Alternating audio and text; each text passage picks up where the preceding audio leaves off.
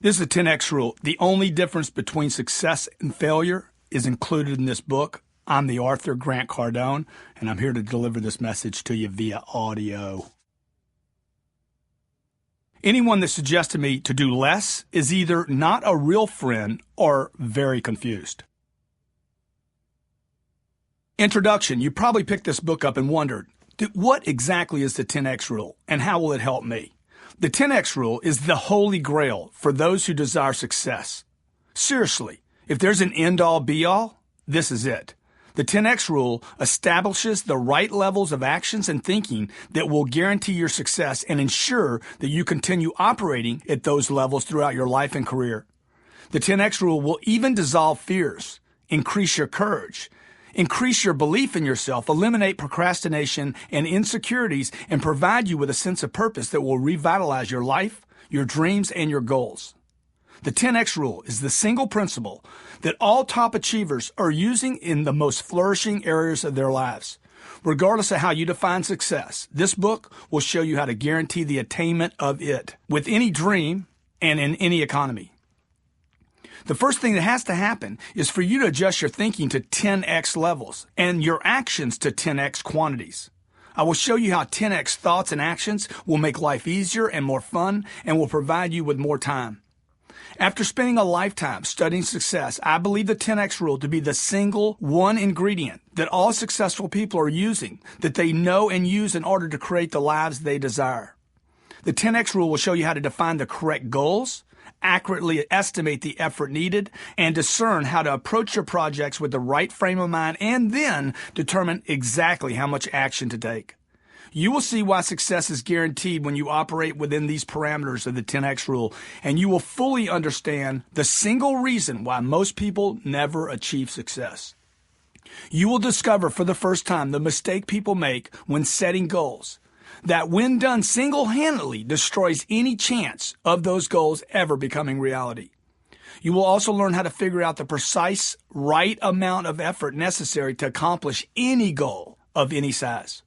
Finally, I will show you how to make it a habit and a discipline to operate at 10X levels. And trust me, once you're doing so, success won't just be guaranteed, it will continue to perpetuate itself, literally producing more and virtually unstoppable triumphs for you and your family and your company. The 10X rule is a discipline. It is not an education. It's not a gift, a talent, or good fortune. It doesn't require some special personality trait. It's available to anyone who wants to employ it.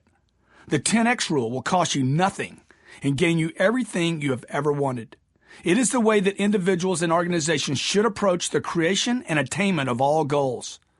I will show you how to make the 10X rule a way of life and the only way to handle projects. It will allow you to stand out among your peers and even in your industry in which you work. It will cause others to see you as almost superhuman and extraordinary in your actions and your commitment to success. They will recognize your status as a role model, not just in terms of professional achievement, but how to live life to its fullest.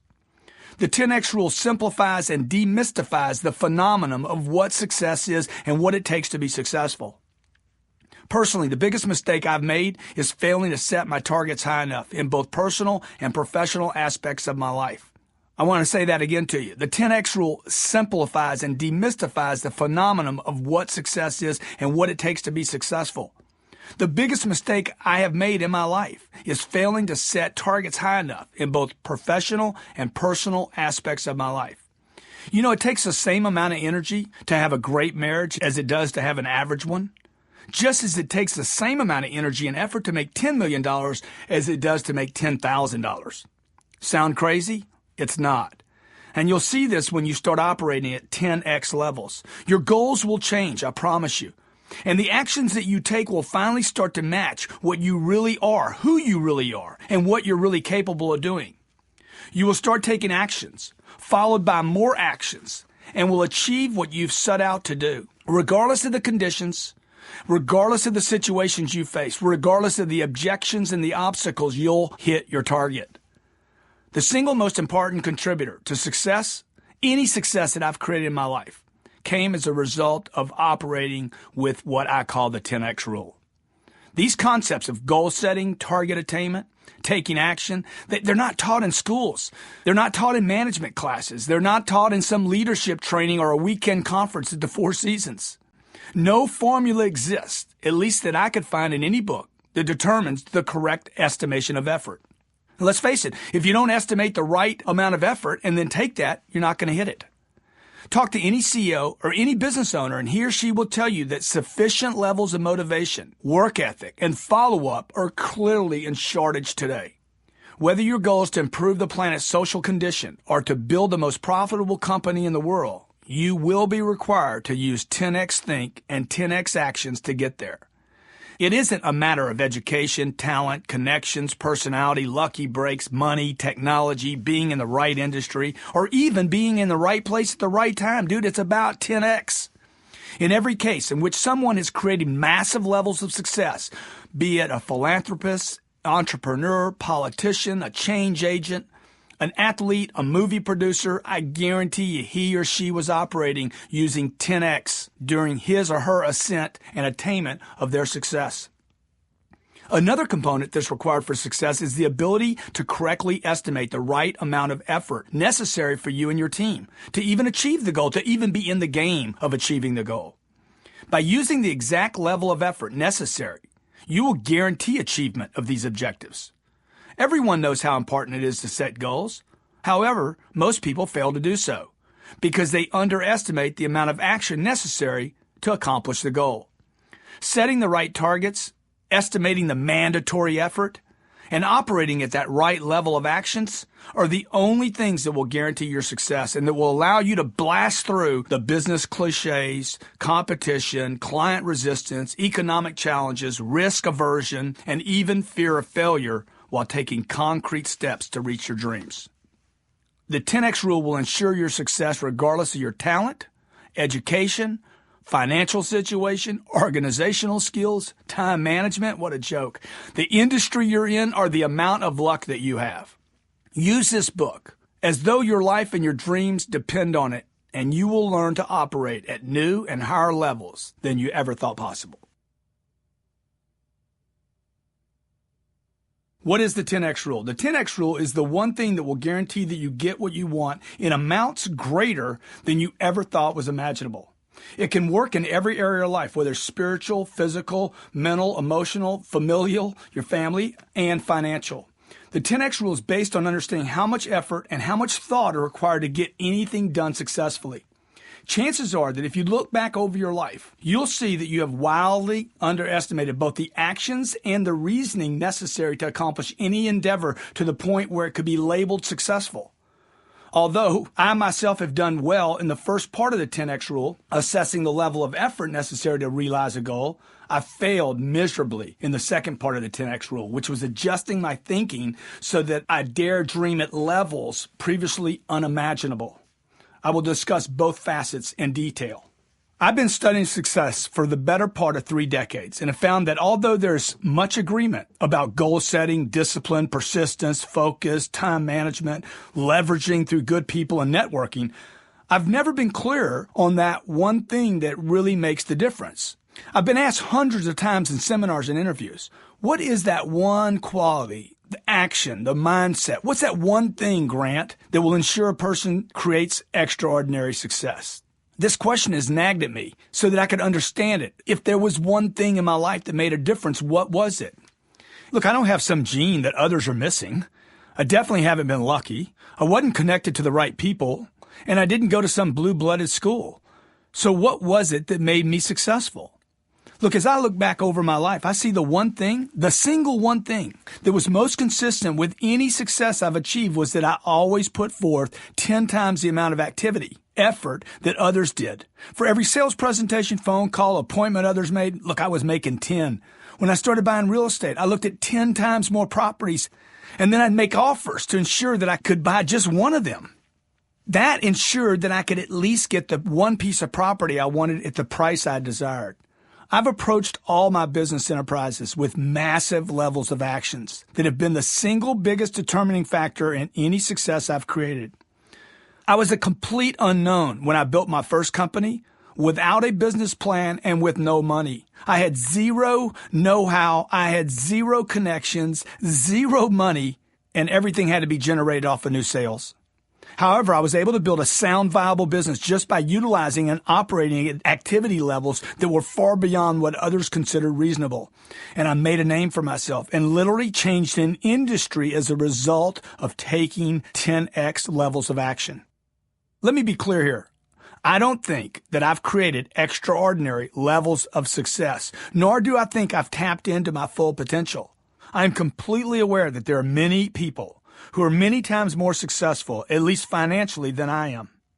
Although I am not Warren Buffett, Steve Jobs, one of the founders of Facebook or Google, here's the reality. I've created multiple companies from scratch that have allowed me to have an overall enjoyable lifestyle that I consider successful. The reason why I didn't create extraordinary levels of financial success is because I violated the second part of the 10X rule. That is the 10X way of thinking. That would be my only regret in my life today, failing to approach my life with the right mindset, with 10X levels of thinking. If I had it all over to do again, probably will, I would actually set targets that are 10 times what I ever dreamed of from the very beginning. But like you, I'm working on that now, and I still have a few years to correct this. I mentioned the notion of creating extraordinary levels of success time and again throughout this book. So let me explain that. Extraordinary, by definition, means anything outside the realm of what most normal people can and do achieve. And of course, that definition would then depend on with whom or what class of success you're comparing yourself. Before you say, I don't need extraordinary levels of success, or success is not everything, or I just want to be happy, or whatever else you may be mumbling to yourself at this very moment, understand something. In order to get to the next level of whatever it is you're doing, you must think and act in a wildly different way than you previously have been. You cannot get to the next phase of a project without a grander mindset, more acceleration, and extra horsepower. Your thoughts and your actions are the reasons why you are where you are right now. So it would be reasonable to be suspect of both. Let's say you have a job but no savings, and you want to have another $1,000 a month coming in. Or perhaps you currently have $20,000 in the bank and you want to have $1 million in the bank.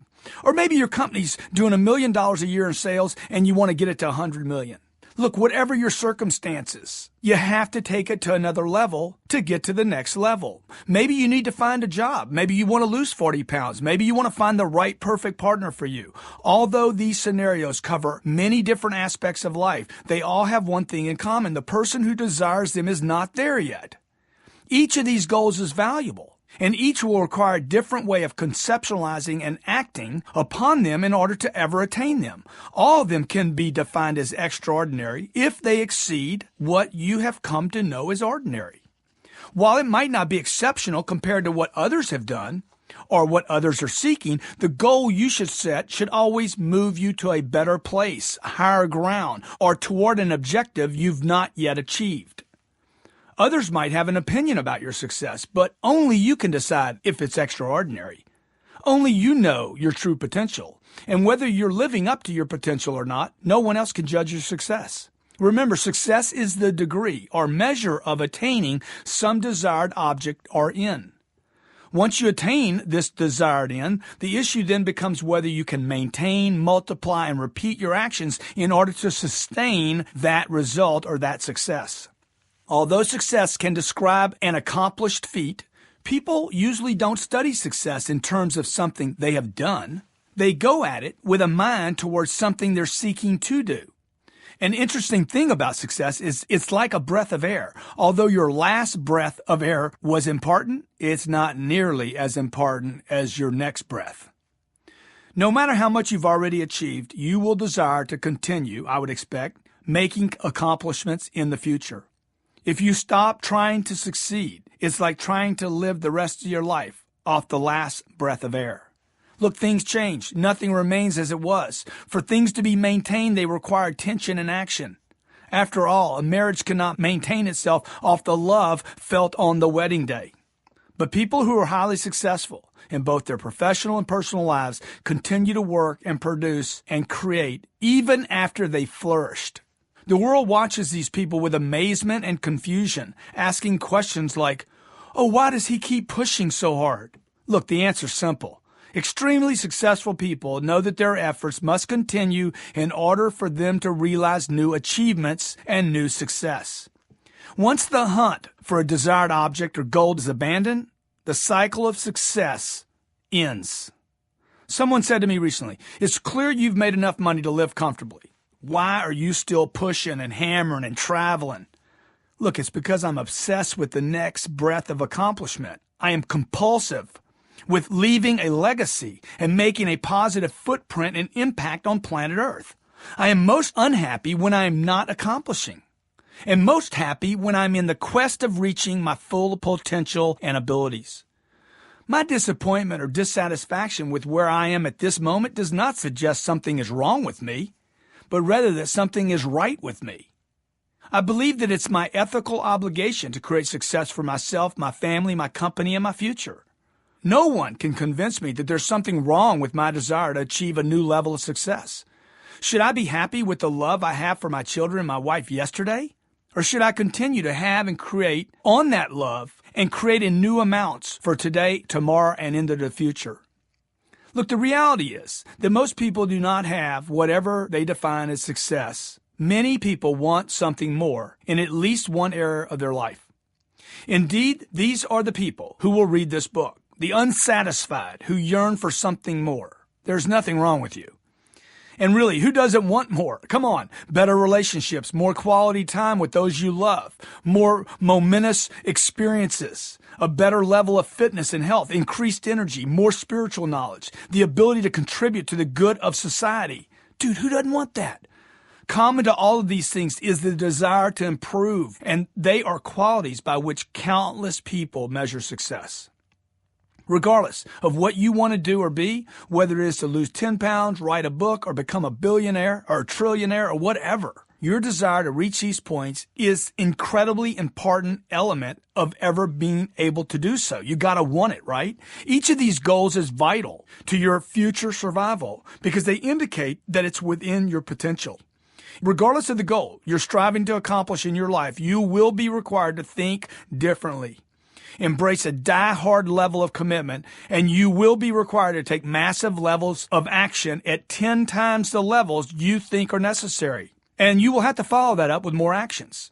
Almost every problem people face in their careers today and other aspects of their lives, such as failed diets, failed marriages, financial problems, are the result of not taking enough action. So before you say to yourself for the millionth time, "I'd be happy if I just had," or "I don't want to be rich, just comfortable," or "I just want to be happy." Look, you got to understand one vital point. Limiting the amount of success you desire is a violation of the 10X rule in and of itself.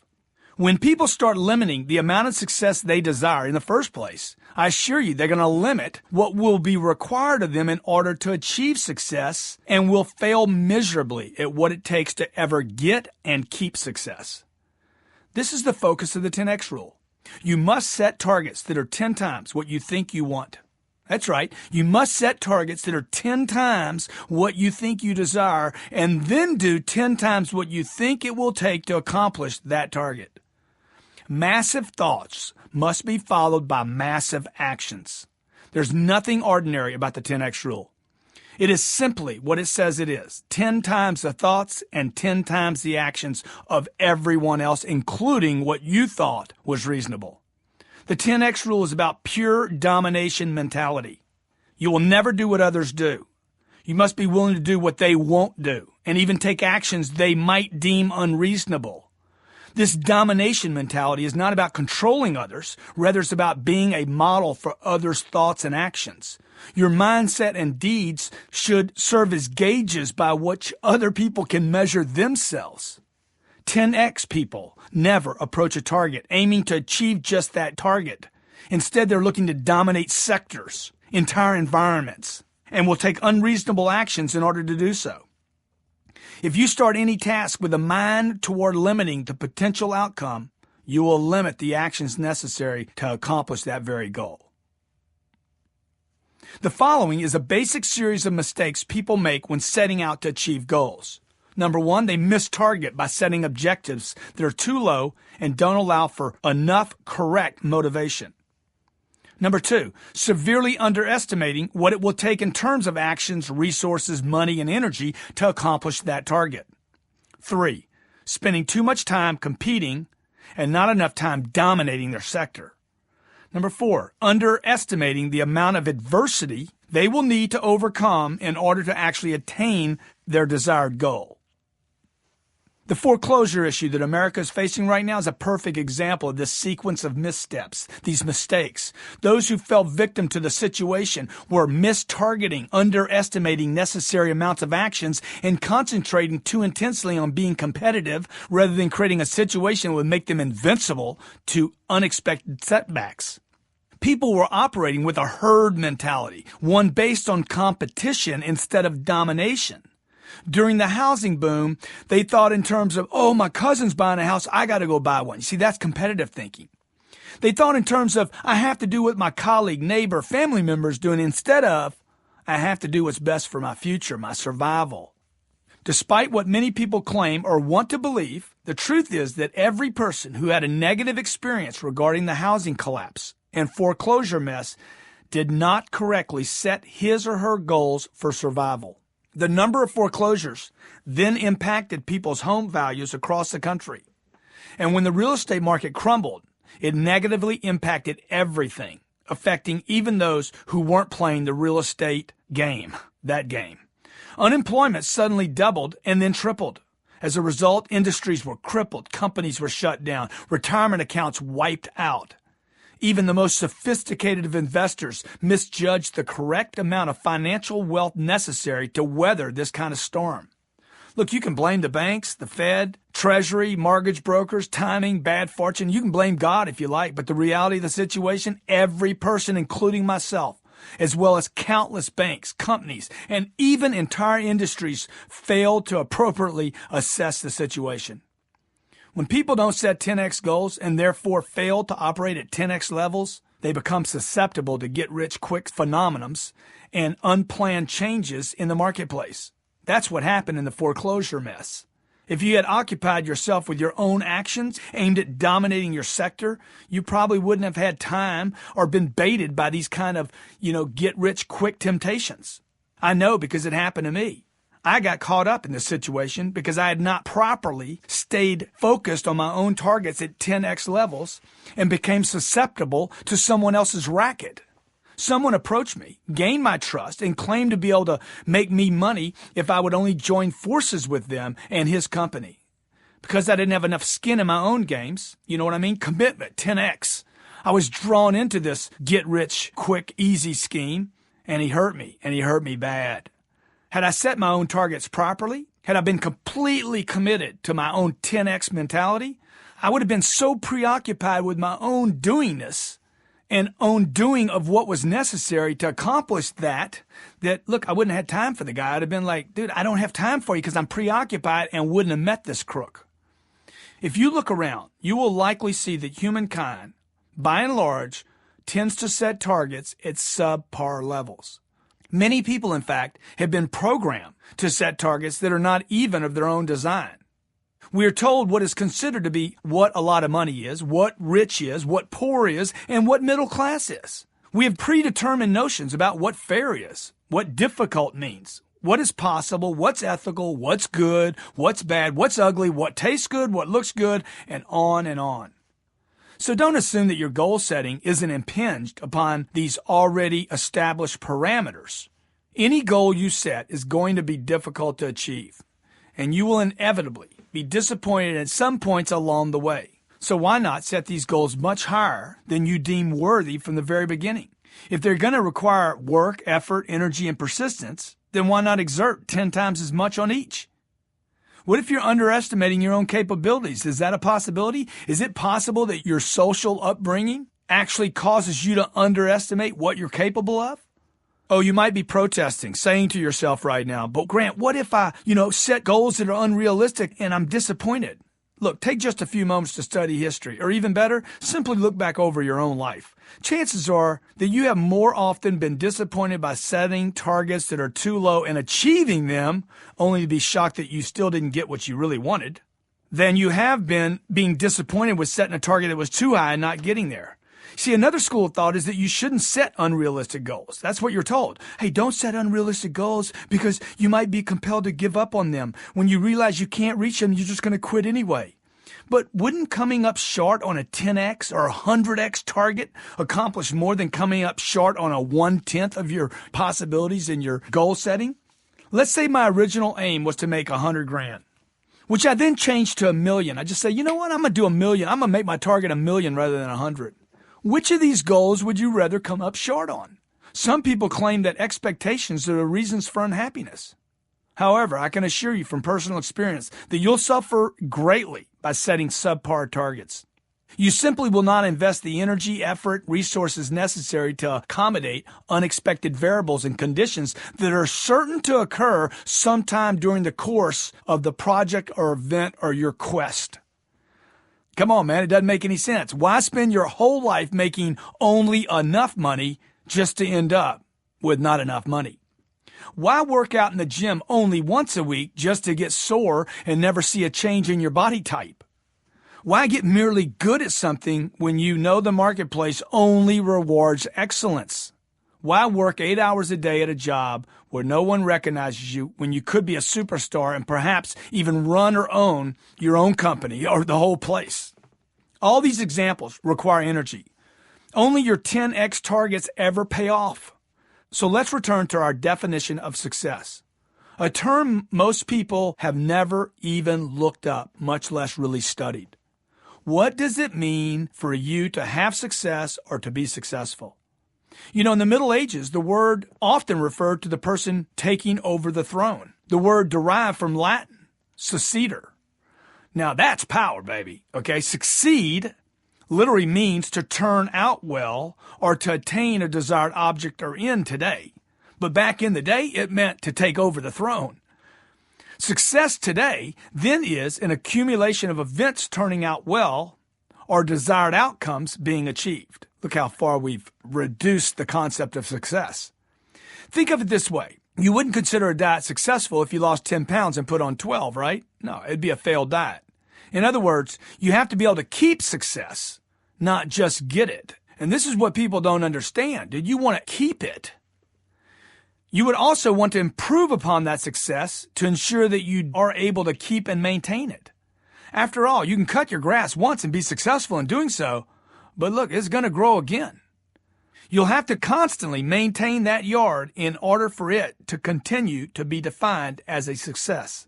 This isn't about attaining one goal one time, but rather about what you have to do to persist in creating new levels of success and keeping that. Now, before you start worrying that you're going to have to work at this forever, let me assure you that you won't. That is, not if you set the correct 10x target from the beginning. Talk to anyone who is wildly, extraordinarily successful in any field, and they will tell you it never felt like work. Most people feel like they're working because the payoff is not substantial enough. It doesn't yield an adequate victory to feel like something other than just work.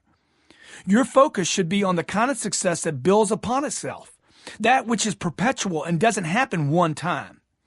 See, this book is about how to create extraordinary achievement, how to ensure you will attain it, how to keep it, and then how to keep creating new levels without it feeling like you're working. Remember, a person who limits his or her potential success will then limit what he or she is willing to do to create and keep it. That's really, really important to understand. It's also vital to keep in mind that the subject of acquirement, in other words, the goal or target, doesn't matter as much as the mindset and the actions that are mandatory to accomplish the 10x goal.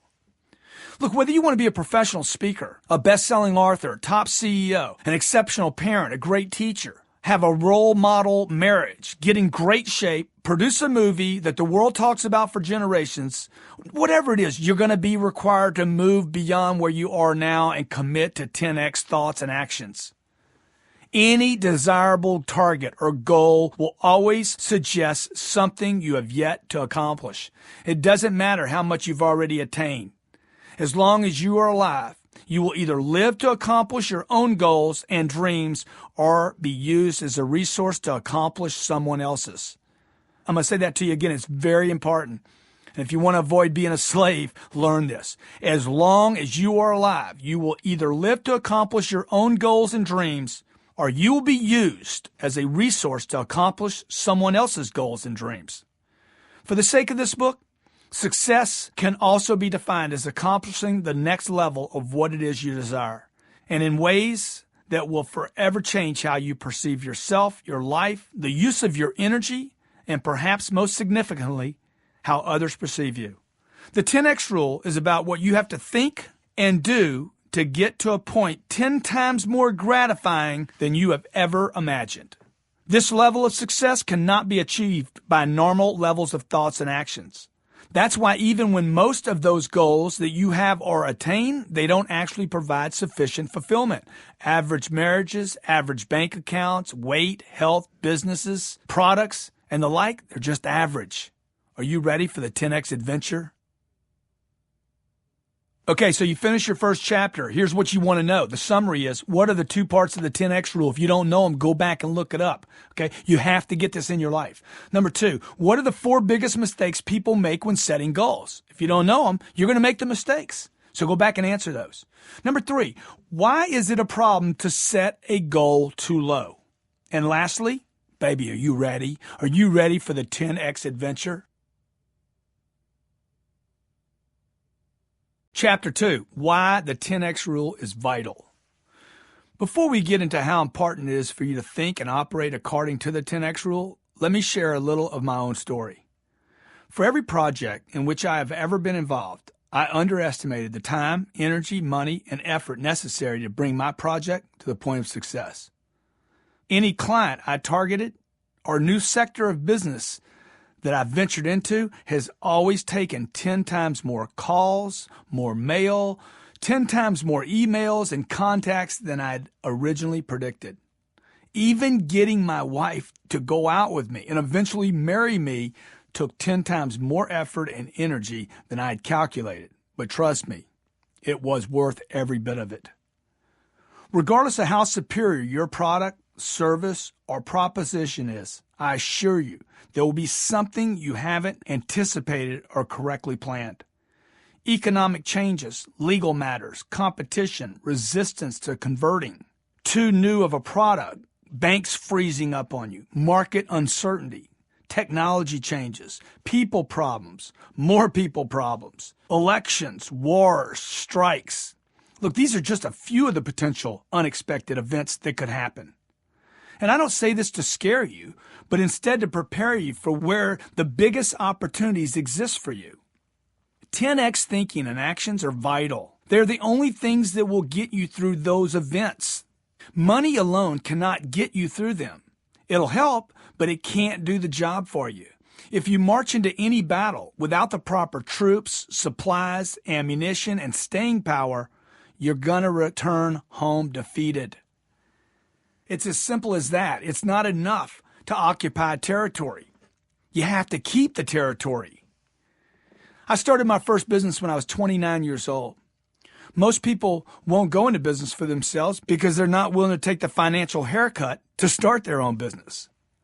You understand? Most of you, to go in business, you're actually going to make less money in your first years of your new business than you were making at the job you had. I had prepared for this, or so I thought I had, and assumed that it would take me 3 or 4 months to get, back to that income level of the job I previously had.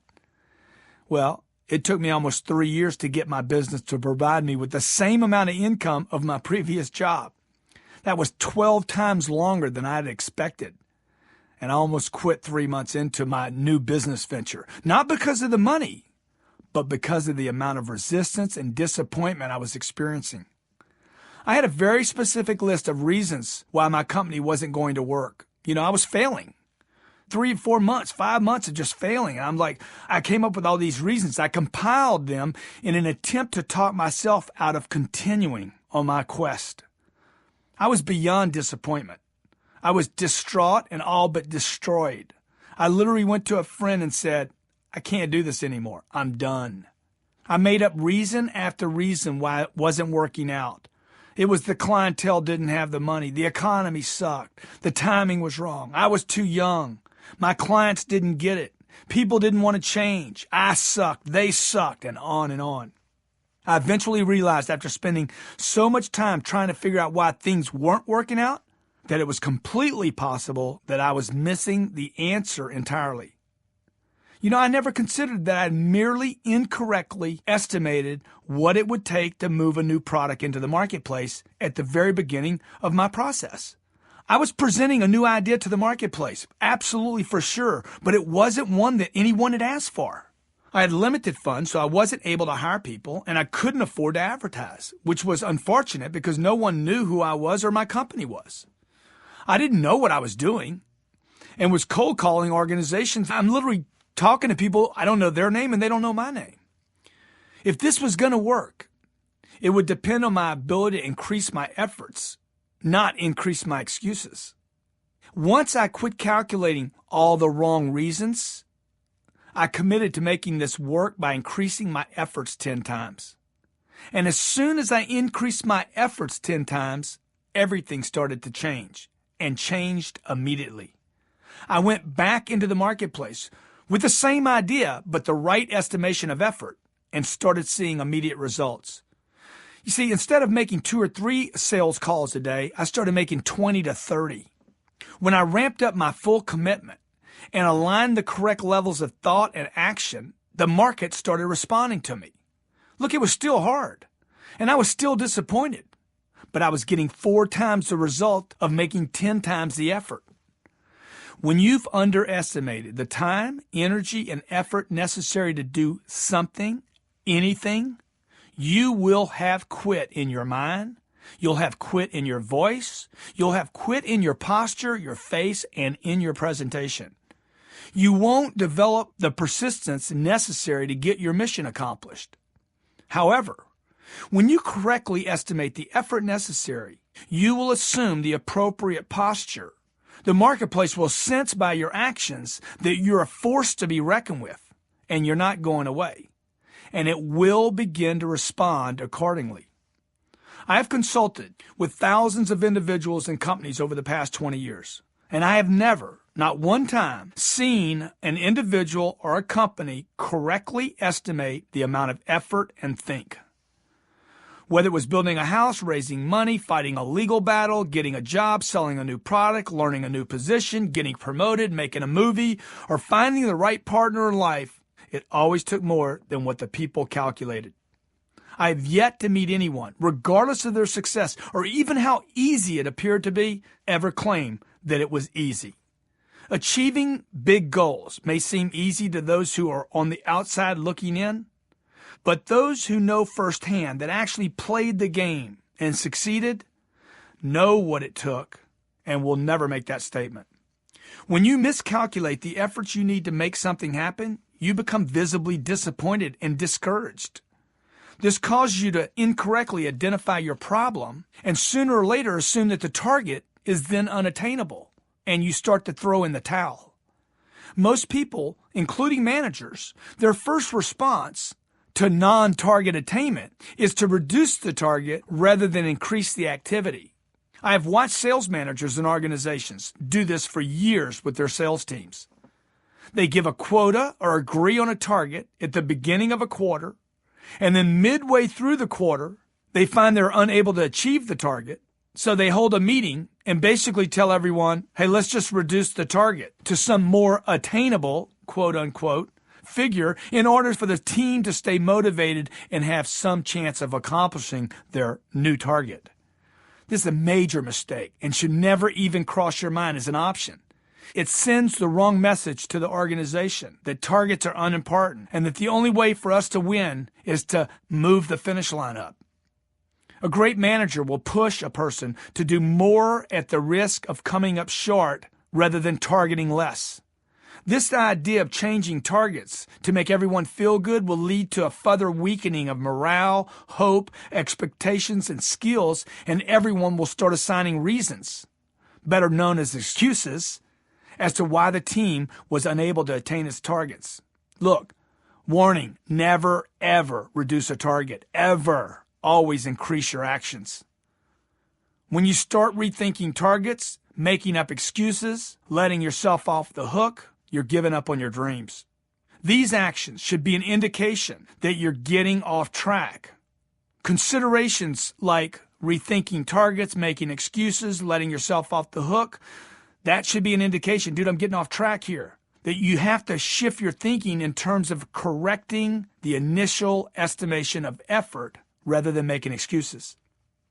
The 10X rule assumes the target is never the problem. Any target attack with the right amount of actions in the right amounts with persistence is attainable.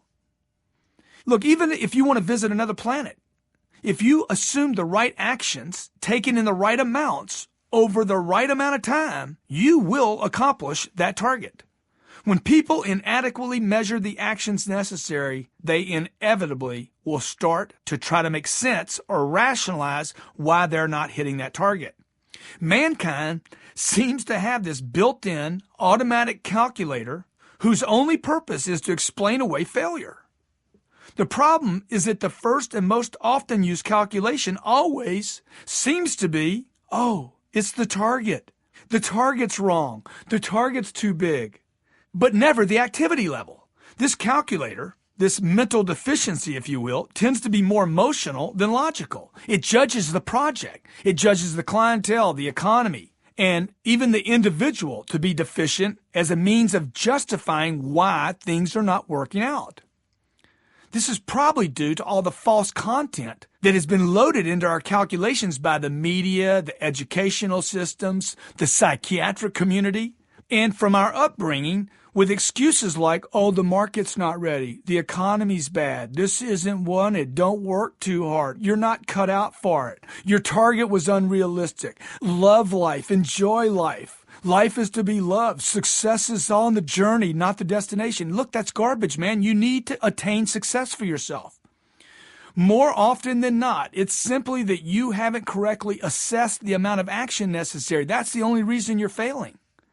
Regardless of the timing, the economy, the product, your breath, the suit you wore, or how big your venture is, the right acts done to the right degree, persisted over time, guarantee you'll be successful. And I can assure you from experience, 30 years of building companies and bringing new products and ideas to the market, that there will be something you have not foreseen. Regardless of how detailed your business plan is. I don't care if your product costs nothing. It's free. You're going to give it to everyone. It'll still take more energy and effort than you think. Your product could be 100 times superior to its closest competitor.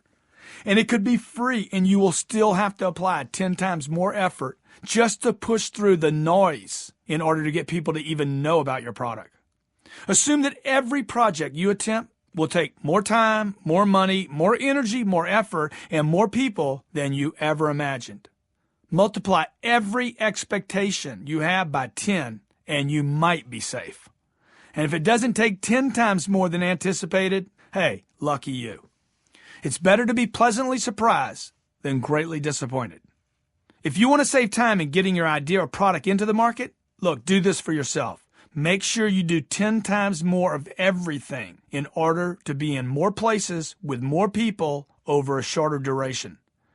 For example, if you planned on it taking one person to pitch your idea, then plan on it taking 10 people in order to possibly be able to reduce the time it takes to get it to market. But remember, 10 times more people will take 10 times more money. And, by the way, somebody's going to have to manage these 10 times more people. 10x parameters allow for a variety of unplanned variables that can strike at any point during a project. Employee problems, lawsuits, economic swings, national, global events, competition, illness, and so forth get accommodated for.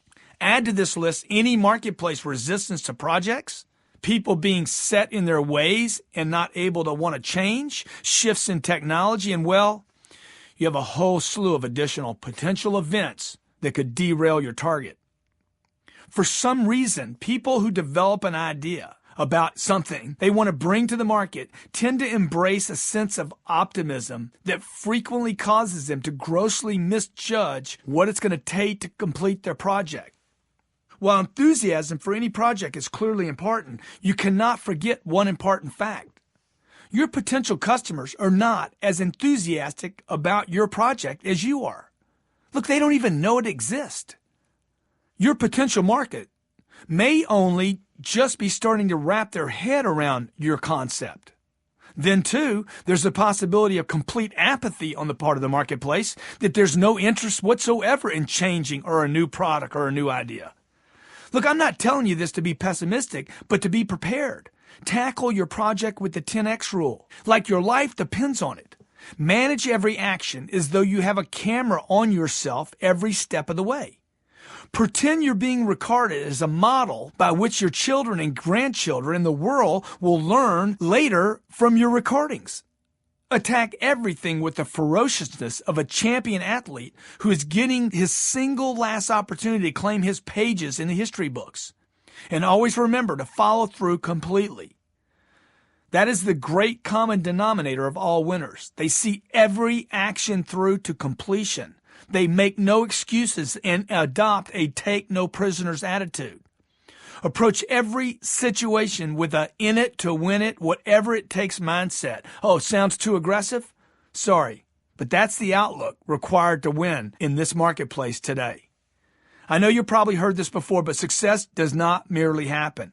It is the result of relentless, proper actions persisted over time.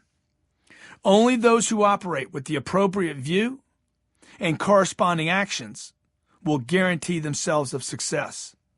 Luck clearly has something to do with success, but anyone who is getting lucky will tell you that their luck is directly proportional to how much action they're taking. The more actions you take, the better your chances of getting lucky. Exercise. What's the first reaction that most people have, including managers, when they're not hitting their targets? When you start making excuses for why you're not hitting your targets, what should that immediately indicate to you? And lastly, fill in the following. Stop doing what you're doing right now and fill this in. The 10X rule assumes the target is never blank. Any target attack with the right amount of blank in the right amount of blank with persistence is... Chapter 3. What is success? I know I've already used the term success maybe 100 times already, but let's clarify what it actually is. It probably means something different to you than it does to me. The definition really depends on where a person is in life or what has his or her attention at that very moment. Success in early childhood might mean receiving an allowance for the first time or getting to stay up past one's bedtime. But that would no longer be of interest to you, hopefully, when you're a teenager. Success in the teens might mean getting your own bedroom or cell phone for the first time or whatever, or maybe a later curfew. Now, success in your early 20s might mean furnishing your first apartment or getting your first promotion. Later on, it's going to be marriage, kids, promotions, travel, more money. Look, as you age and conditions change, the ways in which you're going to define success will transform and change and alter. When you're much older, you're likely to find success in good health, family, grandchildren, your legacy, and how you're going to be remembered. Where you are in life, the conditions you're facing at this moment, and the situations, the events, the people in which you have your attention is most focused will influence your definition of what success means to you at that time. Success can be found in any number of realms: financial, spiritual, physical, mental, emotional, philanthropic, communal, or familial. However, wherever you find success, however you define it, the most crucial thing to know about success in order to have it and keep it are the following three things. Number 1, success is important. Number 2, success is your duty. And number 3, there is no shortage of success.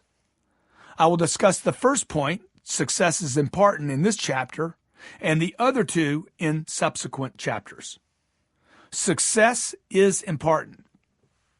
Regardless of their culture, race, religion, economic background, or social group, most people would agree that success is vital to the well-being of the individual, the family unit, and the group, and certainly to the future survival of all these things.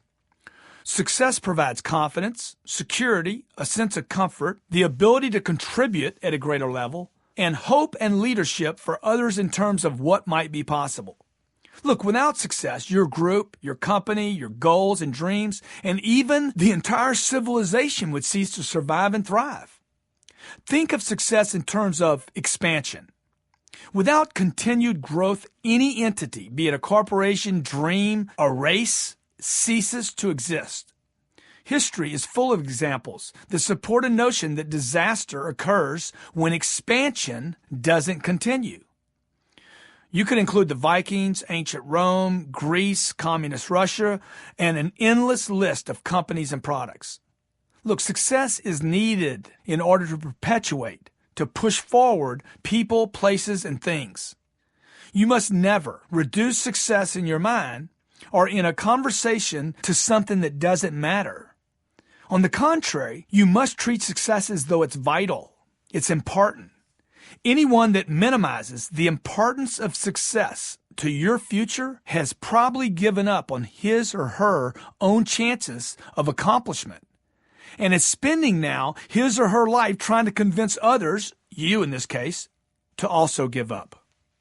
Individuals and groups must actively accomplish their goals and targets in order to carry on with their goals and targets. If not, look, they'll either cease to exist or be consumed and become part of something else. Companies and industries that wish to maintain their status must successfully continue to create products and then get those products into the market. Acquire clients, keep the clients, acquire employees, keep the employees, and then keep all these players happy, and then repeat that cycle over and over.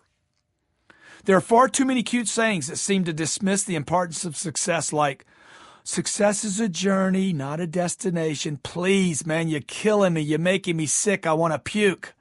When terrible economic contractions occur, everyone quickly realizes they can't eat or make house payment with cute little sayings. The economic events of just the past several years should make it obvious how badly we have all underestimated the importance of success and how essential it actually is to your family, your company, and your personal survival. It's not enough just to play the game. It's vital you learn how to win at this game. Winning over and over again at everything in which you're involved ensures you're going to be able to further expand and survive. And it guarantees that both you and your ideas will survive, not just get by, but survive into the future. Success is equally important to a person's sense of self. Look, let's face it, when you're successful, it promotes a sense of confidence. Well, what's wrong with that? When you're successful, it promotes a sense of imagination and a sense of security, and it emphasizes the significance of your contributions. People who are unable to provide for their families and their future put themselves and their family at risk. That can't be good. People who aren't successful can't buy goods and services. This can cause an economy to slow down, even crash, causes taxes to be diminished, which will then negatively impact funding of schools, hospital, and public services. Now, I know about this time someone's saying, but Grant, success is not everything. And of course it isn't everything. Who said that? I always wonder, what point are you trying to make when you have this thought or make that statement? Someone once in my seminar said to me, Grant, success isn't everything. And I said, are you trying to diminish the importance of success? The success you haven't been able to attain? Is that what you're trying to do here? Because I don't understand your point. Of course, success is not everything. Get real. Regardless of whatever your goals that you're trying to attain, success is critical, man. Quit playing with it. Quit diminishing the value of it. It is vital. It is critical. If you quit caring, then you're going to quit winning. And if you quit winning long enough in this thing called success, you're going to just plain quit.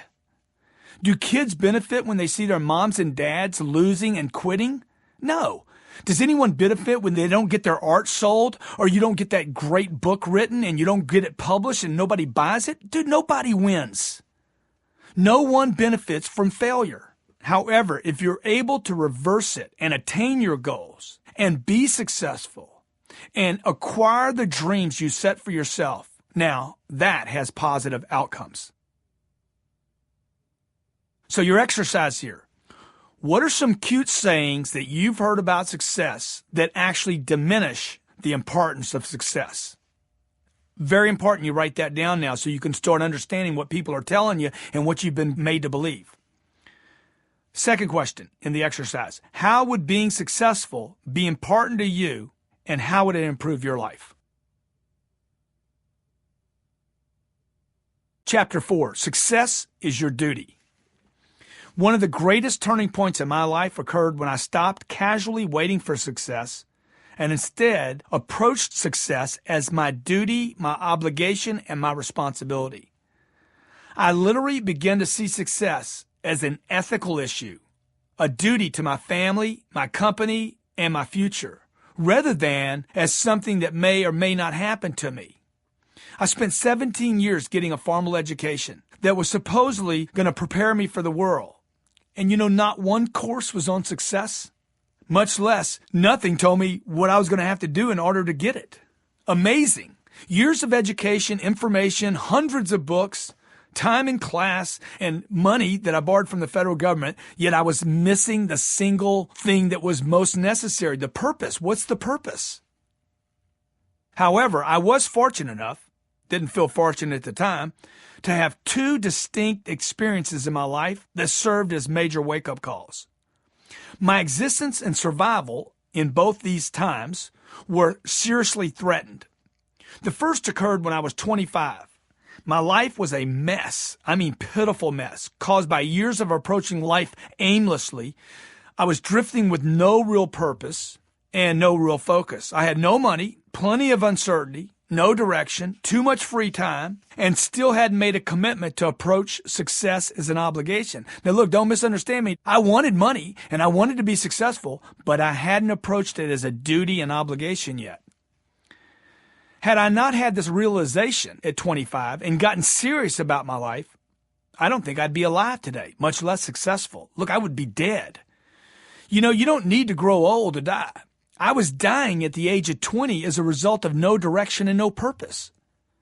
At that time, I couldn't hold a job, had surrounded myself with losers, was terminally hopeless, literally terminally hopeless, and if that weren't enough, using drugs and alcohol on a daily basis in amounts that would kill most people. Had I continued on without a serious wake-up call, I would have continued to live, at best, a mediocre existence, and probably much worse. Had I not committed to a life of success as a duty, I would not have identified my purpose in life and would have merely spent a life fulfilling someone else's purpose. Let's face it, there are plenty of people living mere existences, and I should know. At that time in my life, I was in sales, and I treated sales in the business I was in with complete disdain and dislike. When I finally committed to sales as a career, as my duty and my obligation and my responsibility, and decided finally to do whatever it took in order to become successful at selling, bam, everything changed. And you know what? Selling was no longer the problem. I was winning at it. Now, my second awakening, completely different, took place recently, actually, at the age of 50, 25 years later. The economy was going through the biggest contraction since the Great Depression. Literally every aspect of my life was being put at risk, as it was for billions of other individuals on planet Earth, including companies, industries, even entire economies. It became evident almost overnight because of external happenings that the companies that I had developed were not powerful enough in their sectors, and the future now was in jeopardy. Not because of something I did, but because of what was happening around me. Additionally, my financial well-being, for the first time in 25 years, had been put in jeopardy. What others thought was a tremendous financial wealth that I had collected over the years, for the first time was in danger. I remember turning on TV one day and hearing reports about unemployment numbers increasing, wealth being destroyed due to the stock market collapse, housing corrections, homes being foreclosed on, banks shutting down, and companies being bailed out. I realized that I'd put my family, my company, and myself in a precarious situation because I had started to rest on my laurels and had discontinued approaching success as a duty, obligation, and a responsibility. Look, I had lost my focus and purpose. At both of these pivotal points in my life, both completely different, I woke up to the fact that success is important in order to have a full life. In the second case, I realized that greater quantities of success are necessary than most people ever calculate, and that continued pursuit of success must be approached not as a choice, but as an absolute must. Most people approach success in the same way that I did when I hadn't fully committed to it. They look at it as though it doesn't really matter, like it's an option, or perhaps just something that other people get to have. Others settle for just a little success. They believe, if I just get a little, everything's going to be all right. Look, treating success as an option is one of the major reasons why most people never create success for themselves, and why people don't even get close to living to their full, true potential. Ask yourself, how close are you living to your full capability? Really? You might not like the answer very much. Look, if you don't consider it your duty to live up to your full potential, then you're not. You just simply won't do it. If it doesn't become an ethical issue for you, then you won't feel obligated and driven to fulfill your capacity, your capabilities.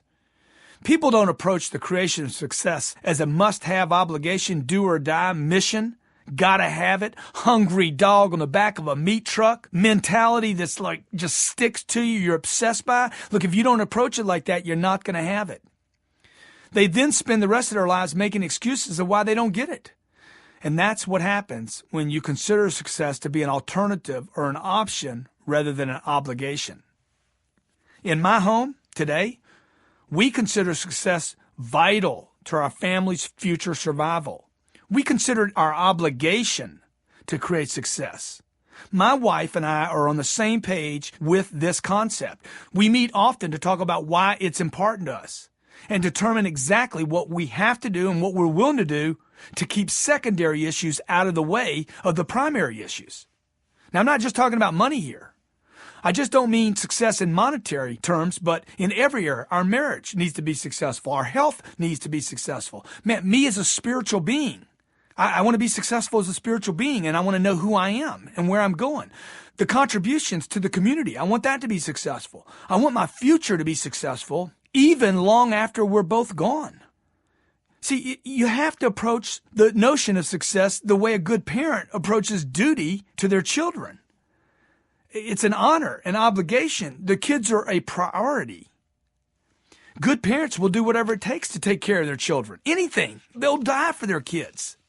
They'll get up in the middle of the night to feed their baby. They'll work as hard as they have to in order to clothe and feed them. They'll fight for them, even put their lives at risk to protect them. See, this is how you want to fight for success. Duty, obligation, responsibility. So quit lying to yourself. Look, it's fairly common for people who don't get what they want to provide justifications, even lie to themselves, by minimizing how valuable success is to them. This is the first thing I see people do. They just start lying. They diminish the importance of success as the way to justify them not having success. It's easy to spot this trend in society today within entire demographics and segments of the population. You can read it in books, hear it in church, and see it promoted in the schools. For example, children who can't get what they want, they'll fight for a little while, cry for a bit, and then convince themselves they never wanted it in the first place. Well, look, man, you're not a kid anymore. It's entirely okay to admit that you wanted something that didn't come to fruition. Don't give up on it, man. Fight for it. Make it your duty. In fact, this is the only thing that will help you eventually reach your goal. There's going to be obstacles that you're going to encounter along the way. And if you give up when you get hit by them, you're not going to get anything.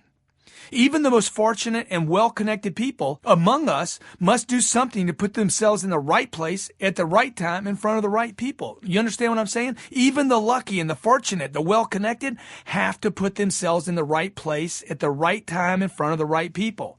As I mentioned at the end of the previous chapter, luck is just one of those byproducts of those who take the most action. I get lucky the more I do. The reason why successful people seem so lucky, and don't be a hater, is because success naturally allows for more success.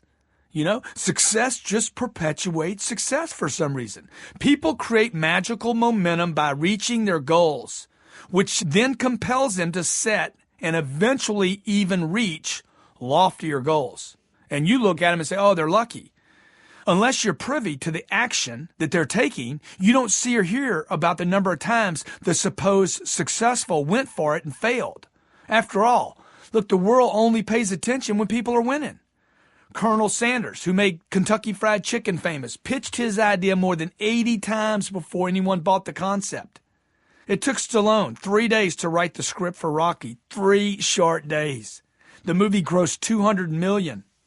And when he wrote it, he had no money, couldn't afford to heat his apartment, even had to sell his dog for $50 just to buy food for himself. See, you don't see the failures. You see, boy, it was easy for him to write that 3-day script. Walt Disney was laughed at for his idea for an amusement park. And yet now people all over the world spend hundreds of dollars a day on tickets that they save for their whole lives just to have a family vacation at Disney World. Don't be confused by what looks like luck. Lucky people don't make successful people. People who completely commit themselves to success get lucky in life. Someone once said, the harder I work, the luckier I get. If you're able to repeatedly attain success, it becomes less of a success and more of a habit, and almost everyday way of life for the successful.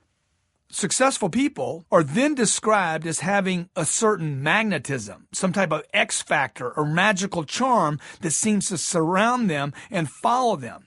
Why? Because successful individuals approach success as a duty, an obligation, and a responsibility. It's their right. You become a magnet for success when you make it your duty.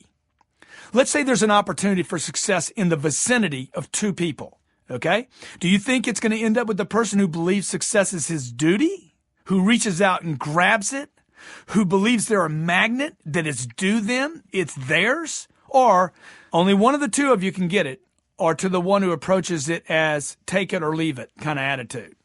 I think you know the answer. The dude's going to get it. Take it or leave it. Even if he gets it, he's probably going to blow it once he gets it and won't be able to repeat it. Look, despite the often used phrase, there's no such thing as an overnight success.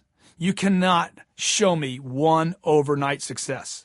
Once we dig in, we're going to find out they did a lot to get that overnight success. Success always comes as a result of earlier actions, always, no matter how seemingly insignificant those actions are or how long ago they may have taken. Somebody had to do something. Anyone who refers to a business, product, actor, band, anything, any dream, concept, or idea as an overnight success neglects to understand the mental stakes that certain individuals have to make in order to forge the path.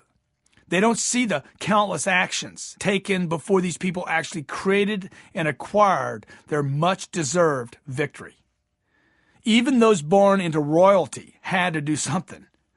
Look, success comes about as a result of mental and spiritual claims to own it, followed by taking necessary actions over time until that state is acquired. If you approach success with any less gusto than your ethical and moral duty, obligation, and responsibility to your family, your company, and your future, you will most likely not create success and have even more difficulty keeping it. I guarantee that when you, your family, and your company begin to consider or approach success as a responsibility and an ethical issue, then everything else will immediately start to shift. Although ethics are certainly a personal issue, most people will agree that being ethical is not necessarily limited to telling the truth or stealing or not stealing money. Our definition of ethics, or your understanding of ethics, could certainly be expanded from just stealing money or not stealing money, perhaps even include the notion that you are required to live up to your potential with which you've been blessed in order to be truly ethical. I even suggest to you that failing to insist upon abundant amounts of success in whatever area of life, or in fact all areas of life, is somewhat unethical. To the degree that electing to do your personal best each and every day is ethical, then failing to do so is a violation of your ethics. You must constantly demand success as your duty, obligation, and responsibility, and I'm going to show you how to guarantee that this happens in any business, any product, any industry, at any time, despite all obstacles, and in whatever volumes of success you desire. Remember, success must be approached from an ethical viewpoint. Success is your duty, obligation, and responsibility. Okay, your exercise in this chapter. Bang it out quick. Success should be approached as blank, blank, and blank. Now, write in your own words how success is your duty, obligation, and responsibility. Great. Write down 2 examples of how you lie to yourself about what success is. And lastly, what are the 2 things that are important to know about success? Chapter 5. There is no shortage of success. The way you view success is just as important as how you approach success. Unlike a product that is manufactured in inventory, the good news about success is there's no limit as to how much success a person can create. You can have as much as you want, and so can I. And your achievement doesn't prevent or limit my abilities to achieve my success. Unfortunately, most people look at success as though it's somehow a scarcity. They tend to think that, if Mike's successful, if he makes it, it will somehow inhibit their ability to create success. Look, success isn't a lottery. It's not a bingo game. It's not a horse race. It's not a card game. It doesn't allow for just one winner. It is simply not the case that there's a shortage of success. It's not a product. Gordon Gekko in the movie Wall Street said, for every winner, there is a loser. This was his whole pitch on the zero-sum game, that there has to be a loser. But success is not a commodity. It's not a resource. There's no limited reserves on it. There will never be a dearth of success. By the way, the editor added that word. That's not one of my words. Dearth means a lack, a shortage. There will never be a dearth of success because it's created by those who have no limits in terms of ideas, creativity, ingenuity, talent, intelligence, originality, persistence, and determination. Notice that I refer to success as something that's created, not acquired. Unlike copper, silver, gold, diamonds, or items that already exist, that you got to find to bring to the market. Success is something people make. Great ideas, new technologies, innovative products, fresh solutions to old problems are all things that cannot exist in shortages. The creation of success can take place all over the world, either at the same time or at different times and at different levels. And it can happen by millions of people and still not have any limits. Success doesn't depend on a resource or a supply or space or time. Politics and the media perpetuate, these concepts of shortages by suggesting there's not enough of certain things to go around, that if you have something, I can't have it.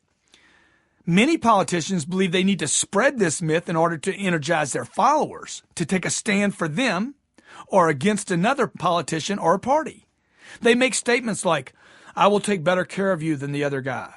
I will make life easier for you. I will reduce taxes for you. I promise better education for your kids. I'll make it more possible for you to be successful. Dude, it's all garbage. They're not going to do anything for you. Both sides are saying the same things to get you energized. The underlying implication of their claims is that only they can do this for you and the other guy can't and won't. You see? So you take sides. There's a shortage. He can't make me. No, you're right. Neither one of them can. These politicians first emphasize the topics and initiatives that they know their followers consider important. Then they create the sense that citizens, you, aren't capable of doing or creating success for yourself. They highlight that scarcity exists, and they do their best to make people feel that their only chance at getting what they want and what they need is that some government must support them and take care of them. Otherwise, they imply that your chances of getting your share become even more remote. Look, man, all you got to do is take a quick look at the most successful people. They're not dependent upon anyone.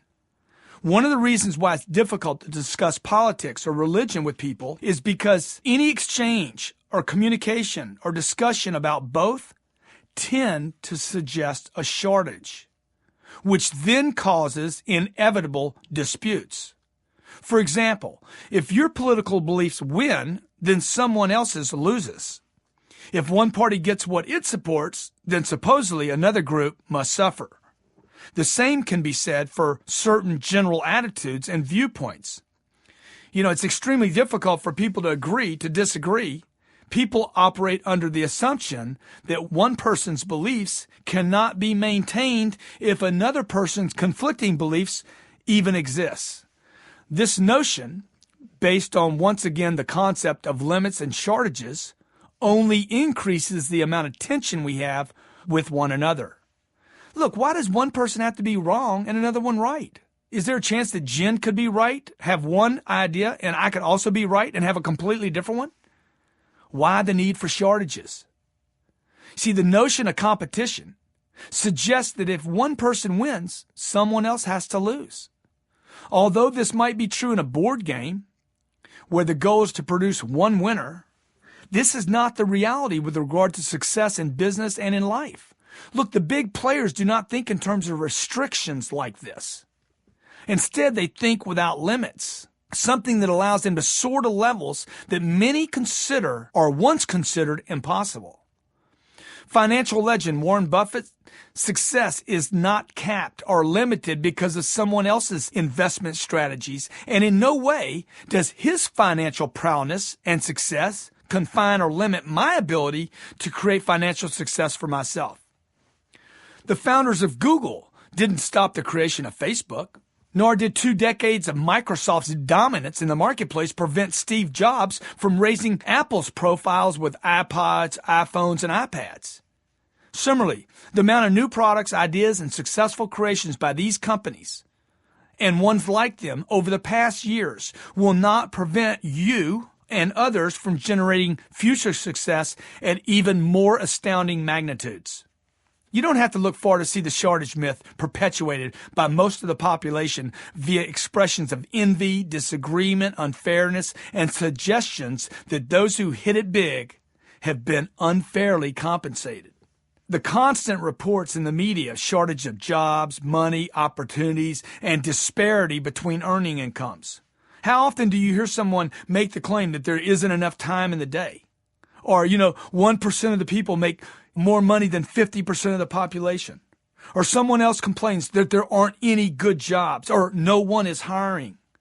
The reality is that even if 20% of the population was unemployed, 80% of them would have jobs.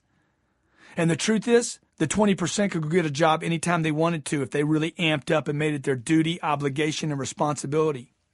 Another example of this shortage thinking took place recently in my own neighborhood. The man who lives next door to me, incidentally, one of the most famous actors in Hollywood today, major player, major star, incredible talent. The road that separates my house from his constantly has potholes. That the city, they're out of money. They never seem to be able to get up there to fix them.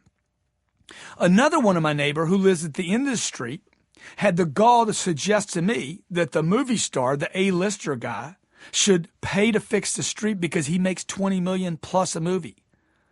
This is shortage concept mentality. This is a person that's screwed up in the head, man. I was shocked by this person's thought process regarding success. The winner, the actor hitting it big, he should pay for the street because he's created success beyond that which me or my neighbor has been able to. And because of that, he should foot the bill for fixing the street that all three of us drive down. I was thinking that the rest of us should improve the road for him. I'm thinking, man, we ought to fix the road for him. He improves the value of our whole neighborhood. When some TV personality or some major player on Wall Street gets a massive financial contract or payday, people often react by asking, how can one person get paid so much money? It's not fair. And you hear all this hating going on, this envy. But money is created by man and printed by machines. Look, not even money exists in shortages. It merely suffers from reductions in value. Some group deeming a single individual worth $400 million should be an encouragement to anyone that wants 400 million. Look, anything becomes possible. Why be a hater? I found that most, if not all, shortages are simply manufactured concepts. They're notions. They're made up. They're myths. The company or organization that can convince you that there are limited amounts of whatever that you might need or want, be it diamonds, oil, water, clean air, cool weather, warm weather, energy, whatever, is able to produce a sense of urgency, thereby inspiring people to support their cause. Look, rid yourself of the concept that success can be restricted or cut off or comes in amounts. Operating under the notion that there's a shortage will hurt your ability to create success for yourself. Let's say that you and I are bidding to win a client, and I get the client's business. This doesn't mean that you cannot be successful. After all, this wasn't the only client you were bidding for, was it? See, if you failed here and you don't have anybody to replace this client with, being dependent on only a single thing or person for success is what limited your chance of achieving success. Although you and I were competing on this one contract and awarded one of us the winner, there's a third player neither one of us knew about, Mr. Think Big, no shortage, the player, the slayer. And he's winning thousands of clients while you and I are fighting and quibbling over one. And he shows us the real definition of success. To get beyond the shortage myth, you have to shift your thinking to see that others' achievements actually create an opportunity for you to win. Success for anyone or any group should be considered ultimately a positive contribution to all people and all groups, as it provides validation of the possibility that success exists at all. That is why people become so inspired when they witness some great victory or performance. Seeing success in action invigorates all of us and then reduces, whether you know it or not, it's reducing our belief that the ability to accomplish something is impossible. Whether the success is a new technology, a medical breakthrough, a higher score, a faster time, a new record price for something, or whether you participated or not, achievements that are extraordinary or confirmation that success is not in shortage and is entirely possible to you and everyone else.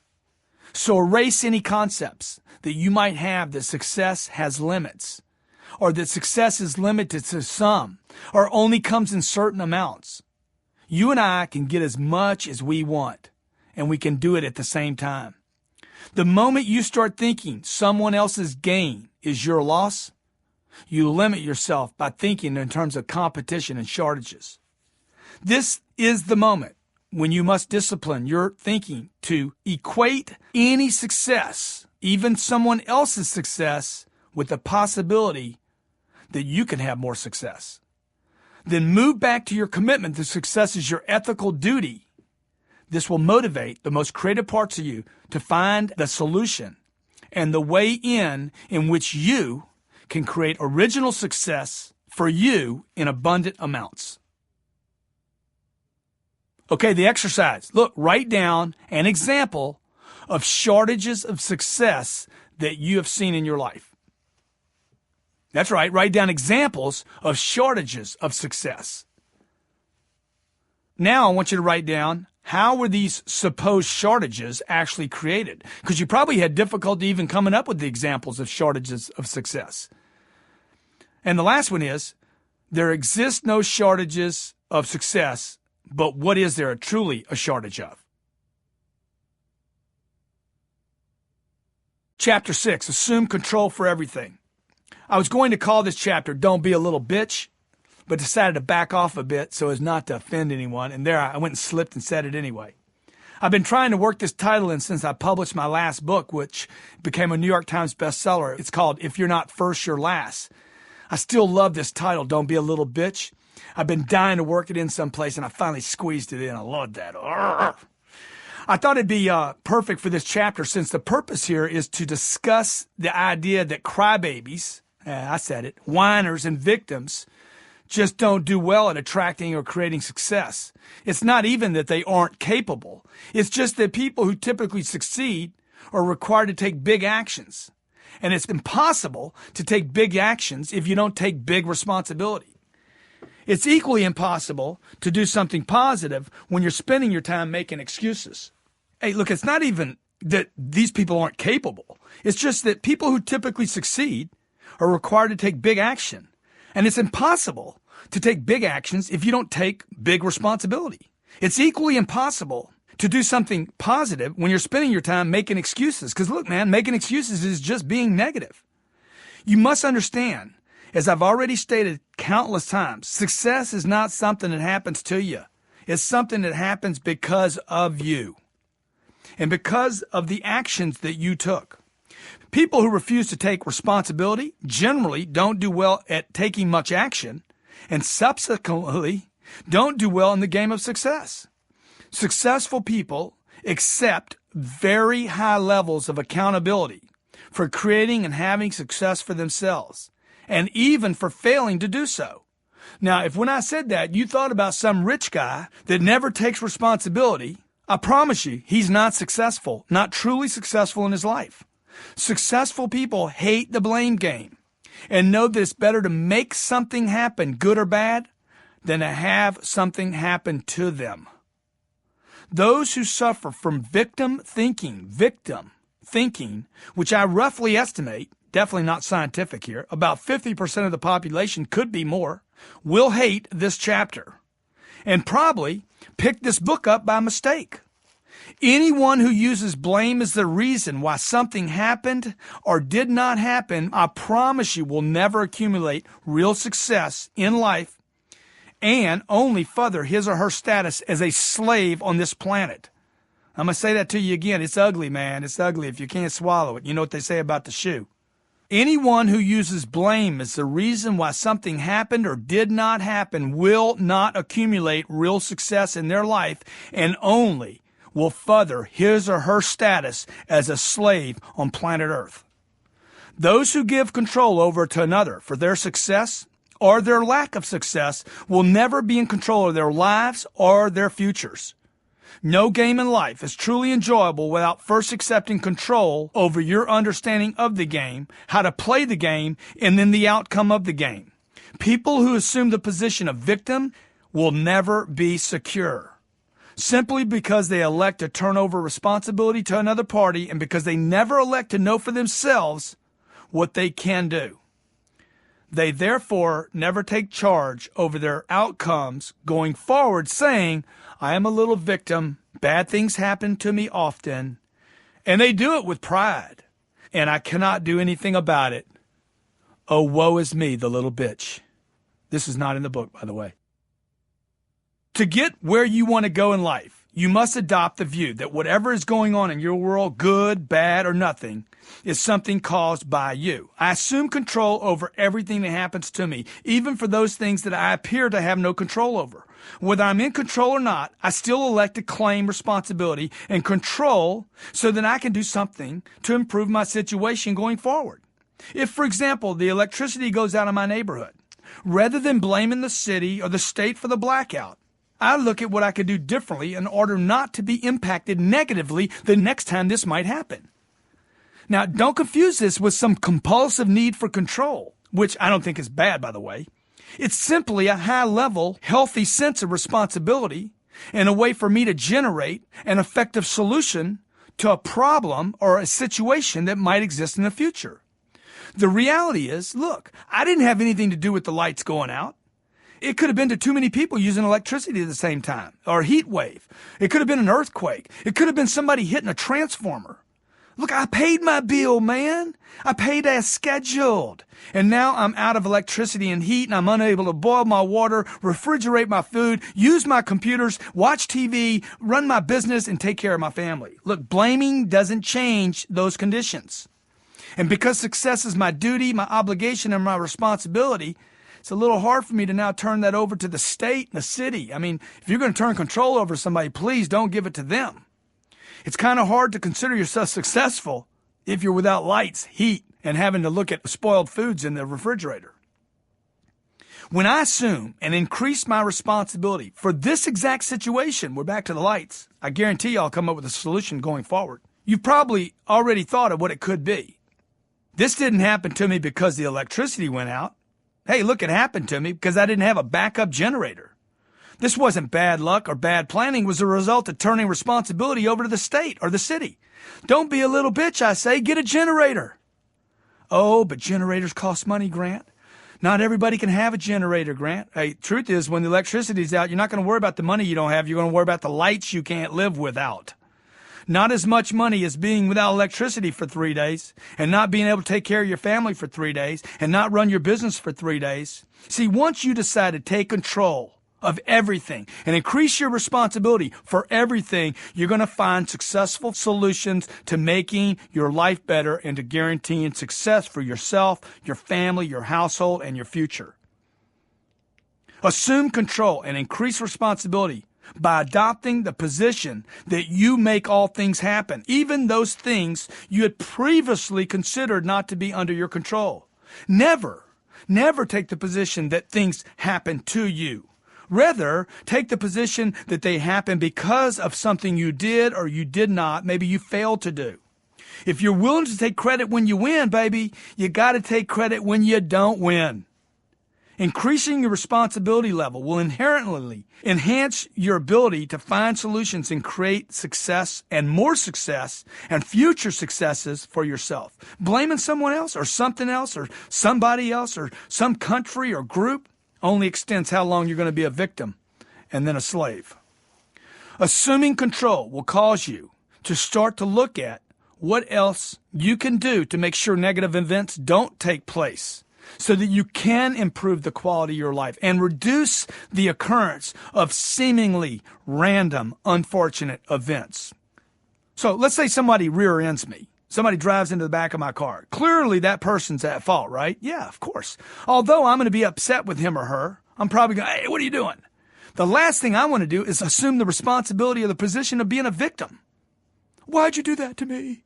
Look at what happens to you when you assume that position. How horrible. Look what happened to poor old little me. I'm a victim. Look, would you get a business card or have a television campaign stating this to the public as a way to garner respect and attention? Can you imagine on a business card? Sales professional, also victim part-time. Or you run a TV ad. Our company is victim-oriented. No, man, why would you even say it to yourself? Of course not. Never claim the position of a victim after you made a decision to create a life filled with success. You see the conflict? Instead, figure out how to reduce the chances of this inconvenience rear-ending people that can't drive. You know they're out there. The 10X rule refers to massive amounts of action taken persistently over time. In order to make good things happen more often, you cannot afford ever to act like a victim. Good things just don't happen to victims. Bad things happen to victims, and they happen to them quite frequently, and all you got to do is ask them. Those who embrace the victim position will gladly go on and on and on with you about how they had nothing to do with the many bad and endless breaks they've had in life, their life of being a victim. There are 4 consistent factors in the life of every victim. Number 1, bad things happen to them. Number 2, bad things happen often. Number 3, they're always involved in the bad things. They were involved, right? And number 4, someone or something else is always to blame. Successful people, on the other hand, take the opposite stance. And you must take this stance in order to acquire and maintain success. Successful people assume that everything that happens in their life comes as a result of their own responsibility, not because of some outside force. This is going to prompt them to start looking for ways to move beyond situations and take control of not having bad things, quote unquote, happen to them. Begin to ask yourself, after every unpleasant encounter or event, what can I do to reduce my chance of that ever happening again? Or what can I do to ensure this never, ever happens again? Returning to my earlier example of being rear-ended, there are many ways that you or me might have prevented this from happening. From having a distracted, idiot, if you will, driver run into the back of your car or my car. Look, you could have gotten a driver. You could have left earlier. You could have left later. You could have closed the deal last week rather than having to go out and get it today. You could have taken a different route. Or, hey, you could be so important that your clients would actually drive to you rather than you driving to them. What were you doing driving to somebody else anyway? Come on, man. Take your game to another level. What I'm trying to do is get you to shift your thinking a bit more. Move. Many people agree with the notion that you draw or attract things into your life. Most people I talk to, oh yeah, I believe in this concept of attracting things into my life. Yeah, but you don't want to take responsibility for the bad stuff you're attracting, just the good stuff. Many people agree with the notion that you draw or attract, right? And they even agree that you draw people into your life, those things that you pay the most attention to. Many may also agree that they have tapped in to only a small portion of their understanding of their mental capacity and capability. Come on, is there any possibility then that you made some decision that you might not even be aware of sometime prior to you going out on this appointment? That you actually created this supposed accident so that you could continue to have someone to blame in life? If it's even remotely possible, then it's worth investigating. Understand that you had to be at that one place at that perfect moment in order to be involved in this accident. Thousands of other people were not involved. You were. You left at the precise time to coordinate with some other person on one of hundreds of streets and then arranged to be at the exact spot in front of the guy rather than behind him at the precise moment and position yourself directly in front of that one special driver who was not even paying attention and rammed into your car. Look, when bad things happen to good people, I assure you that the good people had more to do with it than they're taking responsibility for. So bad things do happen to good people. Just understand. The good people had something to do with it. Had you left moments earlier, seconds, you could have avoided the supposed accident. Had you been driving at any other speed, faster or slower, it would have been impossible for you to have coordinated so perfectly. Had you taken any other street, this would not have happened. Sound too far out? Yeah, maybe it is. Was it just an accident or was it bad luck? Oh, maybe you're just a victim, destined to a life of bad luck and misfortune.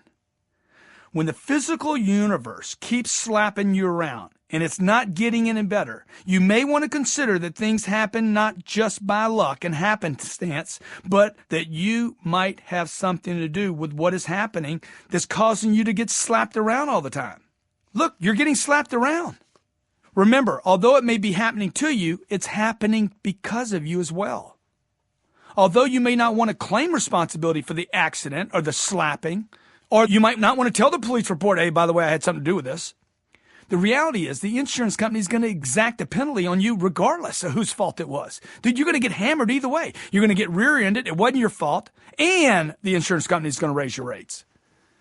Now, keep one thing in mind. Anytime you play a victim in order to be right, you're taking on the identity of a victim. And that can't be a good thing. Would you teach your kids be a victim? You send them to that class. Hey, we got a class. It's 3 months long. We want you to get an A. It's how to be a victim class. You basically will learn in this class how to turn responsibility over to other people for everything that happens in your life. Come on, man. You would never do that. Until a person is done being a victim, he or she is unable to create solutions and success. Impossible for a victim to create success because they've turned it over to someone else. That person only has problems. Once you start to approach every situation as someone who is acting, not being acted upon, you will start to have more control over life. Having or failing to have success, I believe, is a direct result of everything you're doing and thinking of yourself. You are the source, the generator, the origin, and the reason for everything, positive and negative. You're the start, the end all, baby. You're it. You're the generator for all the electricity. This is not meant to simplify the concept of success or the creation of success or the maintaining of and keeping of success, of course, but until you decide you're responsible for everything, you likely will not take the actions necessary to get you above the game you're playing right now with all these problems. However, if you want to have it all, then of course, come on, you got to accept responsibility for everything.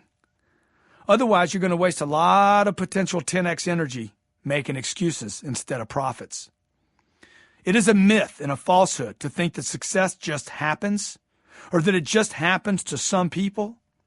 I know that the approach I'm suggesting works because it's the one I've used to accumulate my own success. I didn't grow up in an especially privileged household. I didn't grow up with connections to the supposedly right people. I was given no money to start my companies and had no money. I was not especially gifted, okay? Yet, I've been able to accumulate financial, physical, spiritual, and emotional success that is far beyond anything most people expected of me, all because I was willing to take actions at massive levels, assume complete control, take total responsibility for every outcome. Whether it was the flu, a stomach ache, a car wreck, a criminal stealing my money, my computer crashing, or even the electricity going out on my neighborhood, I assumed control and responsibility.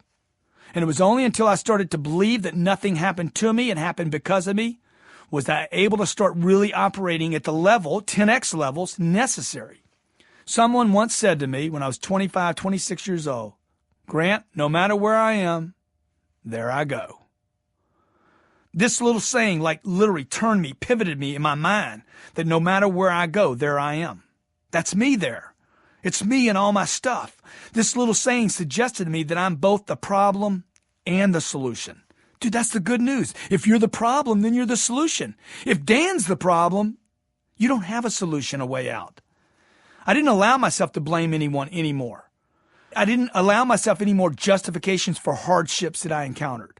I started to believe that although I may not always have a say in what happens to me, I always have a choice about how I respond to what happens to me. Look, success is not a journey, as countless people and books suggest. It's a state. It's a constant or otherwise state over which you have complete control and responsibility. You either create success or you don't. And it isn't for whiners. It's not for crybabies. It ain't for victims. You doubtlessly have gifts you have yet to use, or you wouldn't have picked up this book, man. 10X? Come on, who picks up a 10X book? You obviously, clearly have gifts you have yet to use, potential that remains completely untapped. And you've been endowed with a desire for greatness, or you wouldn't be reading this. And you're aware enough to know that there are no shortage of success. Hopefully I convince you of that. Now, increase your responsibility level. Assume control for everything that happens to you. And live by the slogan that nothing happens to you, it happens 'cause of you. And remember, don't be a little bitch. Okay, exercise. What do you want to assume control of in your life?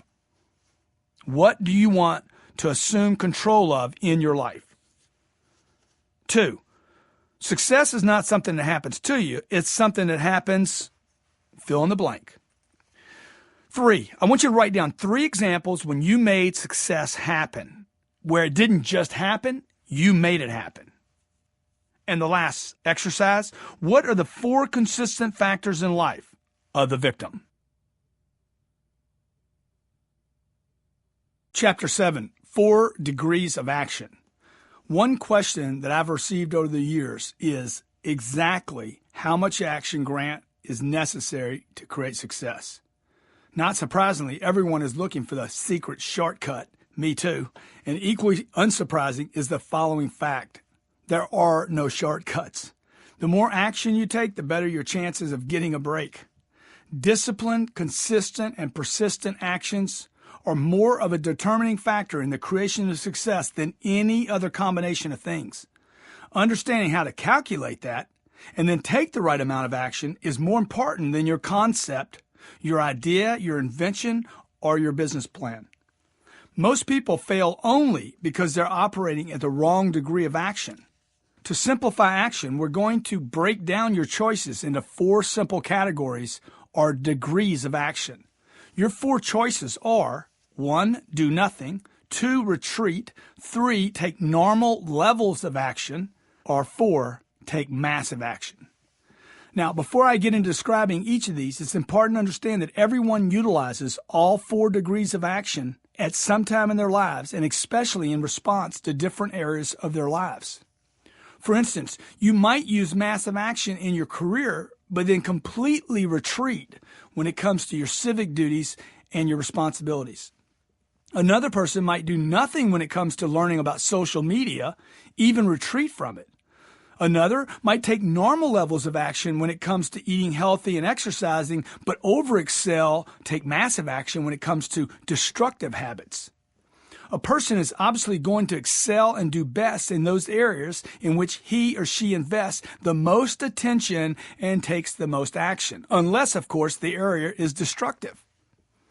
Unfortunately, most people on this planet spend their time in the first, second, and third degrees of action.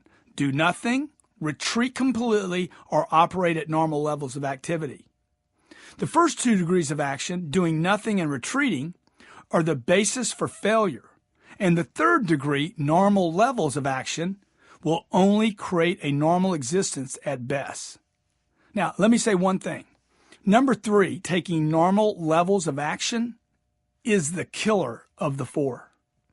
Because it deludes you into believing you're doing something when only what you're doing is normal and will never get you to extraordinary. Only the most successful people on very high levels of action, that I refer to as massive levels, are the ones most likely to succeed. So let's take a look at each of the 4 degrees to see what they mean and why you might choose each in a range of situations and areas of your life. The first degree of action, doing nothing. It's exactly what it sounds like. No longer taking actions to move yourself forward in order to learn, achieve, or control some area. People who do nothing in their careers, relationships, or whatever they want have probably given up on their dreams and are now willing to accept pretty much whatever comes their way. Despite how it may sound, do not assume that nothing requires no energy, no effort, and no work. Regardless of which degree of action you operate in, they all require work in their own way. Signs that you are doing nothing include boredom, lethargic, complacency, a lack of purpose, apathy. See, people in this group will find themselves spending their time and energy justifying their situations. They're actually spending energy. They're not doing nothing. They spend energy justifying why they're not doing anything, which requires as much work as all the other actions. When the alarm goes off in the morning, the doing nothing group will not respond at all. They sleep through the alarm going off. Although it may appear that they're not taking action, it actually takes a lot of energy not to get up in the morning. It takes a lot of mental energy to say, no, I'm just going to stay here in bed. It takes work to lose a job because of lack of production. It is work to be overlooked for a promotion and have to wait another year to be considered and then go home and have to explain this to your spouse. It takes tremendous effort to exist on this planet as an underappreciated and underpaid person. And it takes even more energy to make sense of the whole situation. The person not taking action has to make excuses for his or her condition. This requires tremendous creativity and effort. Salespeople who do nothing and then lose a sale because of doing nothing more often than they win have to explain to themselves, their spouses, and their bosses why they're not hitting their quotas. It's also interesting to note that those who do nothing in one area of their life will find something they love to do and spend time doing those things, something for which they often take massive levels of action. It could be online poker, gaming, biking, watching movies, reading books, whatever. Whatever it may be, I assure you, there's some place, some part of your life that receives full energy, attention, and massive levels of activity. Those who do nothing will then insist to their friends and family that they're happy and content and that all is right with them, which only serves as confusion to everyone that has to listen because it's evident that this person is not living up to their full potential. The second degree of action, retreaters, are those who take actions in reverse, probably in order to avoid negative experiences that they imagine will come as a result of actually taking action. The retreater personifies the fear of success phenomenon. He or she has experienced results that were not fruitful, or that he or she did not perceive as fruitful, probably better to say, and has therefore decided to avoid taking further actions that may prompt whatever they think could occur again. Like the do-nothings, retreaters justify their responses and believe it is in their best interest to remain operating at this current retreat level. Retreaters claim to be doing so in order to avoid more rejection or failures. It is almost never the actual rejection or failure that has impacted them, but something else. More often than not, it's their impression and evaluation of what failing and rejection mean that is causing them to justify retreat. Like doing nothing, retreating is an action that requires effort and hard work. Watch any healthy child, and you will see that it is not a normal human behavior to retreat. It is normal to advance and conquer. Usually, retreating only comes about as a result of being told to do so over and over and over again. So many of us have been instructed during childhood, don't touch that, be careful, don't talk to him, get away from that, and so on and on and on, and then start to adopt retreat as a survival activity. We tend to be pulled away from the very things about which we're most curious in life. Although it's often for our own good and supposedly keeps us safe, it can be difficult from years of being educated like this, of holding back, which might be why it's so difficult for many of us to try new things later in life. We might even be encouraged to retreat by a work associate, a friend, a manager, or a family member who believes we're being too ambitious or too focused or too dedicated in some area of life. Look, regardless of the reasons why retreaters move themselves into the opposite direction of their goals, the outcome is usually the same. I would imagine that everyone listening to this knows someone who has retreated. And perhaps you can even see how that retreat affected them negatively in some area of their life. Any realm in which you have assumed you can no longer advance and improve and are now deciding there's nothing you can do except retreat would be and should be considered an area of retreat. The stock market sucks. I'm never investing in the markets again. Retreat. Most marriages fail. I'm staying single. Retreat. The acting business is too tough. Retreat. I'll just be a waiter for the rest of my life. I can't own my own business. Retreat. The job market's terrible. No one's hiring. I'm filing for unemployment. Big retreat. I can't control the outcome of the election. I'm not going to even vote. Retreat into apathy. And notice the one thing that each of these scenarios has in common. They all still require some kind of action to be taken, even if it's just making a decision to retreat. Those who retreat will spend a lifetime justifying why they're retreating. There's usually no arguing with these individuals, as they have typically convinced themselves completely that they're merely doing what they must do in order to survive. They will then spend as much energy justifying that decision to retreat as the most successful person will while they're creating their success. The best thing you can do for retreaters is to give them this book, have them listen to this audio program, and allow them, hopefully, if they can, to identify for themselves that they're in retreat. Here's the deal. Once a person sees the 4 degrees of action, maybe for the first time, and realizes that each of the 4 require energy, he or she may wake up to make other healthier choices. After all, if you're going to expend energy either way, why not do it in the direction of success? The 3rd degree. People who take normal levels of action are probably the most prevalent in our society today. This is the group that appears on the surface to be taking the necessary amounts of action, and it's a normal level.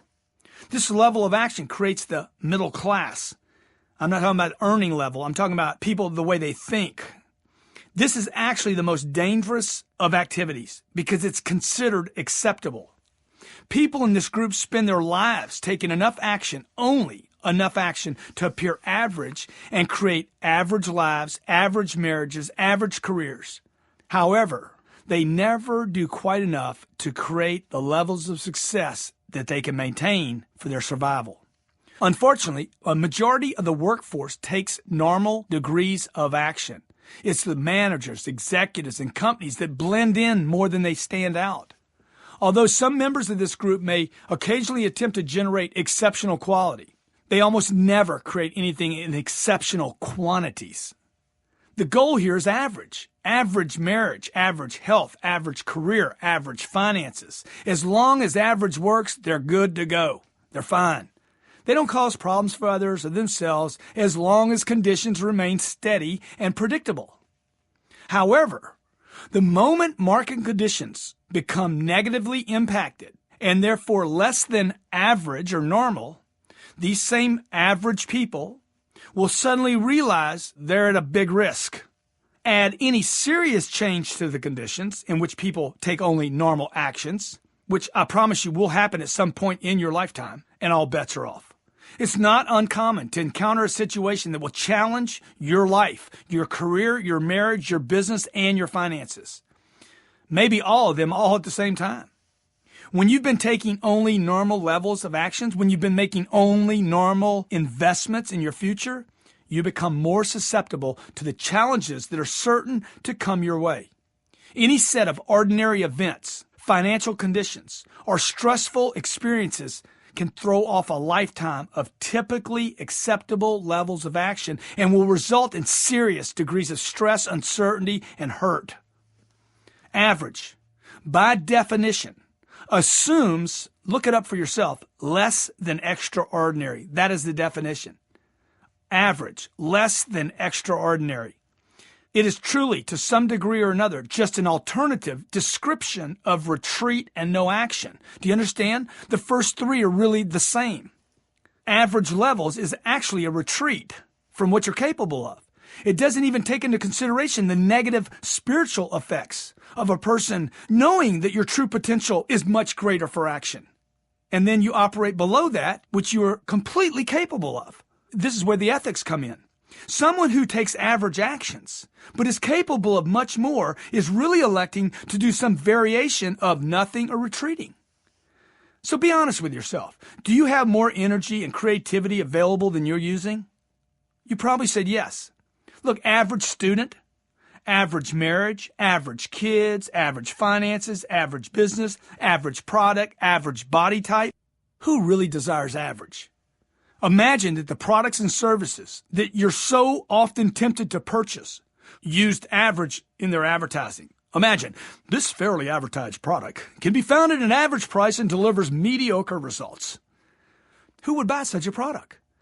People certainly wouldn't go out of their way to find and pay for run-of-the-mill merchandise. We're offering cooking classes this week, Tuesday, Wednesday, and Thursdays, that will guarantee you become an average cook. I can do that now without taking a class.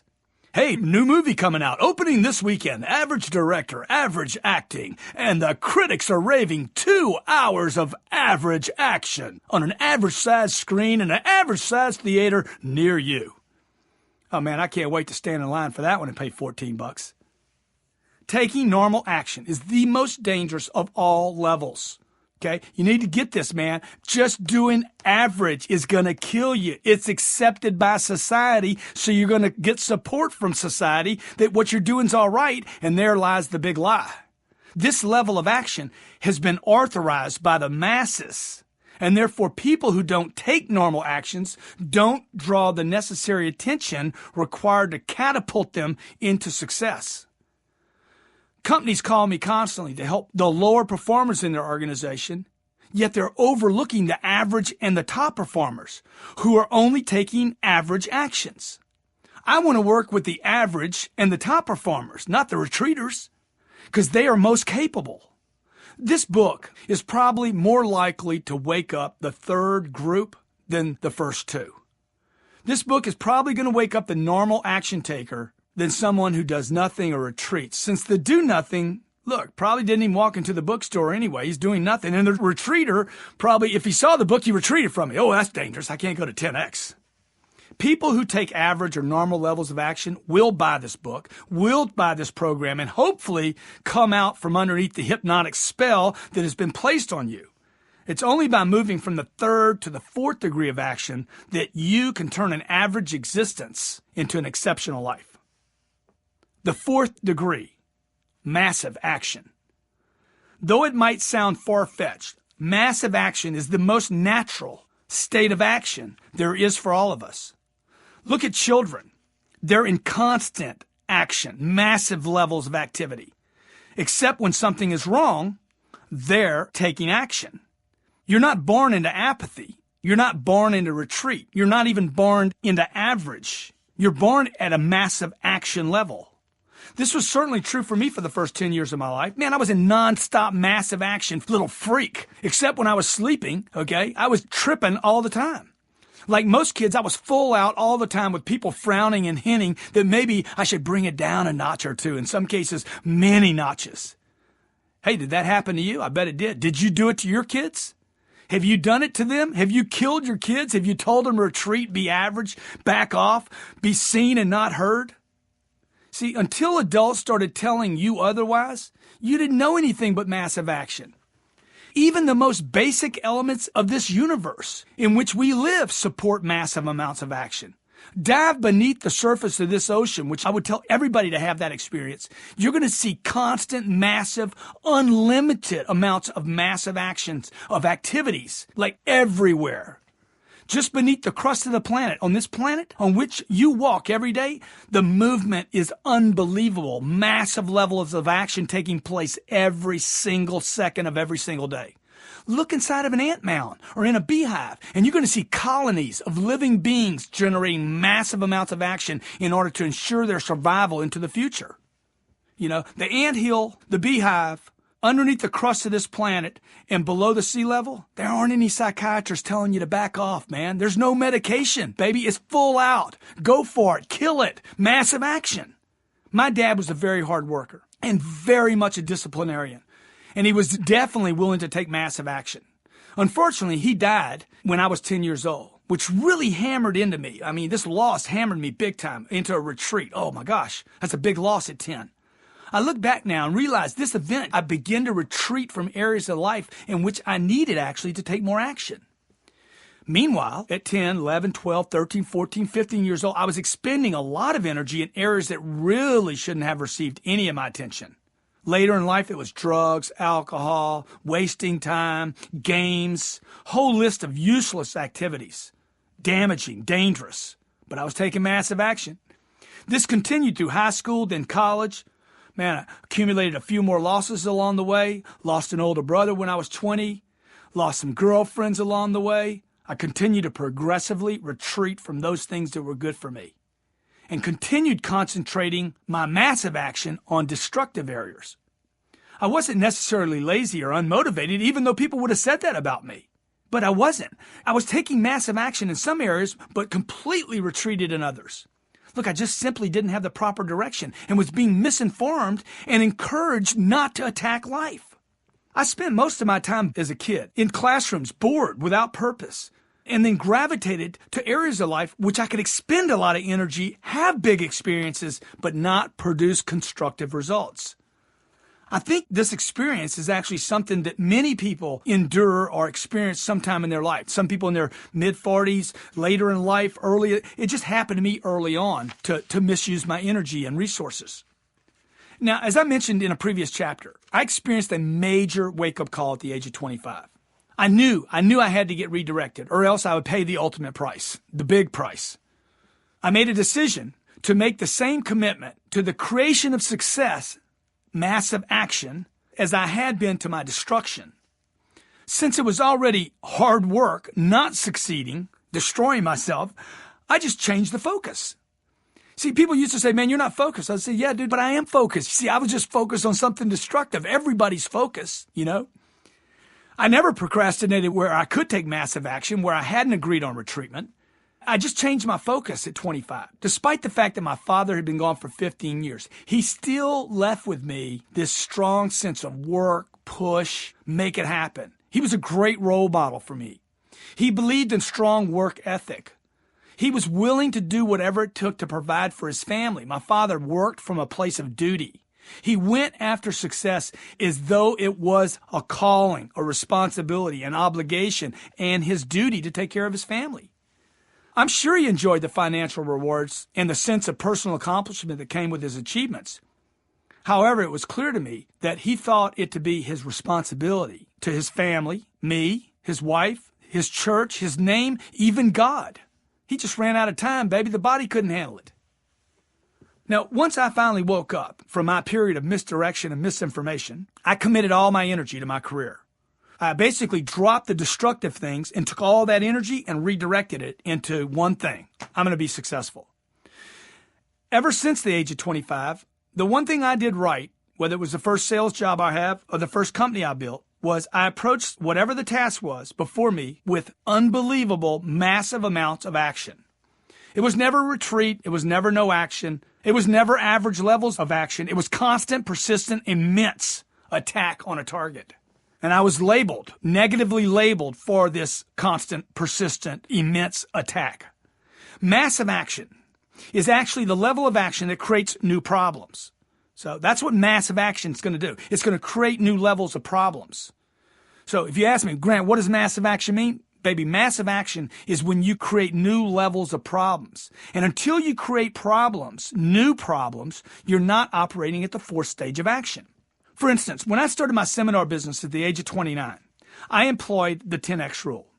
And I employed the 10X rule because I wanted to create a name for myself as somebody that was going to change selling for everyone. I was going to bring ethics to selling. I was going to bring a new wave of selling. Not all these things that you've read about in books about avoid, evade, manipulate, know their personality type, neuro-linguistic programming, and figure out, trick them. I wanted to create a new way to sell people.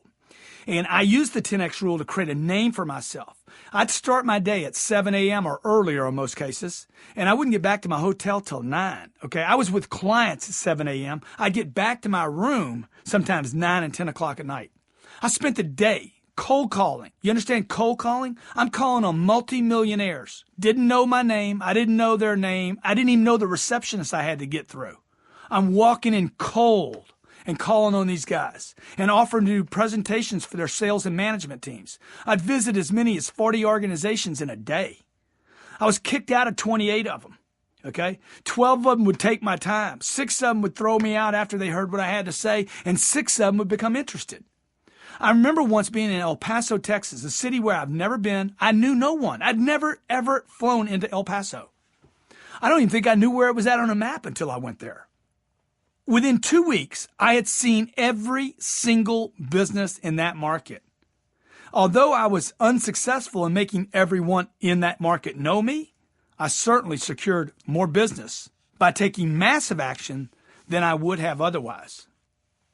A real estate agent at the time had asked to travel with me because he was interested in the business I was building and what I was doing, and he wanted to observe firsthand how I was growing my business. After 3 days of shadowing me, he admitted, Grant, there's no way I can do this for another day. I said, what are you talking about? He's like, I can't even ride with you another day, dude. He's like, I'm only riding with you and I'm exhausted. And I said, you know what? I'm onto something, man. If I can operate at this level, I can smoke everybody. I then approached every day like my life depended on the actions I took. I wasn't the smartest. I didn't have any money. Nobody knew me. I'll outwork them. I'm just going to operate at 10X, massive levels of action. I refused to leave that city without knowing I had done everything possible to meet every business owner there and offer my services, introduce myself, and get to know their sales team. Calling on companies cold taught me more about taking massive action and then grooving that discipline in that was natural to me anyway, and natural to each of you than any other activity I've ever done, and has proved more valuable to me in all my other ventures. See, when you're taking massive action, you're not thinking in terms of hours or calls. When you start operating at the 4th degree, your mindset shifts, and so will the results. You'll end up instigating opportunities that you'll have to address earlier, later, and in a different way than you would on a normal day. So a routine day will become a thing of the past. You understand? See, when you start operating at massive, you instigate situations. You trigger stuff and make things happen that you then have to say, oh, I got to be there earlier. I got to stay there later. The normal day just drops out. Routine things are a thing of the past. I continued this commitment to massive action until one day it was no longer an unusual activity at massive, but a habit. It was interesting to see how many people would ask me, dude, why are you still out this late at night? What are you doing here on a Saturday? Why are you calling me on a Sunday? What are you doing calling on us, this late in the day? You never quit, do you? I wish my people worked like this. I wish I could hire some people like you. What are you on? Yeah, I was on something, all right.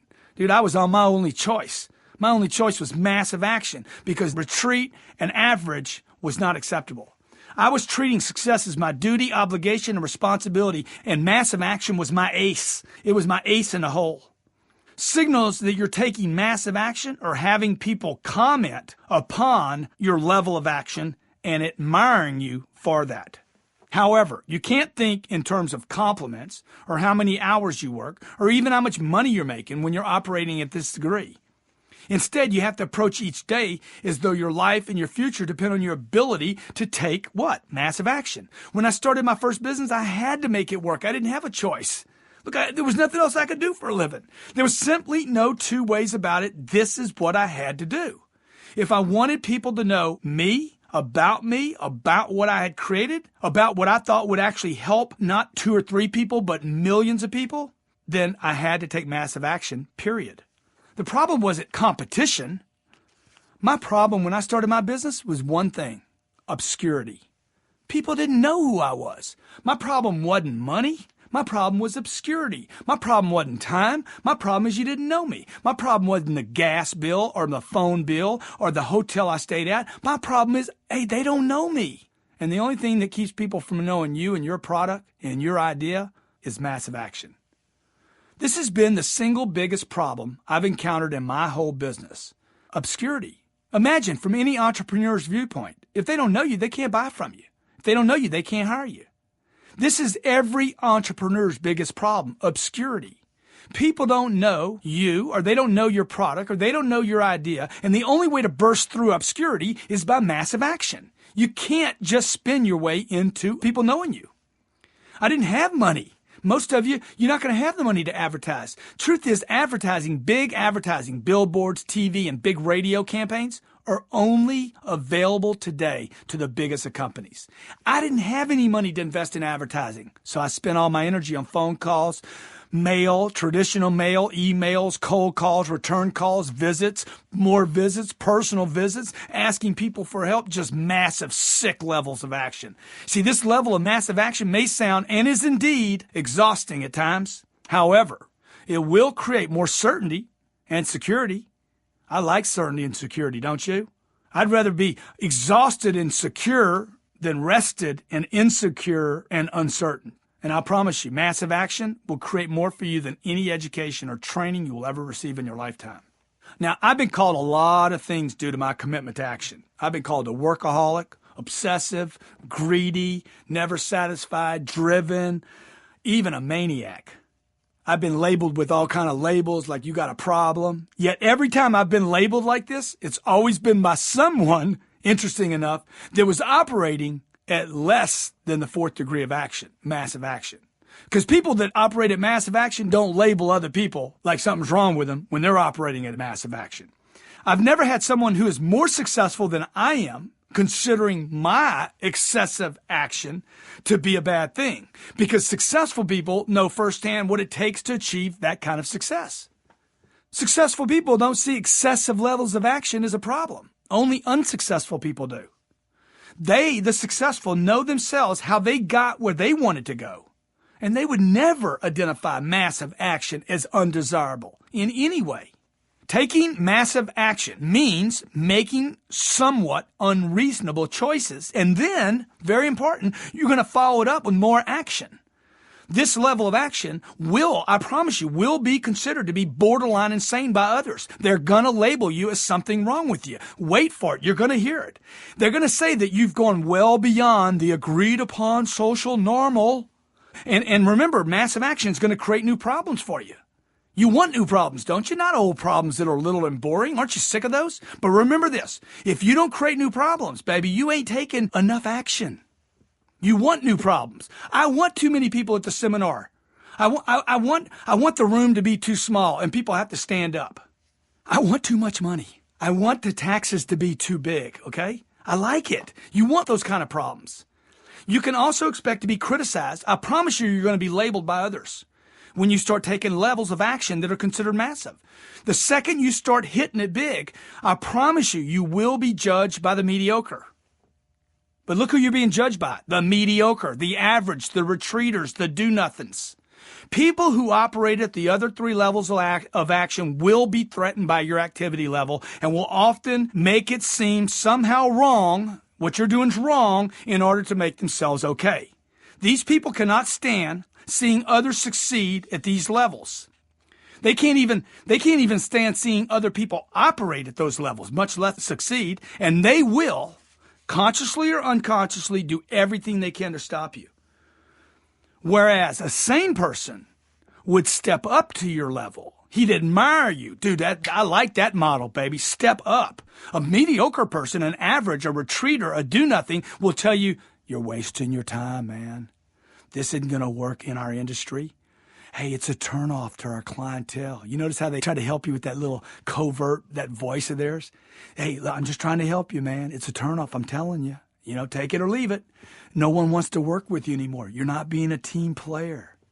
Even management occasionally discourages the massive action employee from putting forth this kind of substantial effort. It's even management's doing this thing because they're threatened. See, you're going to know you're stepping into the realm of massive action when, one, you create new problems for yourself, and two, when you start receiving criticism and warnings and supposed help from others, including family members. But stay strong, baby. Stay strong. You know the other three don't work. This activity of massive action will break you out of this hypnotic state of mediocrity that you've been taught to accept, that you're surrounded by every day. And in order to deliver at that level of massive action, you must take every opportunity that comes your way. For example, okay, my wife's an actress. I tell her all the time, I say, baby, say yes to any audition. She could, hey, I got this audition. I don't know if it's for, baby, say yes. Say yes to everything. Say yes to life. Say yes to the experience. I don't care if it fits you or not. Regardless of whether you're prepared. It doesn't fit you, do it anyway. It's better to suck and be seen than not be seen at all. But what if I bomb, she says. I tell her, Hollywood is filled with terrible actors. They're still working. You know why? Because they're being seen, man. Look, just get out there. Maybe they won't pick you for the part. Maybe you suck. You went up for it. They see that you're perfect for some other part. Maybe you suck and they're like, hey, that chick would be perfect for that person we need because that person needs to suck and she does it naturally. And my wife doesn't suck, but you know what I'm saying? You want to show up. The goal is to be seen, to be thought of, to be considered in one way or the other. Your only problem is obscurity. It's not talent. In order for the endeavor you've chosen to work out for you, you have to make constant, relentless effort, and massive action is the only level you want to operate at. Massive action cannot hurt you. It will always help you. This is also one place where quantity is more important than quality. Money and power follow attention. Money and power follow attention. So whoever gets the most attention is the person who takes the most action. And sooner or later, that person's going to get the most results as long as they're constructive and not destructive. No one's going to come to your house and make your dreams come true. Okay? It's not going to happen. Your dreams are not going to happen in your living room or your kitchen. You got to go out into the marketplace. No one's going to march into your company and make your products known to the world. In order to stand out from the crowd, the average, the masses, and for customers to even consider your product, your dream, your services, your organization, you must take massive action. I talked about the importance of domination, this domination concept, in my first book. If you're not first, you're last. I was not alluding to a concept of physical domination, but rather I was discussing the concept of mental domination. That is, occupying the space of the public. So that when people think or hear about a product similar to yours, a service, an industry, boom, they think of you. Why? Because you permeated space by taking massive action. Making massive action a discipline will break you through obscurity, which is your only real problem. Massive action will increase your value to the marketplace, and it will help ensure and guarantee that you generate success in any area of life where you elect to operate with massive action. Exercise. When was a time in your life when you were taking massive action all the time and winning? Number 2, what will you immediately create when you start taking massive action? There's one thing that'll happen immediately. Number 3, what can you expect those who don't take massive action to say about you when you do take massive action? And 4, what other things may happen as you start to take massive levels of action? Chapter 8, average is a failing formula. Look around and the chances you'll see a world filled with average. Although this is, as I previously stated, the acceptable level of activity upon which the middle class is built, there's growing amounts of evidence that this thinking and activity level is unworkable. Jobs are being shipped overseas. Unemployment is becoming more rampant. Members of the middle class are unable to keep their heads above water. People are living longer than their savings do, and entire companies and industries have been wiped out as a result of average products, average management, average workers, average actions, and average thinking. This addiction to average will kill the possibility of making your dreams a reality. Consider the following statistics. The average worker reads an average of less than one book a year and works an average of 37 and a half hours a week. This same person makes 319 times less money than the top CEOs in America, who, by the way, claim to read over 60 books a year. Many of these financially successful executives are maligned, that means hammered or beat up, for the huge sums of money they receive. However, we often fail to appreciate what these people have done to get where they are. Look, although it might not always look like they're working very hard, we dismiss the fact that somehow they managed to attend the right school, make the right connections, and then did whatever was necessary to move up the food chain and become CEO of the big bank. Don't be a hater, man. Join the club. Figure out what it takes to get in the top. It all required substantial action on their part to get hooked in. You can resent them if you want to, but that doesn't change the fact that they're being rewarded for the success they achieved. By the way, everybody completely disregards that they read 60 times more than the average worker. You know, after the economy suffered greatly in 2008, Starbucks founder Howard Schultz, guy that I admire unbelievably, began to do what almost every other CEO in America was doing, cutting expenses and getting rid of non-performing locations. So the first thing he did, he just started whacking huge whacks in expenses. He got rid of 500 Starbucks locations that weren't performing. But what he did next was different than most CEOs. He then did something that most CEOs did not do, or at least I didn't see him do. He traveled all over the United States and other countries to meet with Starbucks patrons, people buying coffee.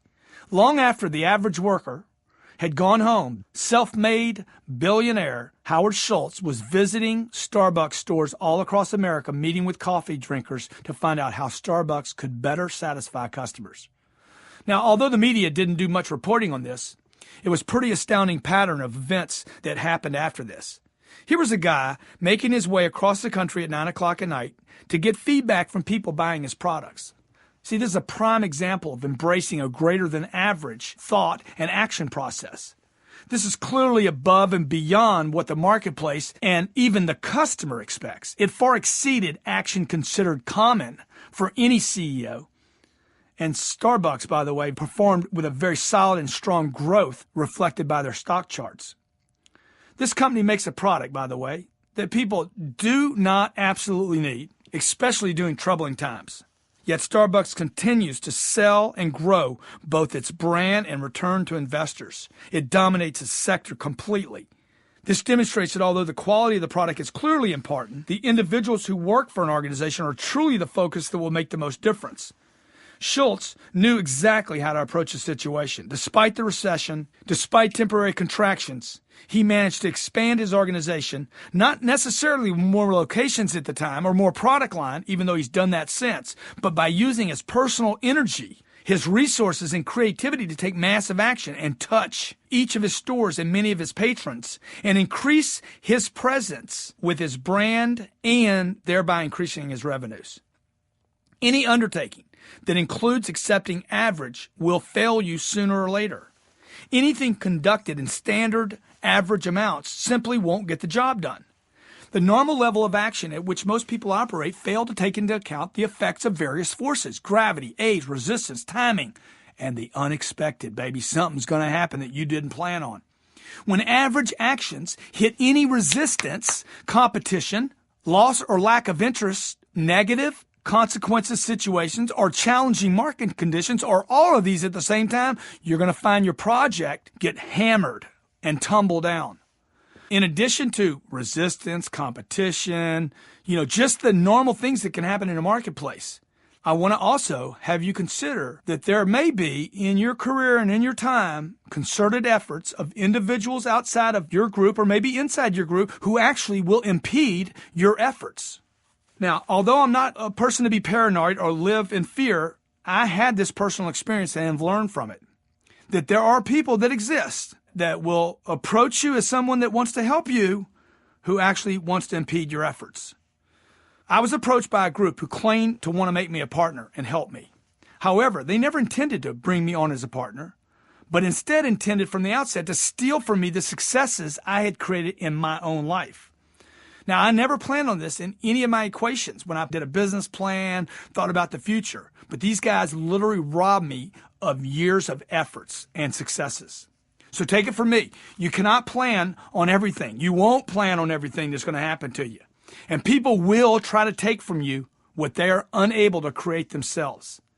When I look back and attempt to analyze what happened with these guys, these criminals, I realize I was susceptible to their enticement because I wasn't operating at 10x levels anymore. I was operating at 10x compared to them, but not 10x compared to what I could do. This really opened my eyes to the fact that the moment I stopped, the moment I start resting on my own laurels and thought I could coast a little bit, I made myself a target. This isn't something that happened to me. This is something that happened because of me. It's almost impossible to plan for every situation in your lifetime. I promise you, you will experience extraordinary conditions that you have not planned on, some of which may be hostile and unpleasant.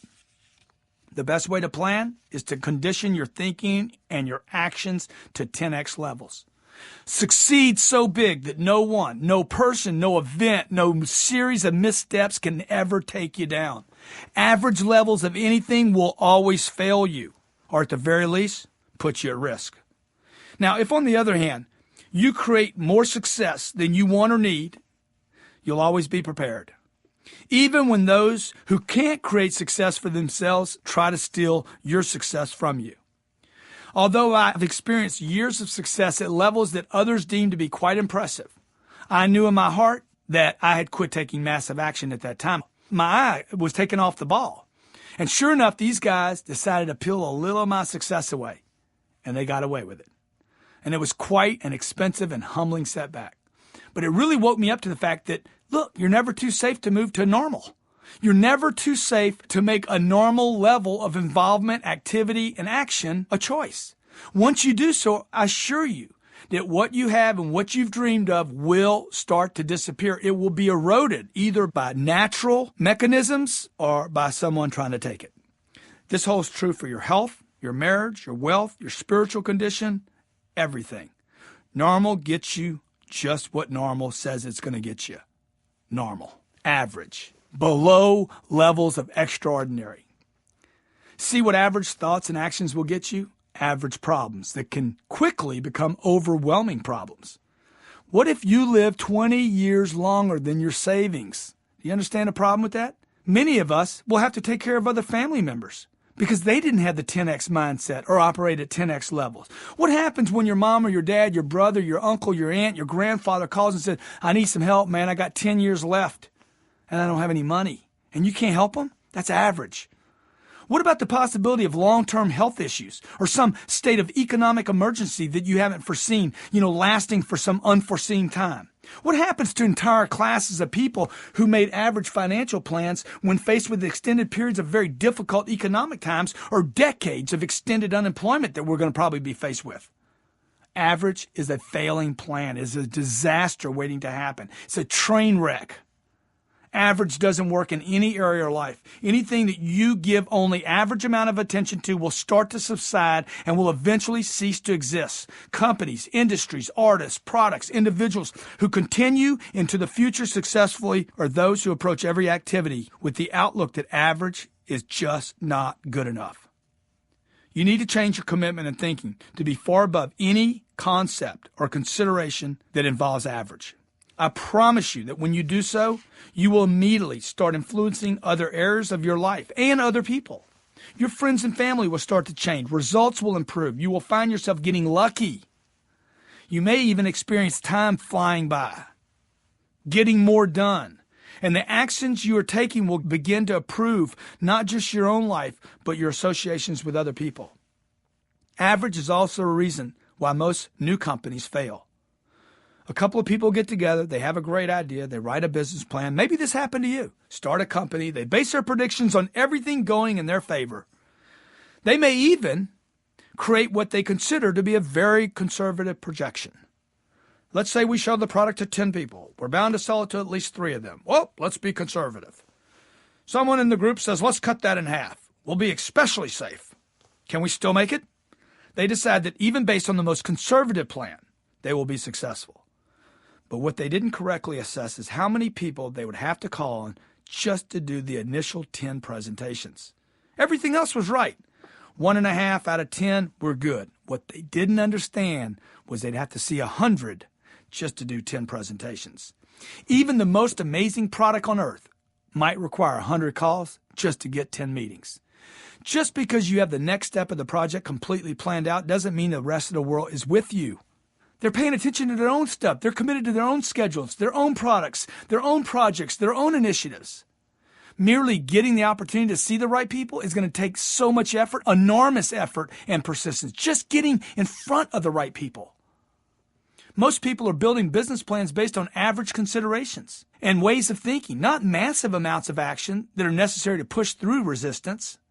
See, when new ideas come together, they're influenced by excitement and enthusiasm. Many negative considerations such as competition, economy, market conditions, manufacturing, lending, raising money, preoccupation of the clients, that's a huge one. Your clients are preoccupied with other projects. How about earthquakes, wars, tsunamis, entire cities being wiped out, production being stopped, distractions by the media? See, your optimistic projections prove unrealistic. Even the most conservative objectives are missed because you just couldn't plan on everything. A key partner gets sick. Maybe there's some significant change in economic conditions, global events like we're seeing right now, and it shifts everyone's attention for 3 or 4 or 5, 6 months. People involved in the new venture start to lose their enthusiasm pretty quick, don't they? They start bickering. Things become more difficult than was originally considered. Failure emerges as a likely possibility. The partners go through more money than anyone projected, and no income coming in. One of the dreamers begins to have second thoughts and wonders if perhaps he should bail. Retreater. He's trying to protect himself since the players don't seem mentally, emotionally, or physically prepared to take the massive action necessary to push through market resistance. Now, continuing with the scenario, in order to resolve the lack of income, the members of the group, the remaining members, try to borrow or raise money from their friends.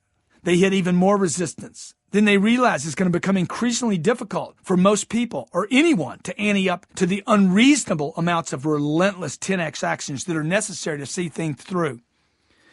The partners start to believe that their company relies more intensely on raising money than it does on increasing actions. They spend all their time, we got to raise money. They don't think about, dude, just increase the level of activity, because they didn't correctly estimate the 10 level of thoughts and actions necessary to see it through. Average assumes incorrectly, of course, that everything operates stably. People optimistically overestimated how well things will go, and then underestimate how much energy and effort it will take just to push things through. Anyone who has made it in business will support this concept. You simply cannot train or prepare for normal conditions of gravity. You cannot train or prepare or fund for normal amounts of competition, resistance, or market conditions. Don't think average, baby. Think massive. Compare your actions to having to carry a 1,000-pound backpack that you wear every day into a 40-mile-an-hour wind on a 20-degree upward slope. Prepare for massive, persistent action. And I promise you, you'll win either way. No matter what happens, you'll be the last standing. Most businesses fail because they're unable to sell their ideas, their products, and services at prices high enough to sustain the company and fund its activities. The company isn't able to collect revenue in quantities great enough because the people on which the company was built, their employees, the customers, they take normal, average amounts of action, and that's it. Look, average never yields anything more than average, and usually much less. Average thinking and actions will guarantee you a life of misery, uncertainty, and failure. Rid yourself of everything that is average, including the advice you get from the friends you keep. Sounds too tough? Remember, success is your duty, your obligation, and your responsibility. And since there is no shortage of success, any apparent limitations you're experiencing might simply be the result of average thinking and average acting. Rid yourself of every concept of average. Study what average people do and prohibit yourself and your team from considering average as an option. Surround yourself with exceptional thinkers and doers. Let your friends, family, and work associates know that you treat average like a terminal disease. Remember, average anything will never get you to an extraordinary life. Look up the word average and you will see for yourself what it holds for you. Typical, ordinary, common. That should be enough to abandon the concept from all your considerations. Exercise. I want you to write down the names of people you know who operate at only average levels. I want you to write down 3 times in your life where average actions cause you to come up short. Write down the names of people who you know who are exceptional and describe how they are different and operate above average levels. I want you to look up the definition of average as an adjective and write it here. Chapter 9, 10X Goals. This chapter will blow you away, I promise you. It is the number one reason why your goals are not attained. I believe that one of the major reasons, if not the only reason, why people don't stick to their goals and fail to accomplish their goals is because they fail to set goals that are high enough from the beginning. I have read many books on goal setting and even been to seminars on this topic, and I constantly see people set goals that either they never get started on or later bail out on. Frequently and regularly, most of us have been warned against setting goals that are too high. Even in seminars, I've heard people say, oh, you don't want to set them too high because then the reality is if you start with small, you're probably going to go small. People's failure to think big enough in the beginning usually means they will never act big enough, often enough, or persistently enough. After all, who gets excited about so-called realistic goals? And who can stay excited about anything with an, at best, average payoff? That's why people begin to bail on projects, even before they get started. When they experience any kind of resistance, later they bail. Their goals just aren't big enough to keep you jacked excited. To maintain your enthusiasm, you have to make your goals substantial enough that they keep your attention. Average and realistic goals are almost always, a letdown to the person setting them, who is then unable to fuel his or her goals with the actions necessary to accomplish the goals. Indeed, most people, no offense, are so apathetic about their goals that they only write them down once a year when the media says, oh, it's resolution day. We got to write our New Year's resolutions. As far as I'm concerned, nothing worth doing is done once or twice a year. It's ridiculous. The things upon which your life depend on the most are the actions you take every day. That's why I make sure to always do 2 things. 1, I write my goals down every day. And 2, I choose objectives that are just out of my reach. I recently saw an interview with Ted Turner. He said the biggest mistake his father made was that he had set goals that were achievable. He achieved them, and then he spent the rest of his life depressed. So this opens me up to my full potential. When I'm writing my goals down every day and I'm choosing objectives just out of reach, it opens me up to my full potential, which I use to fuel my actions each day. Some people suggest that setting improbable, unreachable goals might actually cause a person to become disappointed and lose interest. But look, if your goals are so small that you don't even consider them worthy and you won't write them down every day, that they're not even worth throwing energy into, dude, you're going to lose interest either way. A good idea is to word your goals as though you've already accomplished them. But make them big, baby. Make them massive. How do you expect massive 10x levels of action if you're setting little bitsy little goals? You're not a mouse. Yeah, I keep this legal pad next to my bed so I can record my goals first thing in the morning and right before I go to bed at night. I do this every day. I've been doing it for years. I miss from time to time, but I have hundreds of legal pads basically that I've thrown in the trash can with goals from when I was 26, 36, 33, 44, 51, yesterday, today. And they change. We started this audio program about that. Your goals change as life goes on. So I'm rewriting them all the time. This keeps my attention on them. I always keep a legal pad in my office on which I can record new and improved objectives. I'm not talking about a to-do list. I'm talking about goals that are out of reach. The following are some examples of some of the goals I'm currently working on and how I write them down. I'm only using these to show you what I write down in hopes that you're going to start writing your own down. Notice, I word them as though I have already achieved them when I've yet to achieve them. I own 5,000 plus apartments that return over 12% positive cash flow. I'm in perfect health and physical condition. My net worth is over $100 million. My income is over $1 million a month. I have written and published 12 or more best-selling books. My marriage is alive and healthy and a positive model for others. I am more in love with my wife every day. I have 2 beautiful and healthy children. I have no debt except for that which is paid by others. You see, not all debt is bad. You don't want to say, I don't have any debt. You can never get rich if you have no debt. I have no debt except that which is paid by others. I own a beautiful home in the ocean that has no debt. I own a ranch in California that has incredible views of the mountains and horses and is my ideal scene. I own companies that I'm able to control from a distance and have great people working with me. My children are friends with the most powerful people on this planet. I am making positive difference in my community and politics. I continue to create unique programs that people want and that improve the quality of other people's lives and that people use long after I am no longer around. I have endless energy and interest in my career. I have a hit TV show that has been on for 5 seasons or more. I am one of the largest donors to my church. Keep in mind that these are some of my goals, and they're only being used to give you an example of how I word them.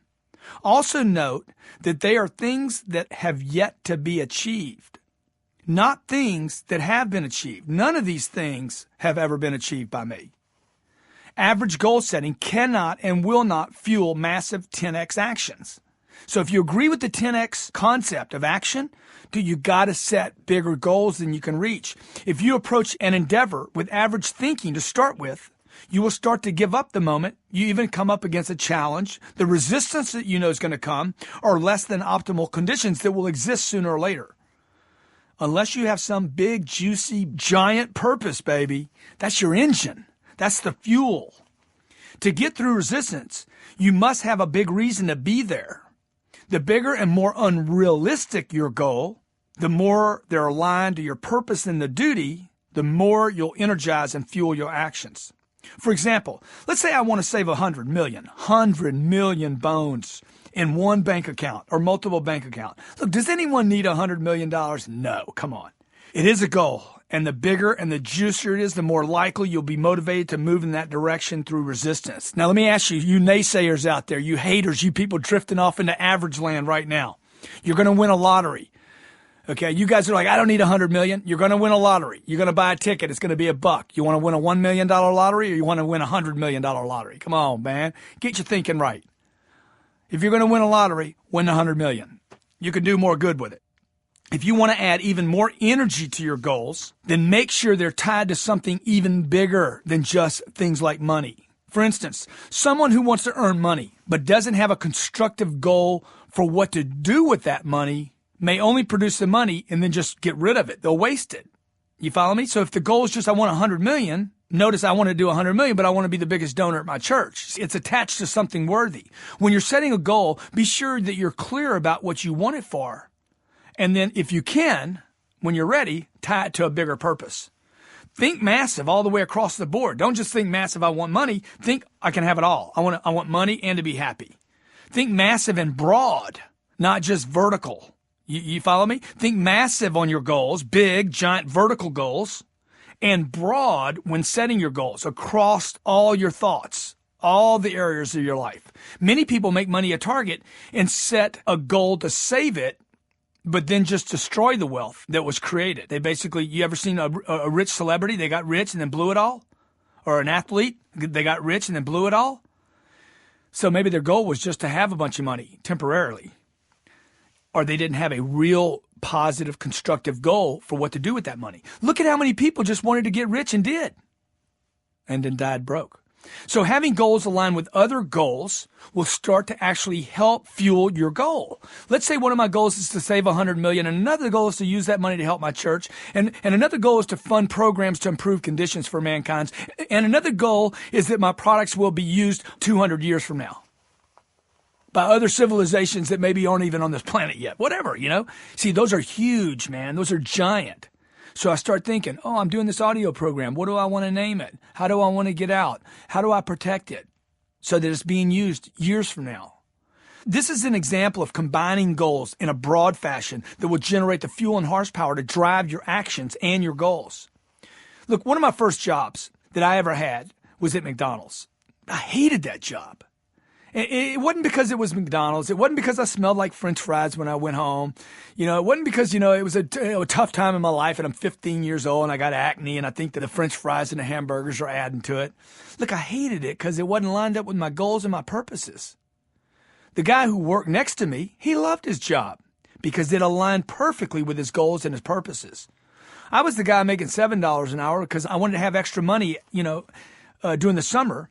He was the guy making $7 an hour who wanted to open a business, a McDonald's franchise, by the way. He wanted to open 100 franchises. So every time he's making $7 an hour, he's learning the business, learning about McDonald's, thinking about his franchise. He didn't understand why I was excited, and I didn't understand why he was. I was fired, and he was fired up. Your goals are there to fuel the actions you need to take. So make your goals big, make them giant, make them massive, and make them off, and then tie them in with your other greater purposes. Ask yourself whether the goals you have set are equal to your potential. If they're not equal to your potential, man, to your ability, to what you could be actually doing, they're not going to get you jacked. Most people will admit that their goals are well below their potential because most of the world has been convinced, remember, persuaded, and even educated to be small and set small, attainable, and realistic goals. If you're a parent, I'm sure you have heard yourself suggest to your children, or maybe heard it from your parents to you, or in your work environment, man, be reasonable, man. Never set realistic goals. It's a killer. Never be reasonable with your goal setting. You can get a realistic life without setting goals for it. Look, you don't need to go out of your way to have a realistic life. Everybody's got one of those. I despise the word realistic. I hate the word reasonable because they're based on what others consider all right. Others who have probably been operating at only the first 3 degrees of action, who've only accomplished a little bit and only think in terms of what has been done rather than what is possible. Realistic thinking is based on what others think is possible, but they aren't you, and they have no way of knowing what your potential and purpose is. If you're going to set goals based on what others think, then be sure that you do it based on what the giants on this planet think. If you're going to set goals based on what other things, baby, at least pick the giants. And even that would be a mistake. They'll be the first to tell you, don't base your goals on what I've done, because you can do even more. Jesus Christ said, you can do more than I can do. But what if you set goals based on the top players? Hey, you could do that. Steve Jobs' goal, for instance, he wants to ding the universe. He's not interested in making iPads. He wants to flick the universe. That's huge. He wants to create products that forever change the planet. Look at what he's done with Apple and Pixar. If you're going to set goals comparable to others, buddy, at least pick a giant. At least pick giants that have created massive success in their own right. And always know that you can even do more than that. Many people find themselves on the path. They're on simply because they're doing what other average people are doing or have done. Most people go to college, not because they want to go to college, but because they're told to go to college. It's the right thing to do. Most people belong to the religion they belong to only because they were brought up in a family that goes to that religion. They don't even really know what they're going to. But they'll fight for it. If the religion comes up, they'll fight for it. But look, they didn't even choose that. Most people speak the language that their family speaks and never take the time to learn another language. Most of us are influenced by the decisions our parents, teachers, and friends have made, and then the limitations set by them on themselves and then for us. I bet that if I asked your 5 closest associates about their goals, I'll probably be able to identify your goals as well. You and your goals are manipulated by your surroundings. I will never tell a person what his or her goals should be. That would be wrong for me to do. However, I would advise that when you do set your goals, take into account that you've been educated with restrictions and limitations. Be aware of this so that you don't underestimate your possibilities. Then take the following into account. You're setting your goals for you, not for anyone else. Number 2, anything is possible. Number 3, you have much more potential than you realize. 4, success is your duty, obligation, and responsibility. 5, there is no shortage of success. 6, regardless of the size of the goal, it will require work, period. Once you've reviewed these concepts, then sit down and write down your goals. Write them out for you, maybe for the first time, and then be willing to rewrite them every day until you achieve them. Or maybe you just come up short. I promise you'll be pleased if they're big enough. If you underestimate your potential while you're writing them, which is probably going to happen, then it's impossible to set appropriately sized targets. You follow me? Look, if you've underestimated your potential, then it's impossible to set appropriately sized targets for what your potential is. Set the goal too small, and you won't gear up for the massive action necessary. I know the concept of the 10X rule is not for everyone. I know that. It's clearly not for anyone who's willing to accept average or mediocrity, or for those who prefer to kick back and settle for leftovers. It's not for those who want to depend on hope and prayer for their success. Look, the 10X rule is meant for the few people obsessed with creating an exceptional life and who want to be in charge of that process. The 10X rule removes the concepts of luck and chance from your business equation and shows you exactly the mindset you must embrace in order to lock in massive success. Consider the following scenario. Let's say that you're setting your financial goals. Okay, in 2009. Now remember, whatever financial goals you're setting right now, they've been influenced by your education, your upbringing, the newspaper you read, and everything you've heard. In 2009, the President of the United States, at that time, said, anyone who makes $250,000 should be considered rich. Keeping with the current trend, if you make $250,000, your tax will be $100,000, regardless of the state you live in, leaving you with $150,000. After you make payments on 2 cars, most of you have, make a mortgage payment, most of you have, pay your property taxes, which you have to pay, okay, feed, clothe, and school your kids, you're going to be lucky to have $20,000 left over.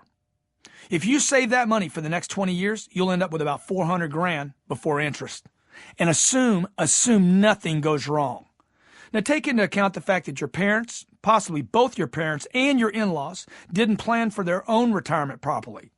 They're going to outlive their savings by about 15 years and will depend on someone in your household, and they always seem to go with the people with the money, to take care of them.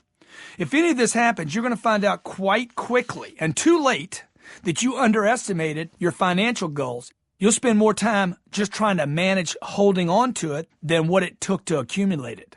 And remember, in addition to taking care of your parents, you have to fund your own retirement years and your kids' education. Additionally, this scenario assumes no increases in the cost of living, no bad news, no inflation, no emergencies, no major events. Throw in just a little of what has happened in the last couple of years, just the last couple of months, and you'll see that 90% of the population has underestimated their goals, their targets, and even what was necessary to fund a lifestyle, much less their purposes. Small thinking, baby. It's a disaster waiting to happen, and it's always going to punish you sooner or later. We live on a planet where the primary belief is an underestimation of everything. Do you understand that? Your friends, your associates, your parents, the school you went to, there's an underestimation of everything. The best business schools in this country cite undercapitalization. You didn't fund the company enough as one of the top reasons for company failures. This is caused by miscalculations of how much cash a company would burn through before its product caught on, and is yet another example of how average doesn't cut it. Companies fail because they didn't sell enough of their products, period. They underestimated how hard it was going to be to get their product to the marketplace fast enough. The biggest regret of my life is not the fact that I haven't worked my ass off. Dude, I did the massive action thing. I've been cranking for 25 years. I wrote 4 books in the last 2 years. That's not the problem. For me, the biggest complaint I have, the biggest regret of my life, It's that I didn't set targets 10 times higher than I originally thought. When I dreamed of how much money, I should have been thinking in the beginning big. But I was influenced by my upbringing. My goals were influenced and limited greatly by the way I was brought up, and yours have been too. You just got to know it. I'm not blaming anyone. It's just a fact. I spent the first 30 years of my business career getting the 10X effort part right, the effort, and I'm going to spend the next 25 years getting the 10X goal setting part right, where I'm thinking big enough. And I'm telling you, you start writing this stuff down now, right now, a year from now, you'll be writing different targets because you'll accomplish the one from a year ago. So number one, set 10X targets for goals. Find out what your target is, 10X it.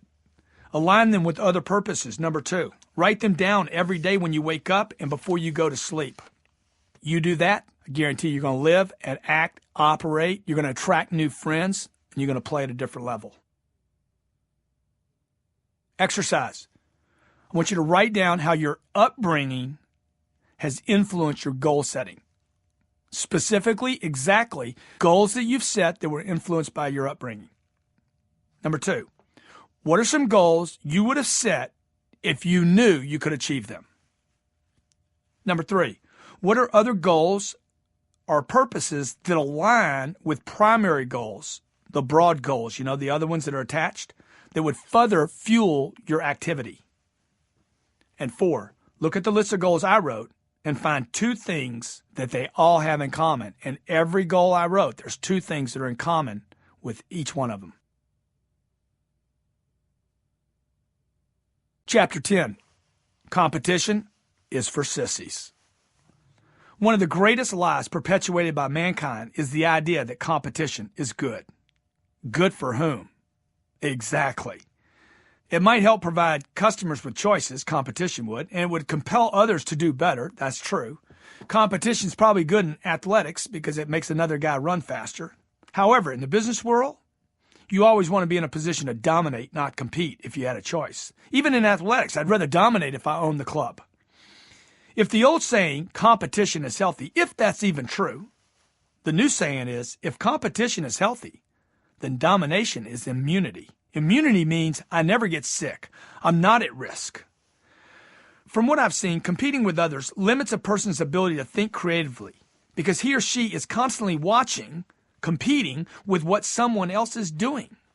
The reason my first business has been so successful is because I created a sales program that introduced a truly original way of selling for which there was no competition.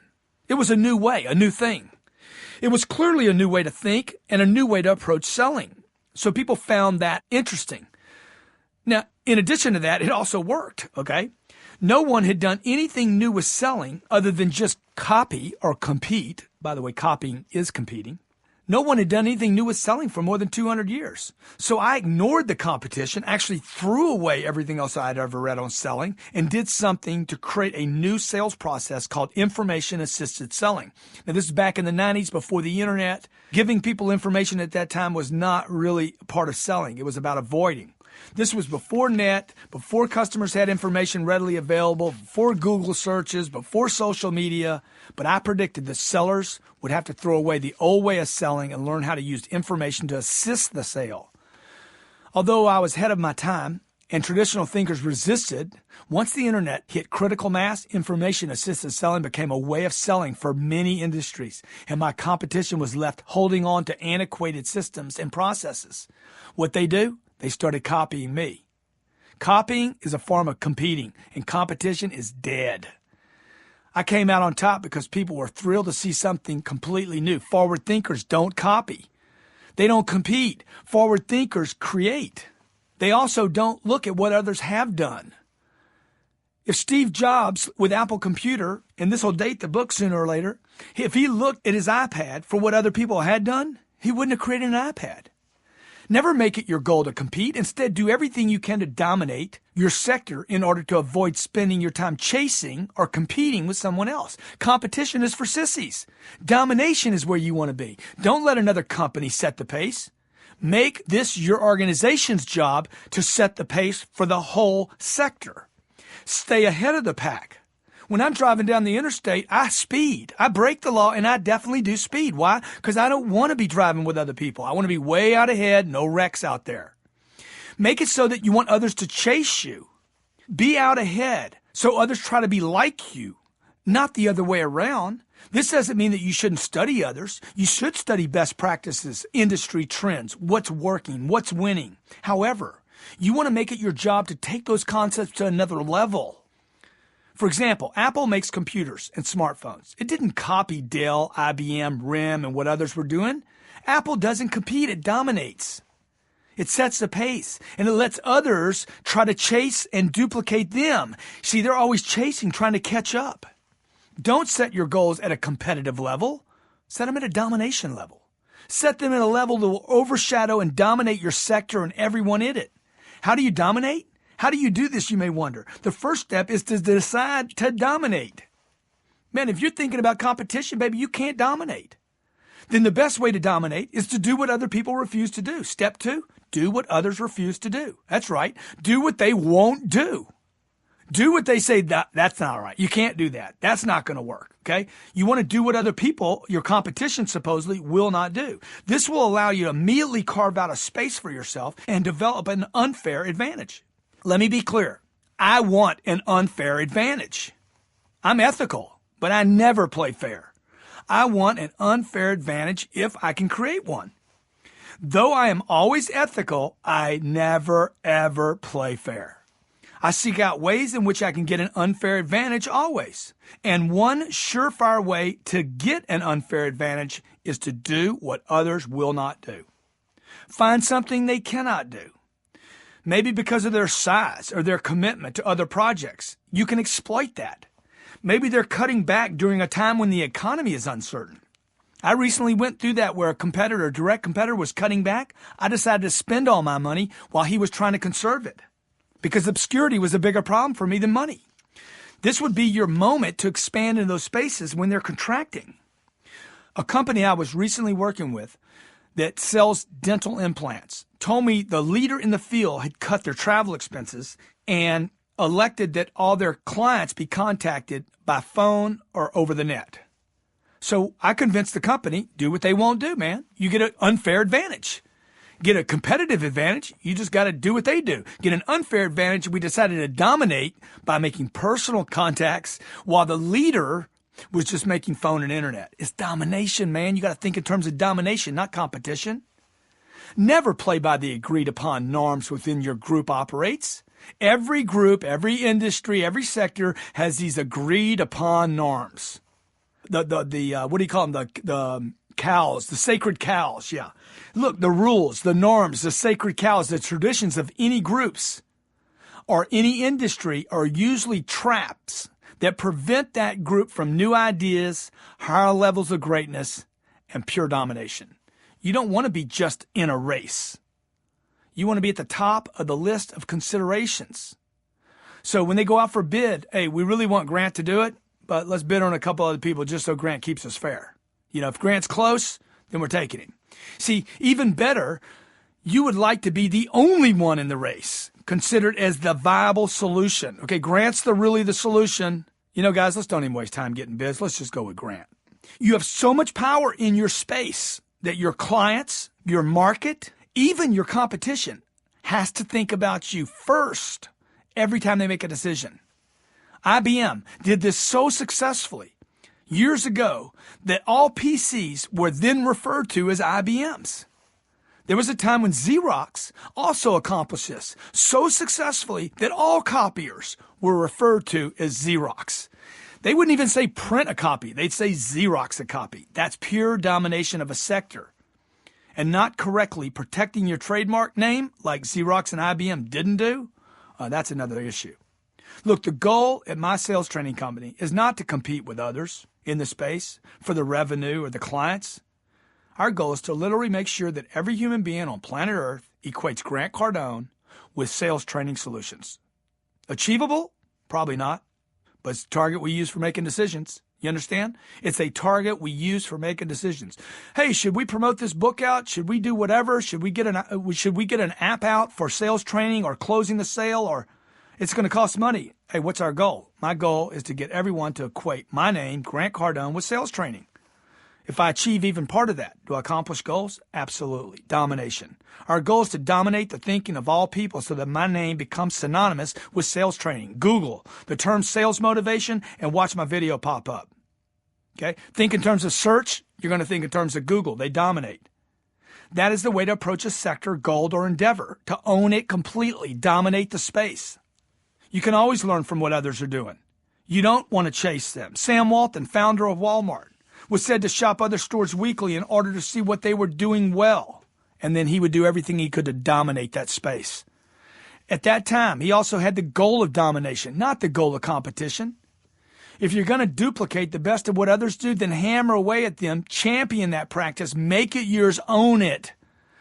So people start to associate your name with that. Hone their specialties until they become your advantage. Do so to the point where you become the expert, the leader. People even think you were the creator, even if you weren't in that area. So you dominate it so incredibly that they no longer even want to attempt competing with you. And you don't have to be first to a space to dominate it. But it's important to be considered first in the space. You see the difference? Joe creates something first.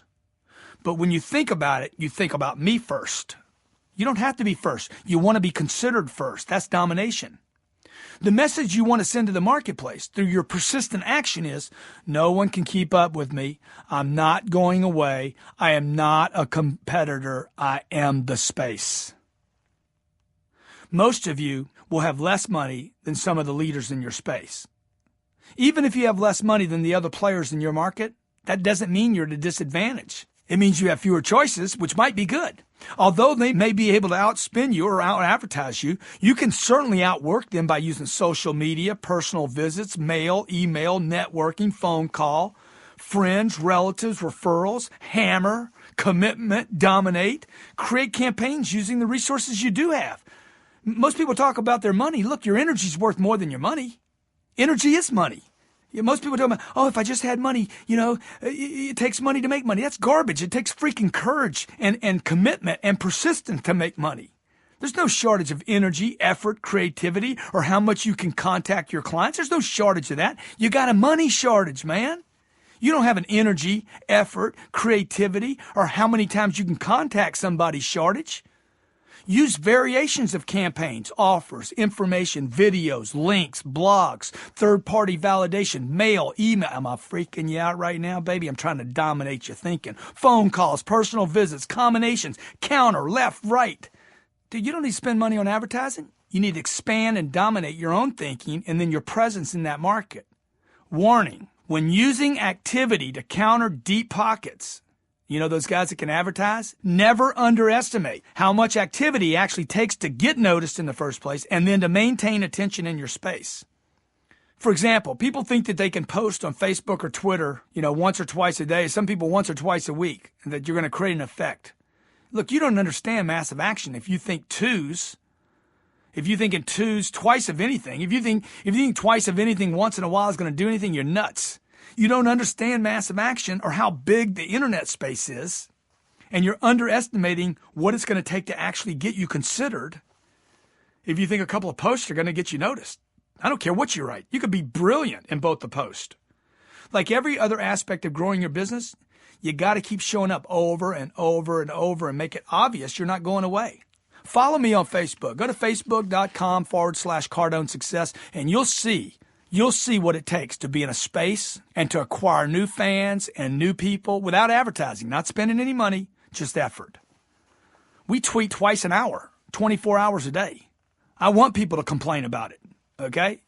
Complain I'm doing too much. I know I'm doing something right. Because what's going to happen is this. First, you get no attention, then you get a complaint, which is attention, and then you get admiration, which is good positive attention. The good thing about social media is anyone can play in the space regardless of his or her financial situation. It allows for unlimited creativity and rewards only those who use it consistently and persistently. When I first started playing with social media, I use that word loosely, playing, because I don't play much on it, I posted twice a day.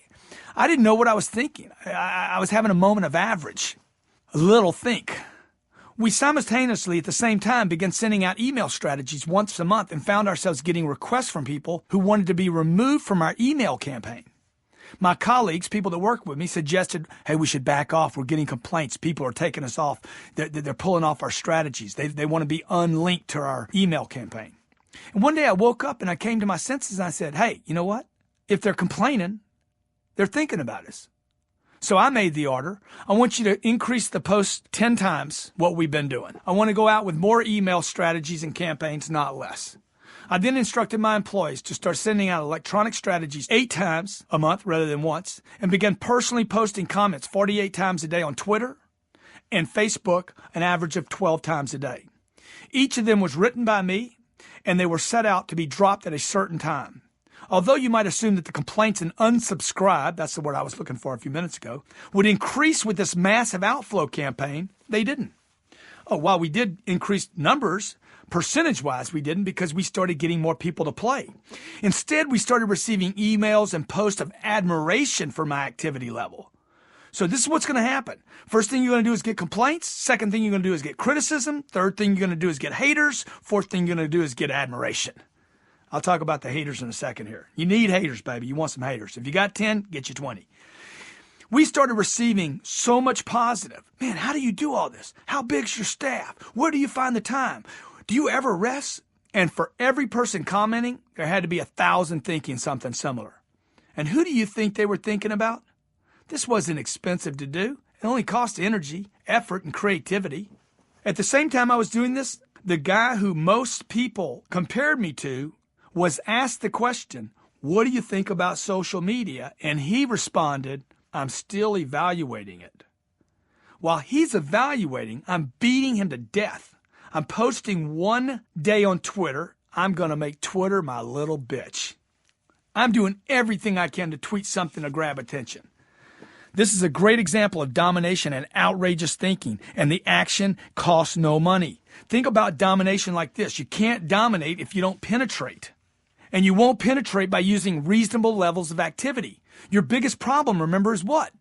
Obscurity. They don't know you, man. They ain't thinking about you. Again, domination is about dominating the space so that when they think about your space, let's say you do apple pies. They think about apple pie. They think about, oh, I got to go to her. Another problem for all of this is just getting through the amount of noise in the marketplace. You're underestimating how noisy the marketplace is. You have to do 2 things. 1, get noticed, and number 2, get through the noise. In my case, had we made a decision to back off like my employees were telling to satisfy a few complainers that had already unsubscribed anyway and were never going to buy anything from me anyhow, okay, we would have not expanded our contact base. The more I posted, the more people liked me. The more I found out what people want to hear and don't want to hear. The more we put out, the more people we helped. As we blasted on this new program, we even saw posts from competitors mocking me. Now, this is important. You want criticism, man. You want to look for it. Yet even these comments brought attention to who? I got competitors. Cardone thinks this, or Cardone's doing that, or what's he doing over there? Okay? Who they talking about? They're talking about me. When you're talking about me, who you thinking about? 2 things will happen when you take the right amount of action. 1, you're going to get a new set of problems. And 2, your competition will actually start promoting you. Can you believe it? I love this. When I've made such an impact on others who don't even know me are having conversations that raise awareness about my business, my products, and what I'm up to. People that don't even know my product or me are actually passing on my content and talking about, hey, did you see this? Because there's enough activity. Determine the capability, the actions, and mindsets of those whom you compete with. Do what they will not do. Go where they will not go. And think and take actions in 10x quantities that they can't comprehend. Don't get too involved in competing on best practices, because best practices is a competitive level. Take your actions to a point considered unreasonable by others, even the world, where you're doing those things that only your company would do, only you could conceive of, and are willing to do something I call only practices. For one company I once consulted with, we identified places in which only practices could be employed. We discovered the industry in general struggled with practices of following up with customers. They struggled with this practice. They didn't follow up well. So we looked at what our competitors would not do, not what they did do, but not do, and found that none of them would call back clients as they left the company or the store. This led the company to immediately initiate programs during which clients were called back as they drove away from the company. Managers then immediately started calling clients' cell phones as they left the company premises and asked them, "Mr. Johnson, would you please return?" Mr. Johnson's only a block away from the company right now. If the call went to voicemail, the manager left a message requesting that please come back immediately. I have something I must show you. Or the manager would send a text saying the same thing. If there was no successful contact made, another manager would then repeat the call back that same day. And again the next morning. The results were sick. They were crazy. 50% of the clients returned immediately of the ones they contacted, and almost 80% in total of those became buyers at that time.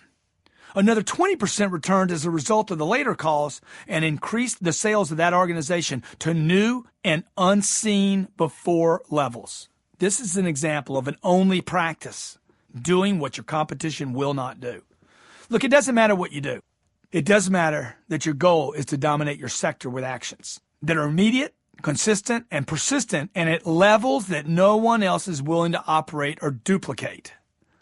Am I overwhelming you right now? It's a lot, isn't it? You're like, damn, man, how am I going to do all this? Because you're going to get on my new pill, baby.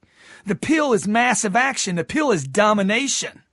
Take any action and take it to another level that will separate you and your company from everyone else that might be in your space. Be willing to spend every last bit of your energy. Die in the effort and the creativity on distinguishing yourself as the only player, the dominator. Learn how to dominate by being first in the minds of your market, your clients, and even your competitors. Market conditions won't improve until you improve the way you think. Look, your economy's not going to get better until you get better. Even if you're in a weak market, you suffer less when you dominate it, right? If you can dominate a weak market, who's going to dominate when it's good? If you can dominate a great market, who's going to dominate when it's bad? Weak markets actually create opportunities because the players in that market typically have become dependent and weak. And they don't know how to operate in challenging environments. I love recessions, man. Never waste a good recession. Don't feel sorry for the weak. Dominate them. Somebody's gonna. They're not having bad luck. They're not victims. They're average thinkers, and they take average actions. And if they haven't read this book, they know what they're going to end up with without even reading this book. Average. The marketplace is brutal. It's not political. It's not Democrat. It's not Republican. It's not independent, baby. It's brutal. And it will punish anyone and everyone who does not take the right amount of action. Now is your time to shift into making your every thought and action aimed at dominating your sector, your market, your competition, and every thought of your potential clients. Quit thinking about the competition and quit thinking about competing. Despite what everyone says, competition is not healthy. Competition is for sissies. Exercise. What is the difference between dominating and competing? If competition is healthy, domination is. What is the difference between best practices and only practices? And write down a few examples. What are some practices you could do that would separate you right now from whoever you compete with? Chapter 11, Breaking Out of the Middle Class. Please don't take offense at what I write in this chapter.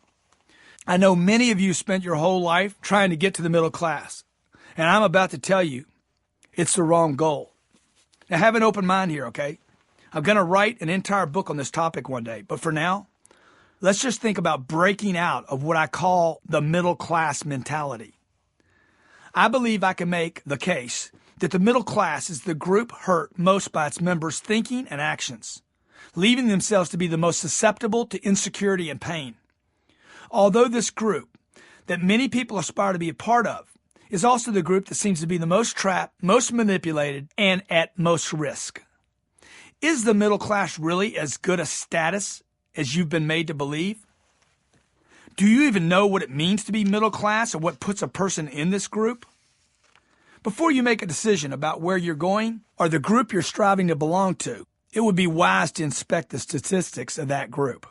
So let's look at the incomes of the middle class. Reports from Wikipedia in the 2008 census suggests that the middle class income range is somewhere between $35,000 to $50,000 a year. Read another set of studies, and these figures are between $22,000 and $65,000 a year. It's no secret that it would be extremely difficult to live on either of these incomes in an urban area like New York or LA, much less ever feel financially secure. This experience is not what most people would consider a desirable situation. The middle class is further divided into the upper and lower middle class.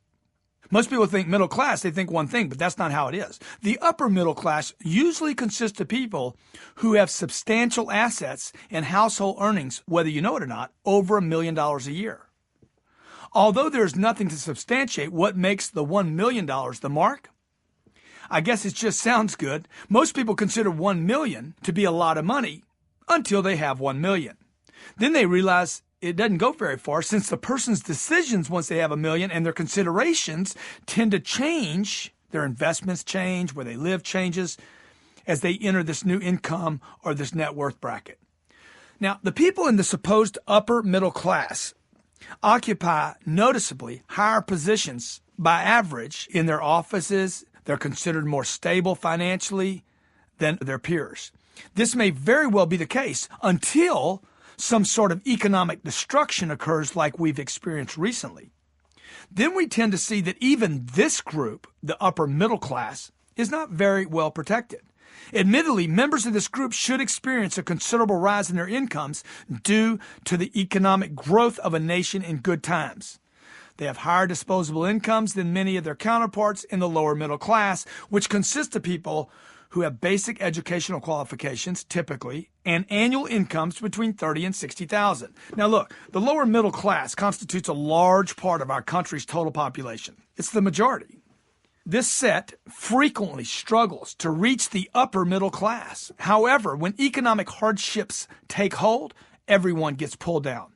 A client of mine recently asked me via text message, I think the 26th of a recent month, Grant, I got to make $10,000 right now before the month's over to keep my doors open. How can I do this? I happened to get this message during a Sunday football game. So I asked him, dude, are you watching the game right now? He texted me back, yeah, sure am. What are you doing watching the game when you need 10 grand? What are you doing taking a Sunday off to watch a football game? You should be out distributing flyers, spending every second of every hour trying to create income in excess of what you need. And by the way, you need 100 grand, pal. You don't need 10. You need 100,000. You don't need 10,000, because if you need 10,000 to keep the doors open and you go get it, you're broke again. Grant, Sunday's a day for rest. Oh boy, I shot back. Dude, are you kidding? It is for those that work the other 6 days, and you hadn't been working. The Lord wasn't talking to the people who were short on funds, bro. Look, the Lord worked the other 6 days. That's why he said take the 7th day off. You ain't been working.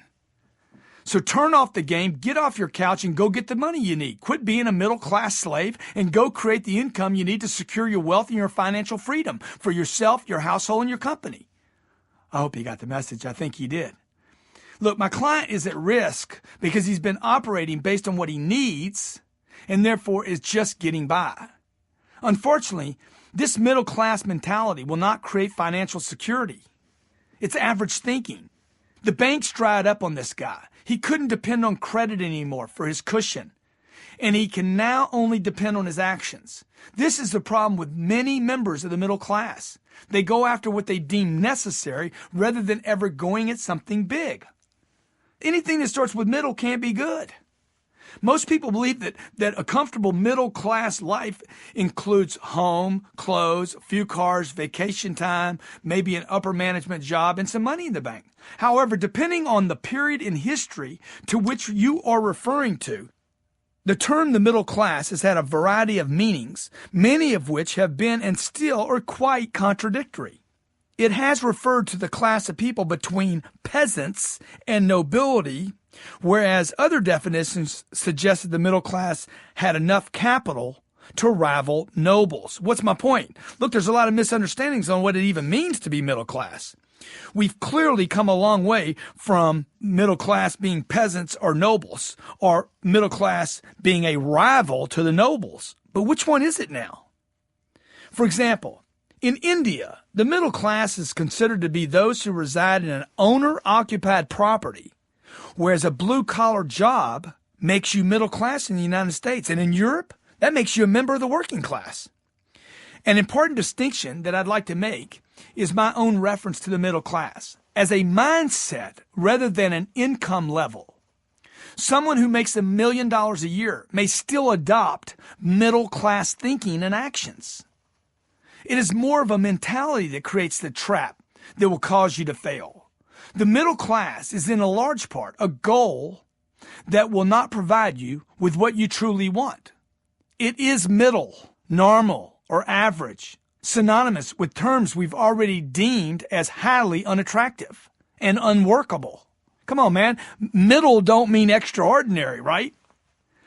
But what does middle mean to most people nowadays? In February 2009, authoritative weekly publication, The Economist, announced that over half the world's population now belongs to this group, the middle class, as a result of rapid growth in emerging countries.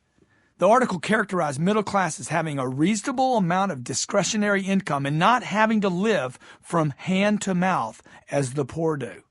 It was defined as beginning at the point where people have roughly a third of their income left for discretionary spending after paying for basic food and shelter. Dude, that makes most of us poor, not middle class. However, almost no member of today's middle class has near 1/3 of his or her income left for discretionary income to spend. This group is currently being hammered by something called the middle class squeeze, a situation in which increases in wages fail to keep up with the cost of living for these same middle class earners. At the same time, the phenomenon of the middle class squeeze, where wages don't keep up, it fails to have the same impact on top wage earners. Add to that the fact that much of the supposed middle class's wealth has come from assuming debt and home equity calculations that were mere ink. Dude, it wasn't wealth. Persons belonging to the middle class frequently find that their dependence upon credit, worsened by the collapse of the housing market, prevents them from maintaining a middle class lifestyle, making downward mobility a threat to counteract aspirations of upward mobility. You want to go up, right? You want to do better? Look, that's the gravity and resistance I talked about earlier. It's the unexpected conditions that I mentioned. This group then experiences middle class income declines as jobs are lost. Jobs are lost, they quit paying people more money. For the first time in our history, we're seeing more men lose jobs than women because higher paid males are being let go in favor of keeping their counterparts. At the same time, the prices of necessary items, energy, education, housing, insurance, food, continue to increase while wages are flat or decrease. This kind of squeeze always affects the largest groups of people in any given population. The wealthy don't depend on income and debt, and the poor receive help for which the middle class aren't qualified.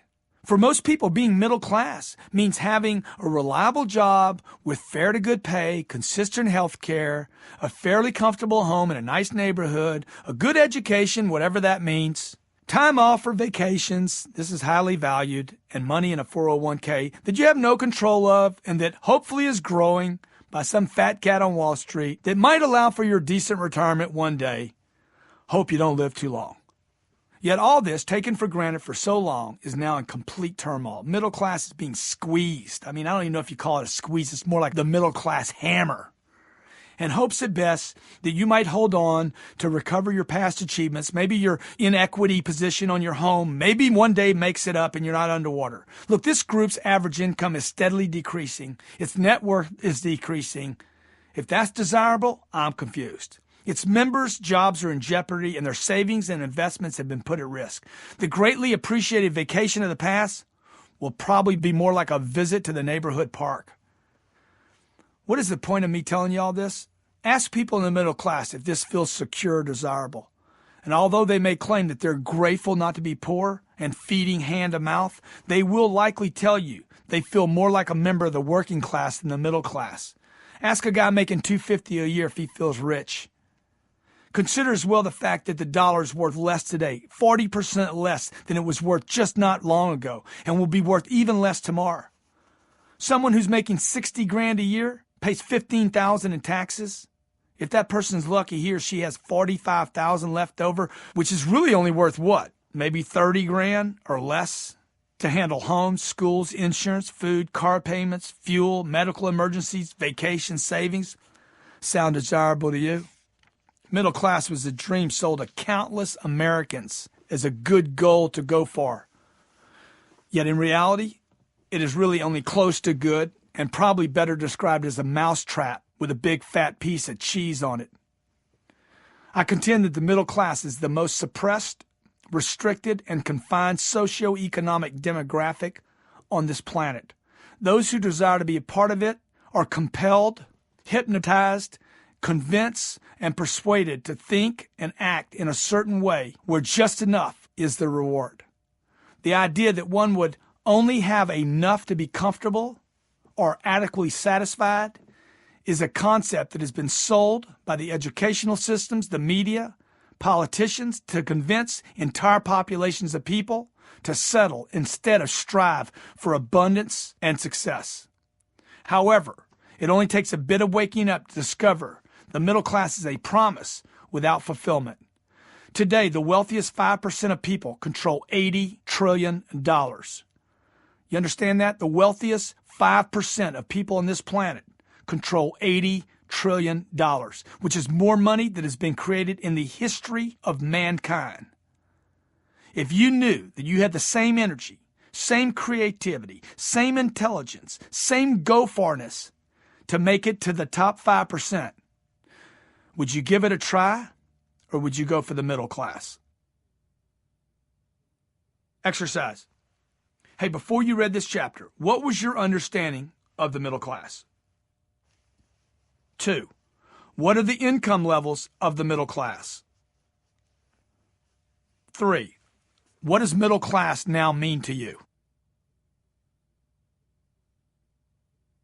Chapter 12. Obsession isn't a disease, it's a gift. The dictionary defines the term obsessed as the domination of one's thoughts or feelings by a persistent idea, image, or desire. That doesn't sound bad to me.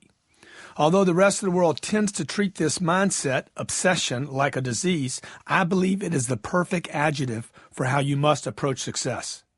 To dominate your sector, your goal, dream, or ambition, you must first dominate your every interest, thought, and consideration. Obsession is not a bad thing here. It is a requirement to get where you want to go. In fact, you want to be so fanatical about success and the creation of success that the world knows you will not compromise and will not go away. And until you become completely obsessed with your mission, no one will take you seriously. Until the world understands that you're not going away, that you are 100% committed and have complete and utter conviction and will persist in pursuing your project, you will not get the attention you need and the support you desire. In this context, obsession is like a fire. You want to build it so big that people feel compelled to sit around in admiration. And as with a fire, you have to keep adding wood to sustain the heat and the glow. You obsess over how to keep your fire burning, or it will turn to ashes. To create a 10x reality, you have to follow up every action with an obsession to see it through to success. You need to stay seriously motivated to take 10x actions every day. Though people take action constantly, we know that much of this isn't the kind of action that's actually going to get them anywhere. Most people are doing nothing or have already given up, and others retreat in an attempt to avoid failure and negative experiences. Huge segments of the population are merely operating at normal levels, average levels, in order to get by and fit in. Each of these groups lacks the obsession to see their actions all the way through to success. Most people only exert enough effort for it to feel like work, whereas the most successful follow up every action with an obsession to see it through to a reward. If you become obsessed with your idea, your purpose, your goal, you will become equally addicted to the idea of making it actually work. Anyone who makes it his or her mission to create long-term positive 10x survival will have to approach each moment, decision, action, each day with this level of fixation. After all, if your ideas do not excessively preoccupy your own thoughts, then how can you expect them to ever preoccupy the thoughts of others? Something has to absorb your thinking every second of every day, so what will it be? Be obsessed with something. Make your dreams, your goals, and your missions, your mind's actions, dominant concern. The word obsessed tends to have negative connotations because many people believe that obsession with something or someone is usually destructive or harmful. But show me one person who has achieved greatness, extraordinary success without being obsessed at some level. I dare you. You simply cannot do it.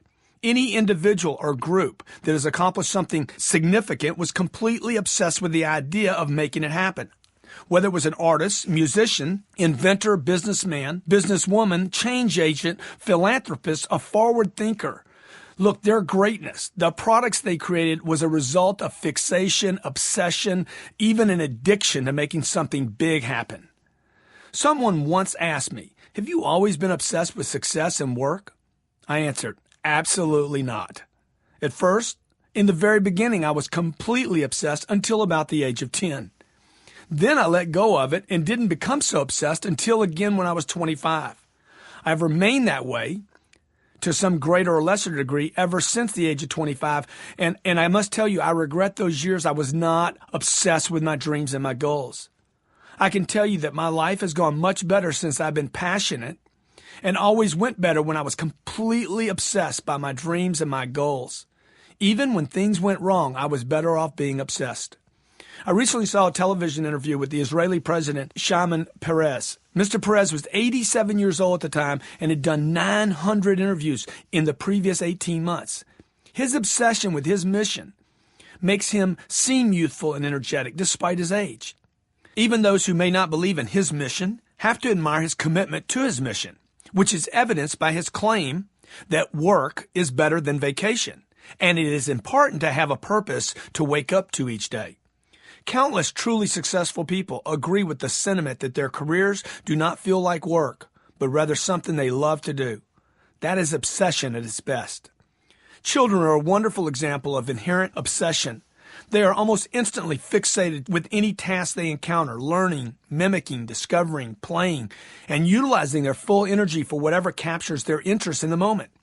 Unless some part of their development has been delayed or hampered, no child approaches his or her activities without thorough obsession and complete preoccupation, fixation with whatever it is they desire in that moment, be it a fat pacifier, a toy, food, daddy's attention, or an urgent need to be changed.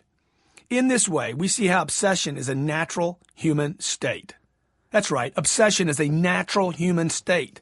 It doesn't become a problem until a parent, caretaker, or teacher, and eventually society as a whole, begins suppressing this fixation or obsession. They often make the child feel as if his or her commitment to a goal, any goal in fact, is wrong rather than something natural and very right. At this point, many children begin to assume that their interests, their intense interest in life, and their discovery for life, their innate commitment to being fully engaged is somehow wrong or unnatural.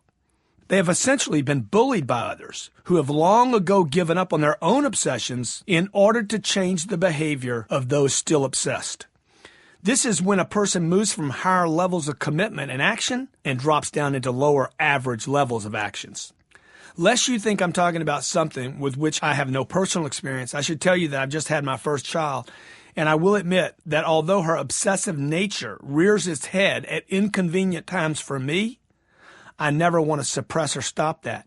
It is my fervent wish that my daughter becomes obsessed with whatever her dreams are, that she never gives up achieving those dreams and then spends the rest of her life improving on them. I love the feeling that comes with being obsessed about an idea. I admire seeing others who are that fanatical and committed. Who isn't moved by people or groups that go after things in which they believe with their complete heart? Or who is so consumed by their ideas that they wake up to their dreams each day, work on them all day long, and then go to sleep and actually dream about them throughout the night? As soon as other people are able to see your intention, your conviction, and commitment in the passion of the individual's thoughts, ideas, and movements, they will get out of the way. I suggest that you become obsessed with the things you want. Otherwise, you're going to spend a lifetime being obsessed with making up excuses as to why you didn't get the life you wanted. It is unfortunate that people with this kind of voracious obsession and fierce drive, this fixation for success, are somehow categorized as off-balance, work-addicted, obsessive in a bad way, and a whole litany of other labels. Just imagine, what if the world saw a person's unwavering passion, undying obsession, and a bonfire-like desire to see their goals all the way through as gifts rather than as defects or diseases. Wouldn't we all accomplish more? Why do people have to turn a passion for excellence and an obsession to succeed into something negative? It's interesting, however, that once the obsessed finally do become successful, they're no longer labeled as crazy, but instead become geniuses, exceptions to the rule, and extraordinary. What if the world admired, expected, and even demanded that we each operate every single day with an obsessive focus on our goals and dreams? What if we actually punished the people who didn't act with obsessive passion, commitment, and we then rewarded those who saw their projects all the way through to success? Our society would be overwhelmed with inventions, solutions, new products, and higher levels of efficiency. What if the world encouraged obsession instead of judging it and mislabeling it? What if the only thing standing in the way of your greatness was that you just had to go after it obsessively, persistently, and as though your life depended on it? Well, it does. Would human beings have made it into space if a team of people hadn't been obsessed with making it into space? Can a country become great without its leaders being obsessed with greatness? Would any remarkable leader water down his or her dreams and encourage the team to adopt a take it or leave it attitude? Look, of course not. Do you want your team drugged, lethargic, and robotic, or obsessed with positive outcome and victory? Never cut anything, never dilute greatness, never pull back on your horsepower, and never put a limit on your ambition, your drive, and your passion. Demand obsession of yourself and all those around you. Never make it wrong to be obsessed. Instead, make it your goal. Obsession is what you will need to set 10x goals and then to follow them up with 10x actions. Remember as well that making your goal too small won't allow you to gather the right fuel or take the right amount of action to break through the resistance, competition, and changing conditions.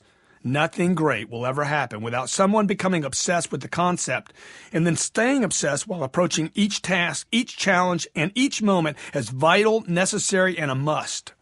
The ability to be obsessed is not a disease. It's a gift. Exercise. I want you to write down the names of 3 people that you know have been obsessed and then later did something great. Number 2, what good thing do you need to be obsessed about again in your life? Number 3, why is it better to be obsessed than not be obsessed? And number 4, what goal would cause you to become obsessed? Chapter 13, go all in and overcommit. Now that I hopefully have rehabilitated your opinion about the nature of obsession, let's discuss what we have to do to get you all in on every action and fully commit to every opportunity. You know, most people are familiar with this all-in concept as a poker term. It's what takes place when a player puts all of his chips at risk and either gets knocked out or doubles up. Though I'm not talking about money or chips here, I'm referring to a much more important bet. Your efforts, creativity, energy, your ideas, and persistence. Massive action is not like a poker table. You never run out of action chips in life. You never can use up all your energy and effort by committing yourself fully. The most valuable chips you have are not money. It's your mindset, your actions that's persistent and creativity. See, you can go all in with energy as many times as you want, because even if you fail, you can keep going all in. Most of society discourages the all-in mentality because we are taught to play it safe and not put everything at risk. We're encouraged to conserve and protect ourselves from losses rather than to go for the big payoff. Look, the giants on this planet are willing to make the big plays. They're willing to go all in. This mindset is yet again based on the myth that your energy, your creativity, and your efforts are material things with limited quantities that can't be replaced, but it's not true. There are certain things in life that do have limits, but you don't unless you impose limits on yourself. It's vital that you get your head completely reworked about taking action and that you understand there is no limit to how many times you can continue to take new action. Look, you can fail or succeed as many times as you want and then do it over and over again. Also, you can't ever hit it out of the park if you don't initially make contact and swing for the fences. And you will never hit it big if you don't discipline yourself to be all in when you don't take action. We have all heard the fable of the tortoise and the hare. The implied lesson, of course, is that the tortoise wins because he plods along and takes his time, whereas the hare rushes, becomes tired, and misses his opportunity to win. We're supposed to derive from this beautiful little fable that we should become tortoises, individuals who approach our goals steadily and slowly. If there was a third player, however, in the fable, who had the speed of the hare and the steadfastness of the tortoise, he would smoke them both and have no competition. See, the fable would then be called Smoked. The suggestion here is to approach your goals like the tortoise and the hare, by attacking them ruthlessly from the beginning and also staying with them throughout the course of the race until finality. Remember, there are no shortages of how many times you can get up and continue. There's no failure unless you quit. It is impossible for you to use up or exhaust all your energy. It is impossible for you to exhaust your creativity. It is impossible for you to run out of ideas. Look, you can never lose the ability to come up with new dreams. There is no shortage on this. You'll always be able to create more energy, to think creatively, to look at a situation or event differently, to give someone another call, to use another tactic, or act with more persistence. There will always be another hand for you to play. There will always be another day and another chance. If the bank you are working with continues to refill you with new supplies of energy, creativity, and persistence, then why not go all in on every hand? Entrepreneurs, and especially salespeople, suffer most when they fail to go all in, a topic discussed in my first book, Sell to Survive.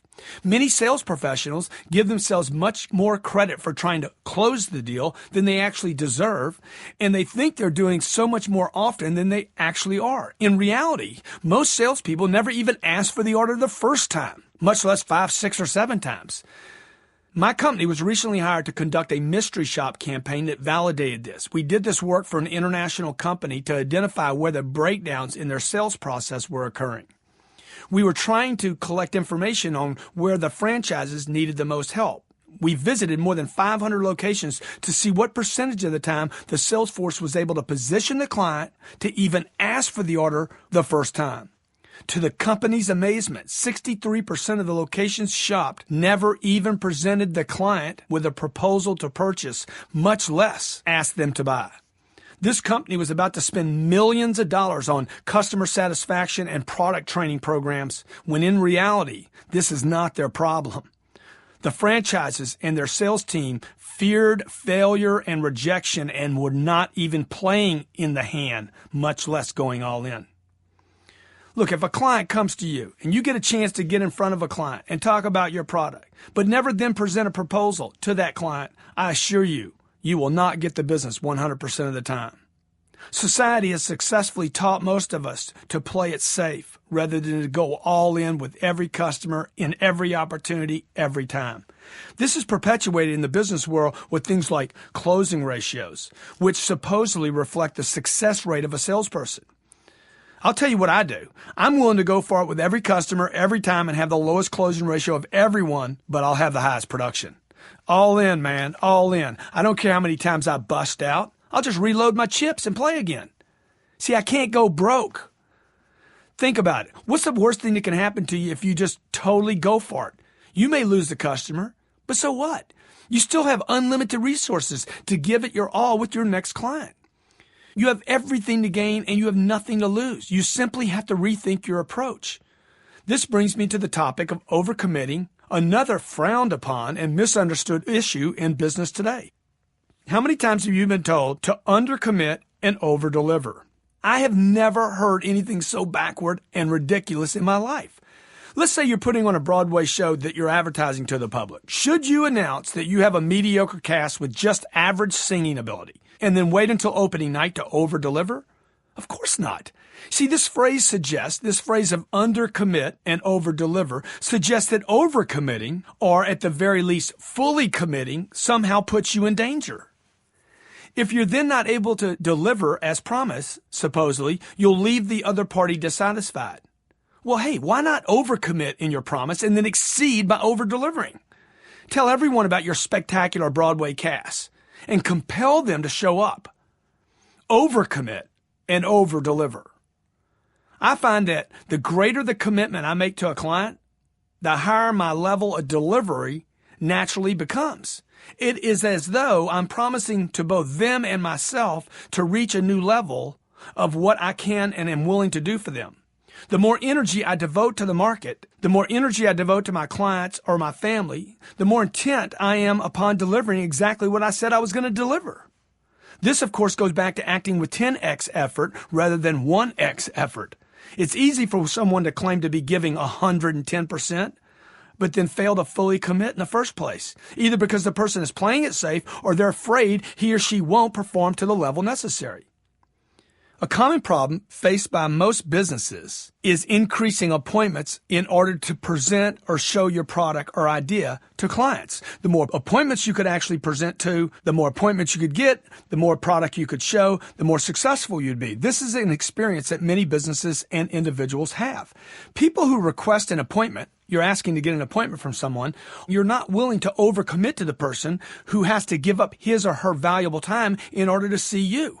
Look, you need to make grand claims. You need to overcommit. You need to make extreme promises that will immediately separate you from the other masses of people that are trying to get appointments as well. And this will therefore force you to deliver at 10x levels. The only way to increase appointments and solve your business problem is to increase the number of people with whom you speak and then amplify the reason why this person should give you their time.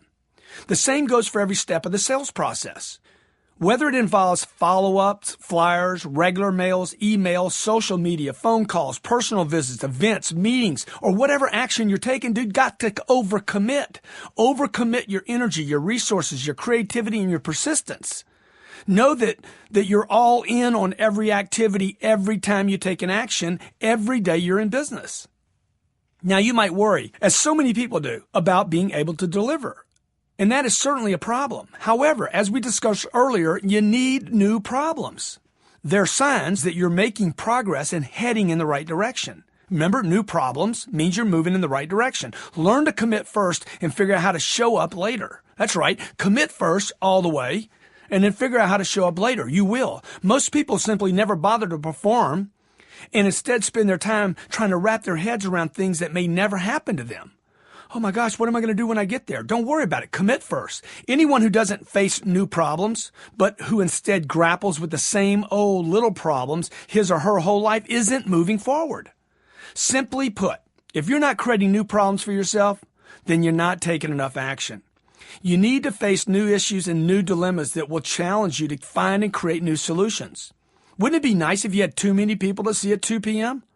Or if you had a line outside your restaurant because there were so many people waiting for a table? Wouldn't those be good problems? You know, one of the major differences between successful and unsuccessful people is that the former look for problems to resolve, whereas the latter, the unsuccessful, actually make every attempt to avoid problems. So remember, overcommit, be all in, and take massive levels of action, follow up by massive amounts of more actions. You'll create new problems, and I promise you, you will deliver at levels that will not just amaze your clients, but will amaze you. Exercise. What does it mean to you to go all in? Why do most members of society discourage going all in? What is the reason why salespeople fail?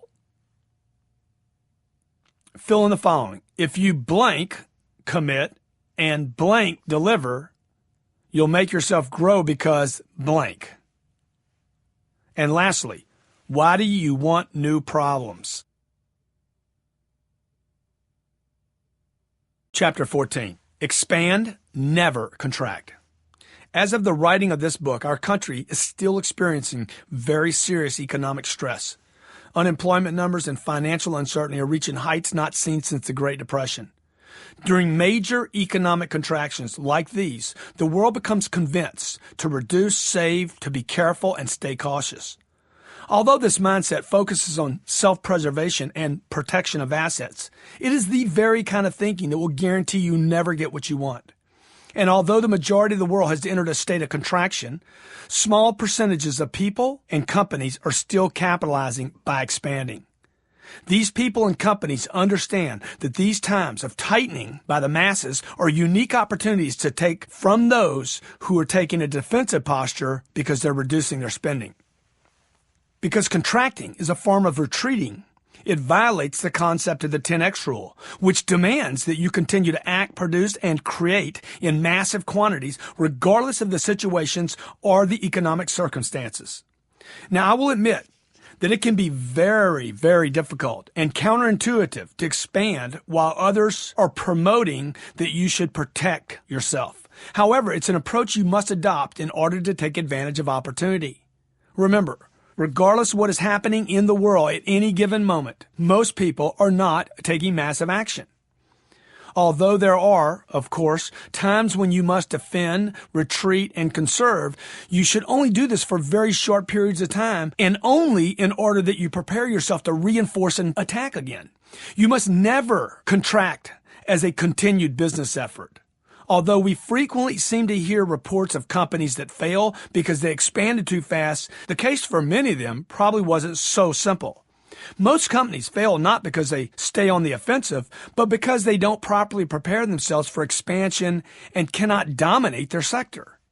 The idea of constant, unwavering expansion is counterintuitive. It's even unpopular. However, it will separate you from the rest of the pack more than any other single activity.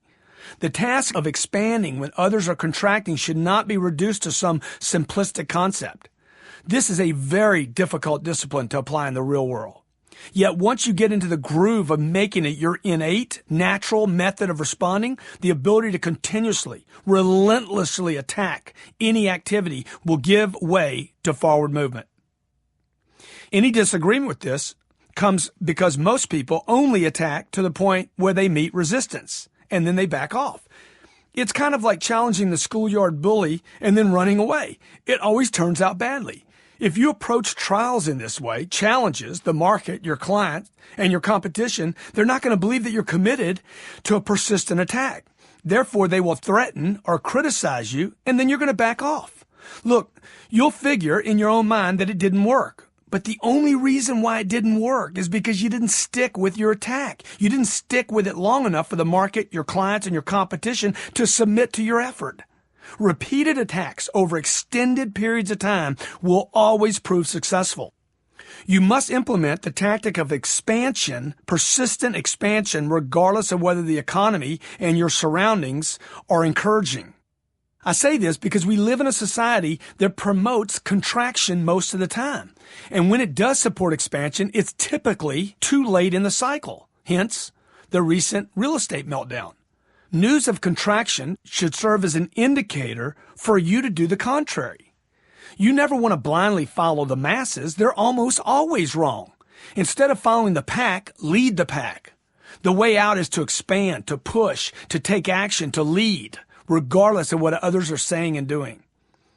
I watched others in the same sector I work in start to cut their staff and their promotion dollars during the Great Recession, which served as a green light for me to augment my own forces. I didn't cut employees. I didn't cut promotional spending. Instead, I increased both.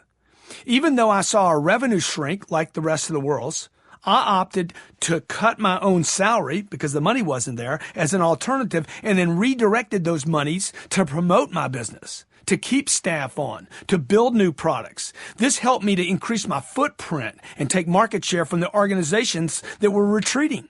In fact, I spent more money on advertising, marketing, and promotion in the course of the 18 months than I had in the previous 18 years. I realized how counterintuitive this was and is for most people. And I fully admit it was terrifying. It was scary. Every night I went to bed wondering if I was doing the right thing, second guessing my every action.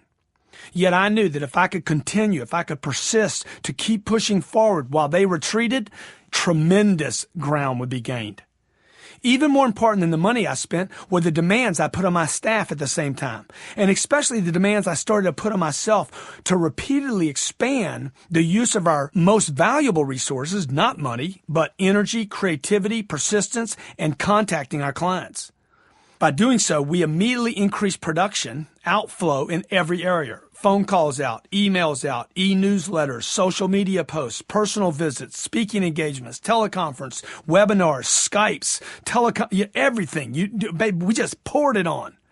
Over that 18-month period, over a year and a half, I then published 4 books, introduced 4 new sales programs, produced more than 700 segments of training material for a virtual training site that we created. I delivered 600 radio interviews. I wrote more than 150, probably closer to 200 articles or blog entries, and made thousands of personal phone calls. While the rest of the world withdrew, we expanded on every front possible. Pretty much everyone in the world was being convinced that the only saving grace at that time was to save, and so they did. It's always intriguing to me that when people start saving money, they immediately begin saving everything else, almost automatically. This is very important to understand. It's as though the mind is unable to distinguish between saving paper bills or numbers in a bank, what you call money, and not also save creativity, save their energy, save their persistence, and save all their effort. They seem to do all at the same time. The whole world in this 18-month period of time, still going on today, the whole world started to hold back on expenditure of not just dollars, but their effort, while just a few people like myself, the obsessed, expanded. Who do you think comes out on top in those moments? People have asked me in my seminars how and why I decided to expand at a time where things were so uncertain.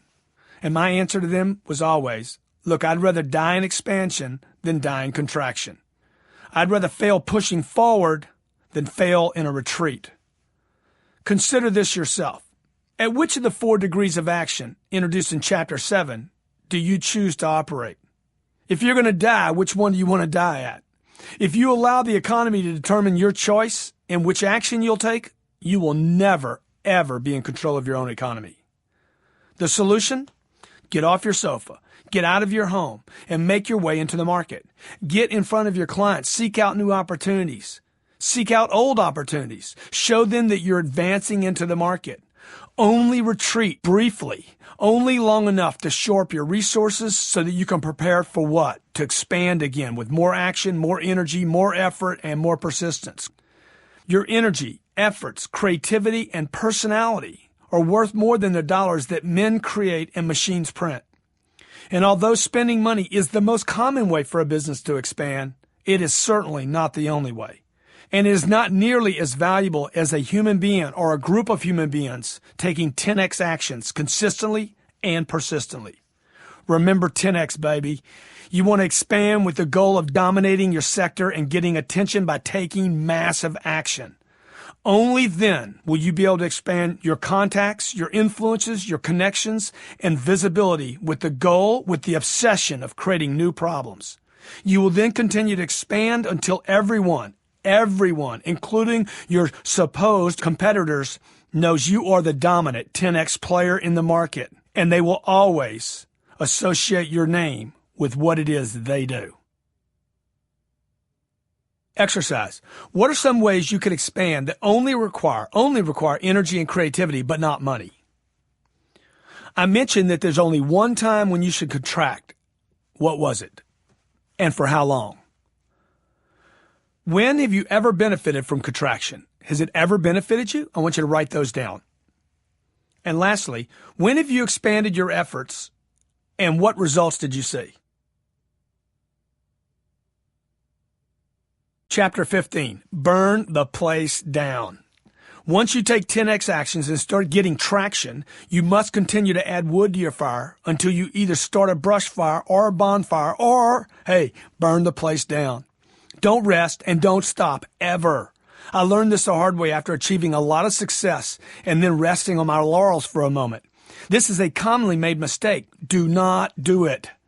Keep stacking wood until the fire is so hot and burns so brightly that not even your competitors, not even market changes can put the fire out. Your fire has to continue to be stoked, and that means more wood, more fuel, and in your case, more actions. Once you start operating like this, it will become almost second nature to continue because you're going to be winning. You're going to continue with new actions. It's easiest and most natural to continue taking massive actions when you are winning. And winning is only possible with more massive actions. When you begin to see things heat up, you'll quickly become aware, even obsessed with the possibilities before you, and will start to see new levels of positive results. Your actions will start to perpetuate themselves like a flywheel that, once it gets going, continues going by itself. Newton talked about the law of inertia. An object in motion continues to stay in motion. Hey, keep taking action until you can't stop your forward momentum. You might even find yourself operating on less sleep, less food, because you're literally subsisting on your adrenaline generated by your victories.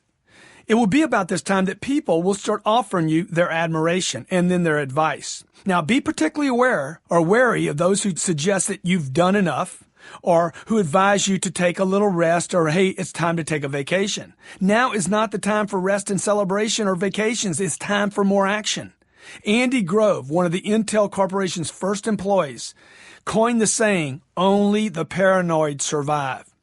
And although I'm not recommending that you spend your entire career in a state of paranoia, I do believe that you must stay committed to taking action.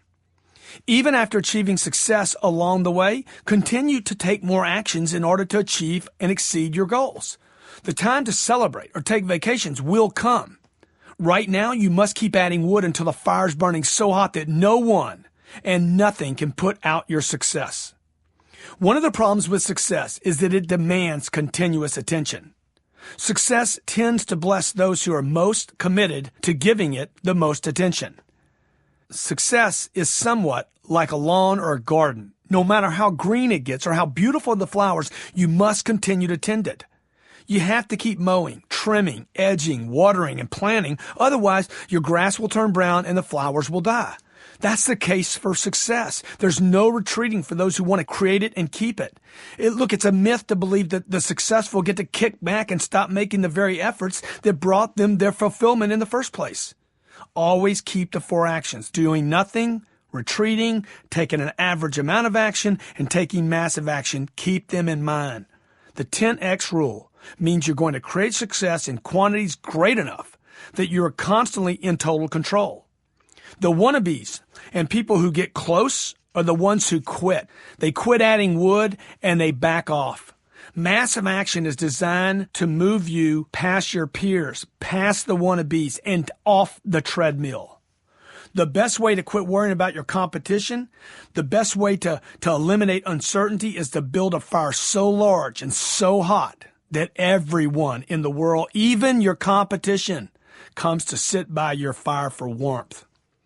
Keep in mind, most competition is created by those who are unwilling to operate at the higher levels of action, those who are merely imitating the efforts of others.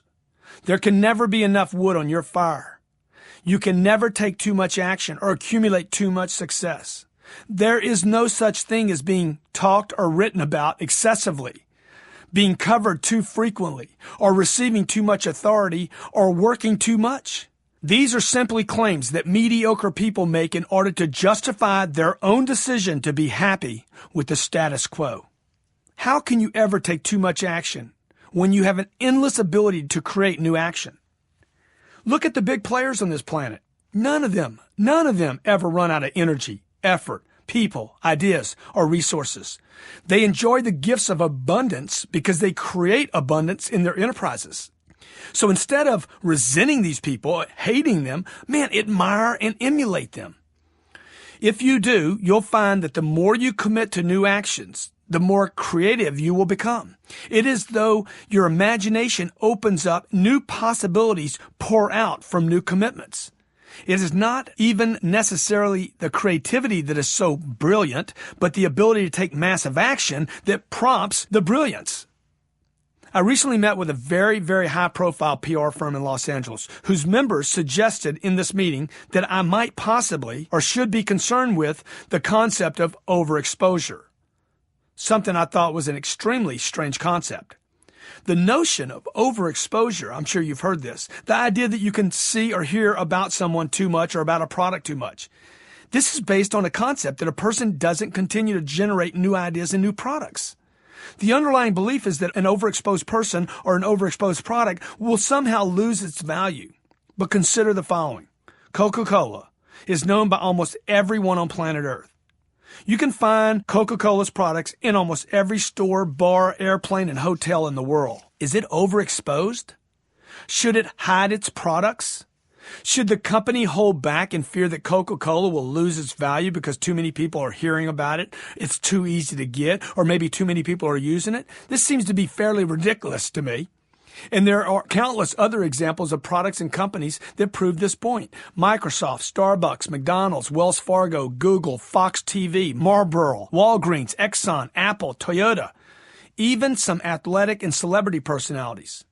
Overexposure for most of you is not the problem. Obscurity is the problem. Remember, if you don't know me, then it doesn't matter how good my product is or how low my price is. Remember, if you don't know or know about me, then it doesn't matter how good my product is or how much it will do for you or how low the price is. And even if overexposure was a true problem, which is not, look, I'd still rather be overexposed than face obscurity. The sad but true fact is that most people don't even get in the neighborhood of overexposure. Most people never get inspired enough to build a bonfire so hot that others come to it. They're either miseducated, socially programmed to settle for less, or fear that their actions will somehow get them out of control. I promise you, this will not happen to you. You must build your fire so big and so hot that you not only burn the house down, at least willing to burn the house down, but you incinerate everything in your path.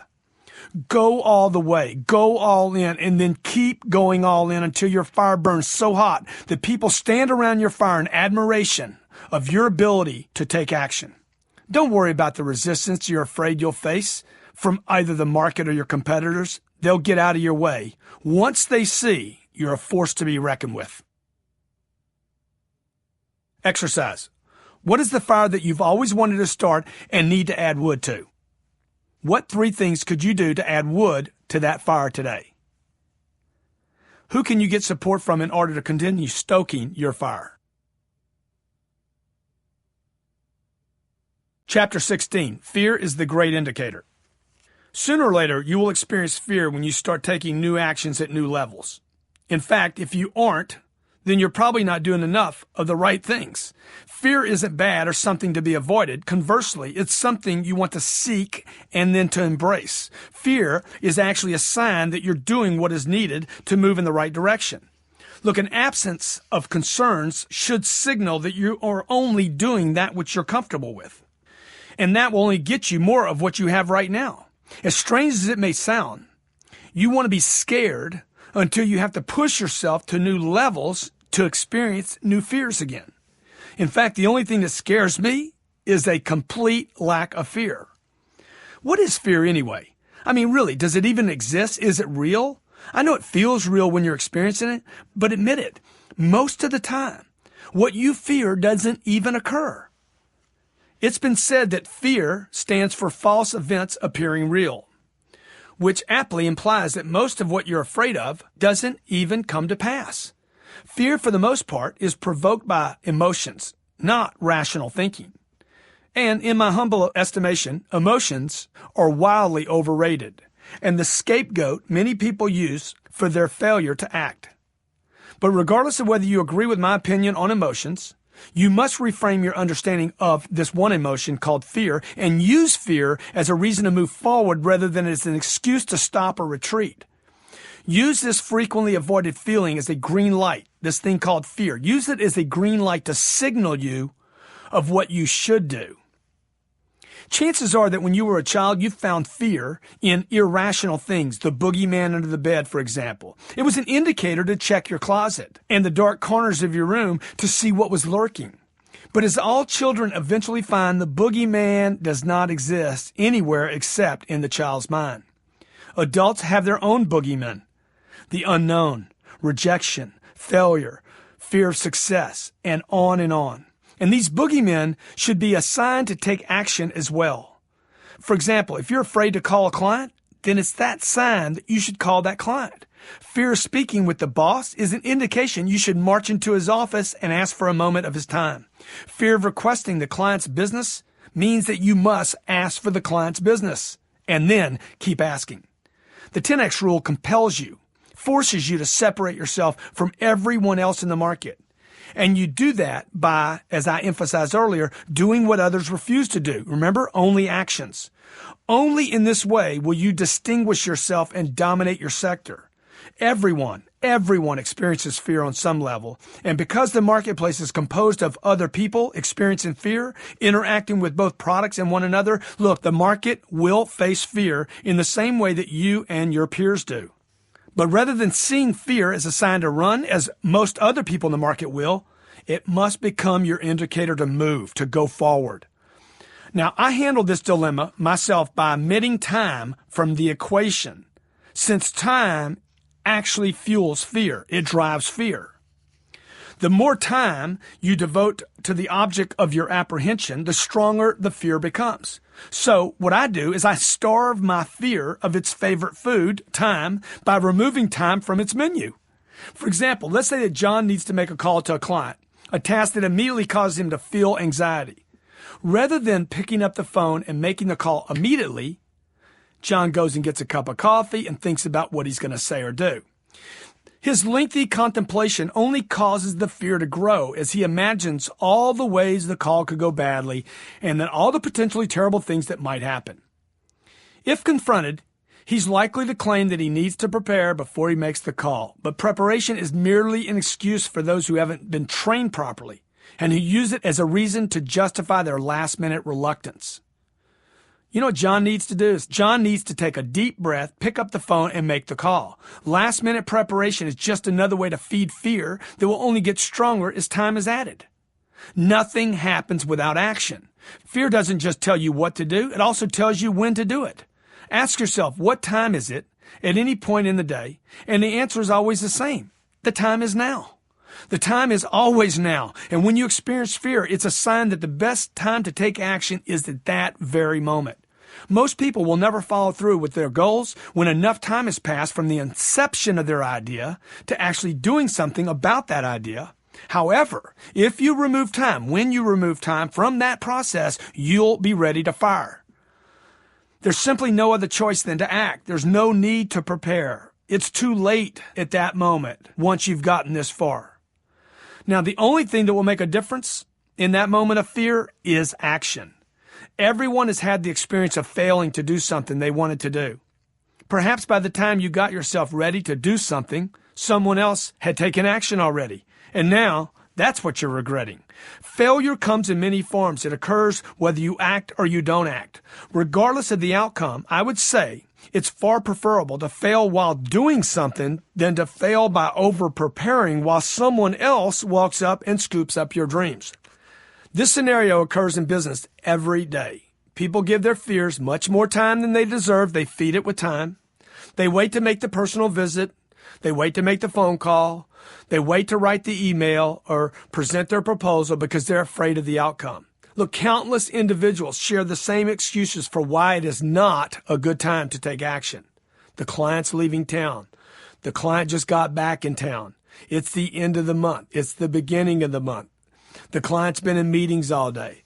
They're about to go into a meeting. They just bought something. They don't have the budget. They're cutting back. Business is bad. There's been a change in management or staff. I don't want to bug them.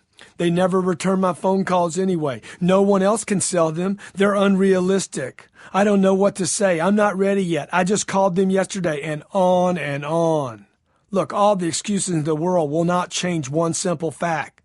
That fear is a sign to do whatever it is you fear, and do it quickly. My wife tells me all the time, you seem fearless. How do you do that? I want to be fearless like you. The truth is, actually quite the contrary. I am scared most of the time. However, I refuse to feed fear with time and allow it to get stronger on me. I opt instead to get things done quickly as fast as possible. I've learned that it's simply better for me to take the quick approach even if I'm unprepared.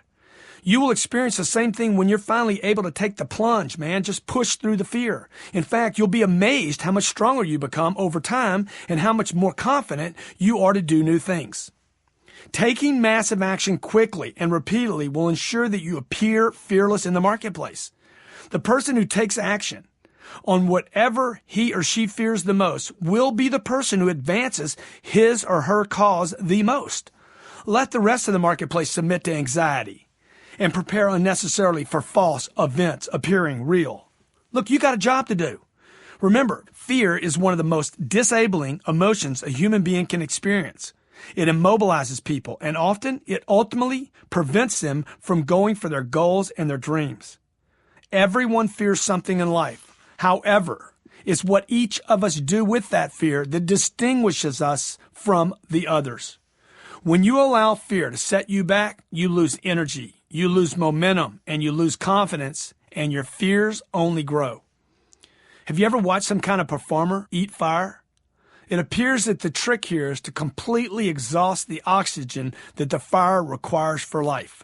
When the fire eater pulls away too early, the oxygen refuels the fire, which will then, of course, burn the fire eater. The same is true with fear. If you back off from it, even the slightest bit, if you give it even the slightest bit of oxygen that it needs to stay alive, it will get bigger.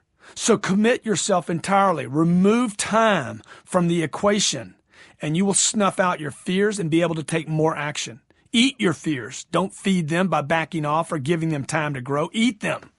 Learn to look for them and use fear so that you know exactly what you need to do to overcome them and then advance your life. Every successful person I know of has used fear as an indicator to determine which actions will provide them with the greatest return. I use fear in my own life every chance I get to remain aware that I am growing and expanding myself. Look, if you're not experiencing fear, you're not taking new action and you're not growing. It's as simple as that. It does not take money or luck to create a great life. It requires the ability to move past your fears with speed and power. Fear, like fire, is something from which you should never pull away. Rather, it should be something you use to fuel the actions of your life. Exercise. What are your 3 biggest fears? Number 2, whom do you fear contacting who could help you or improve your business? And number 3, what'd you learn about fear in this chapter? Chapter 17, the myth of time management. I should begin this chapter by admitting that I do not consider myself a great manager by any means. Neither have I been a great planner. In fact, I've never even written a business plan in my life for any of my businesses. However, I've always been able to effectively manage myself well enough to build multiple companies from scratch that are profitable. Time management has never been something I considered valuable for myself, even though I do spend time on those things that I think are most valuable. I often receive questions about time management and balance in my seminars. I have found throughout my career that the people who are most concerned with time management and balance in their lives are the very same people who believe in notions of shortages that we discussed in the earlier chapters. Most don't even know how much time is available to them or what tasks are most necessary to accomplish in the time they have. Look, if you don't know how much time you have or need, then how on earth can you expect to manage time and balance it? The first thing you must do is to make success your duty by setting distinct and definitive priorities. I can't do this for you. Of course, everyone's priorities are different. However, if success is a main concern for you, then I would suggest that you spend most of your time doing those things that will create success. Of course, I don't know what success means in your life. It could involve a variety of people and things, finances, family, happiness, spirituality, physical or emotional well-being, or if you're like me, it would include all of them. And remember, it can be all of them for you. I personally am not interested in balance in my life. I am interested in abundance in every area. I don't think I should have to sacrifice one in favor of another. Look, successful people think in terms of all, whereas unsuccessful tend to place limits on themselves and think in terms of one or the other. They may believe that if I'm rich, I can't be happy. Or if I thrive in my career, then I won't have time to be a good father, a good husband, or a spiritual person. In fact, It's interesting to me to notice that the people who put limits on them the most about what is available to them are also the most inclined to talk about balance. However, this is a flawed manner of thinking that neither time management nor balance will resolve. Look, as far as I'm concerned, it's pointless for people to worry about time management and balance. The question they should be asking is, how can I have it all in abundance? Successful people have attained the things they desire in quantities so great that no one can take them away from them. And how can a person consider him or herself successful if he or she isn't happy? What happiness is there in being unable to pay the bills or provide for your family or worry about your future?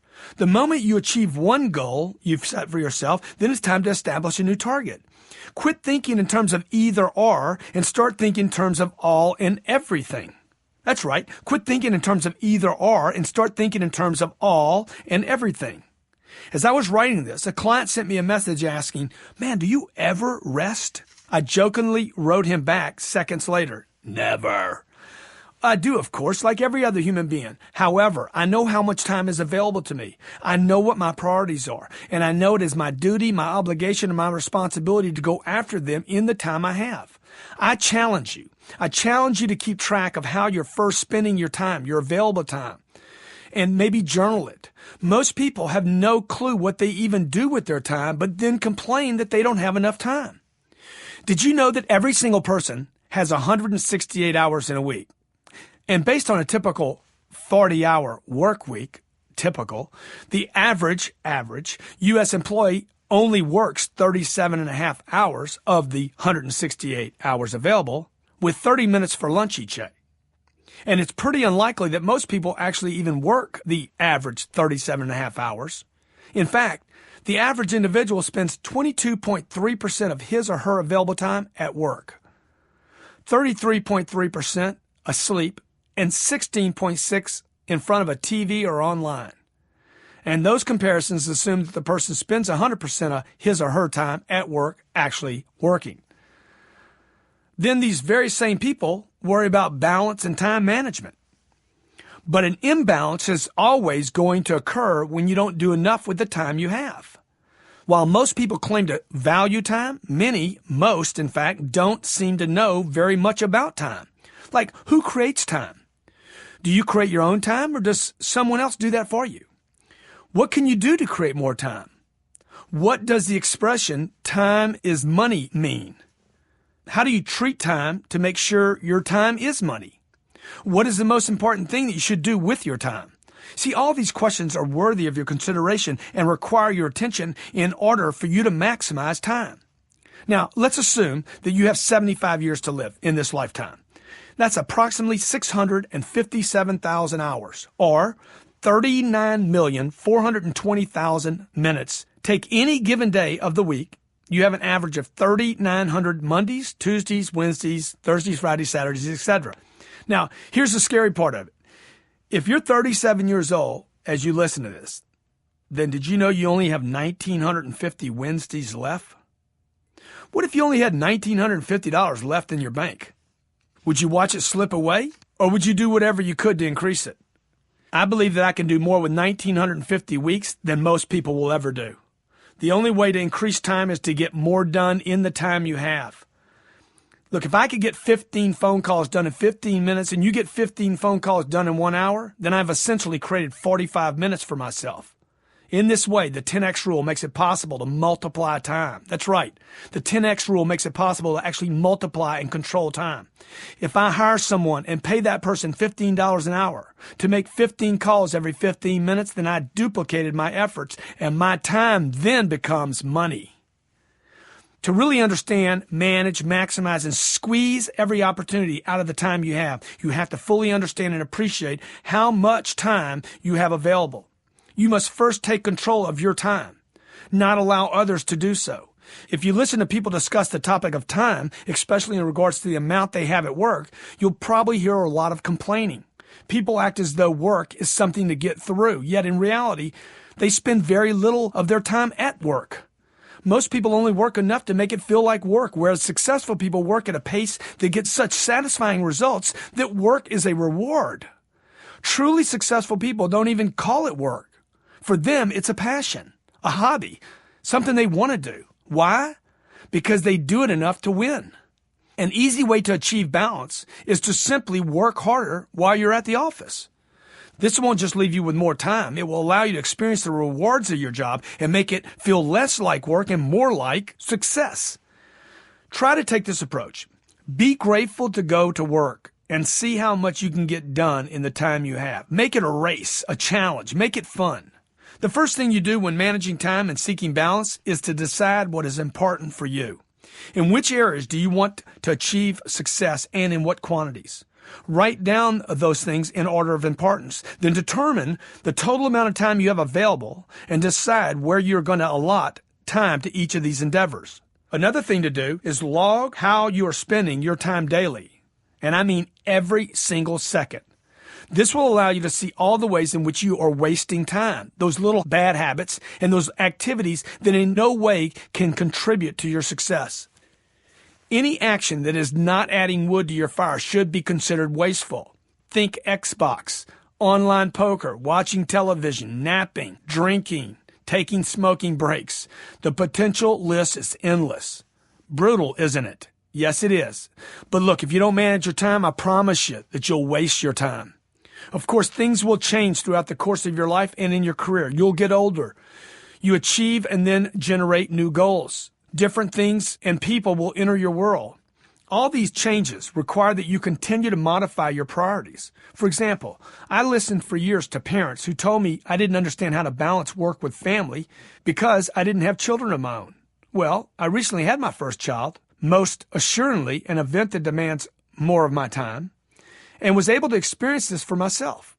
What I found was not a problem with balance or work, but rather a solution based on priorities.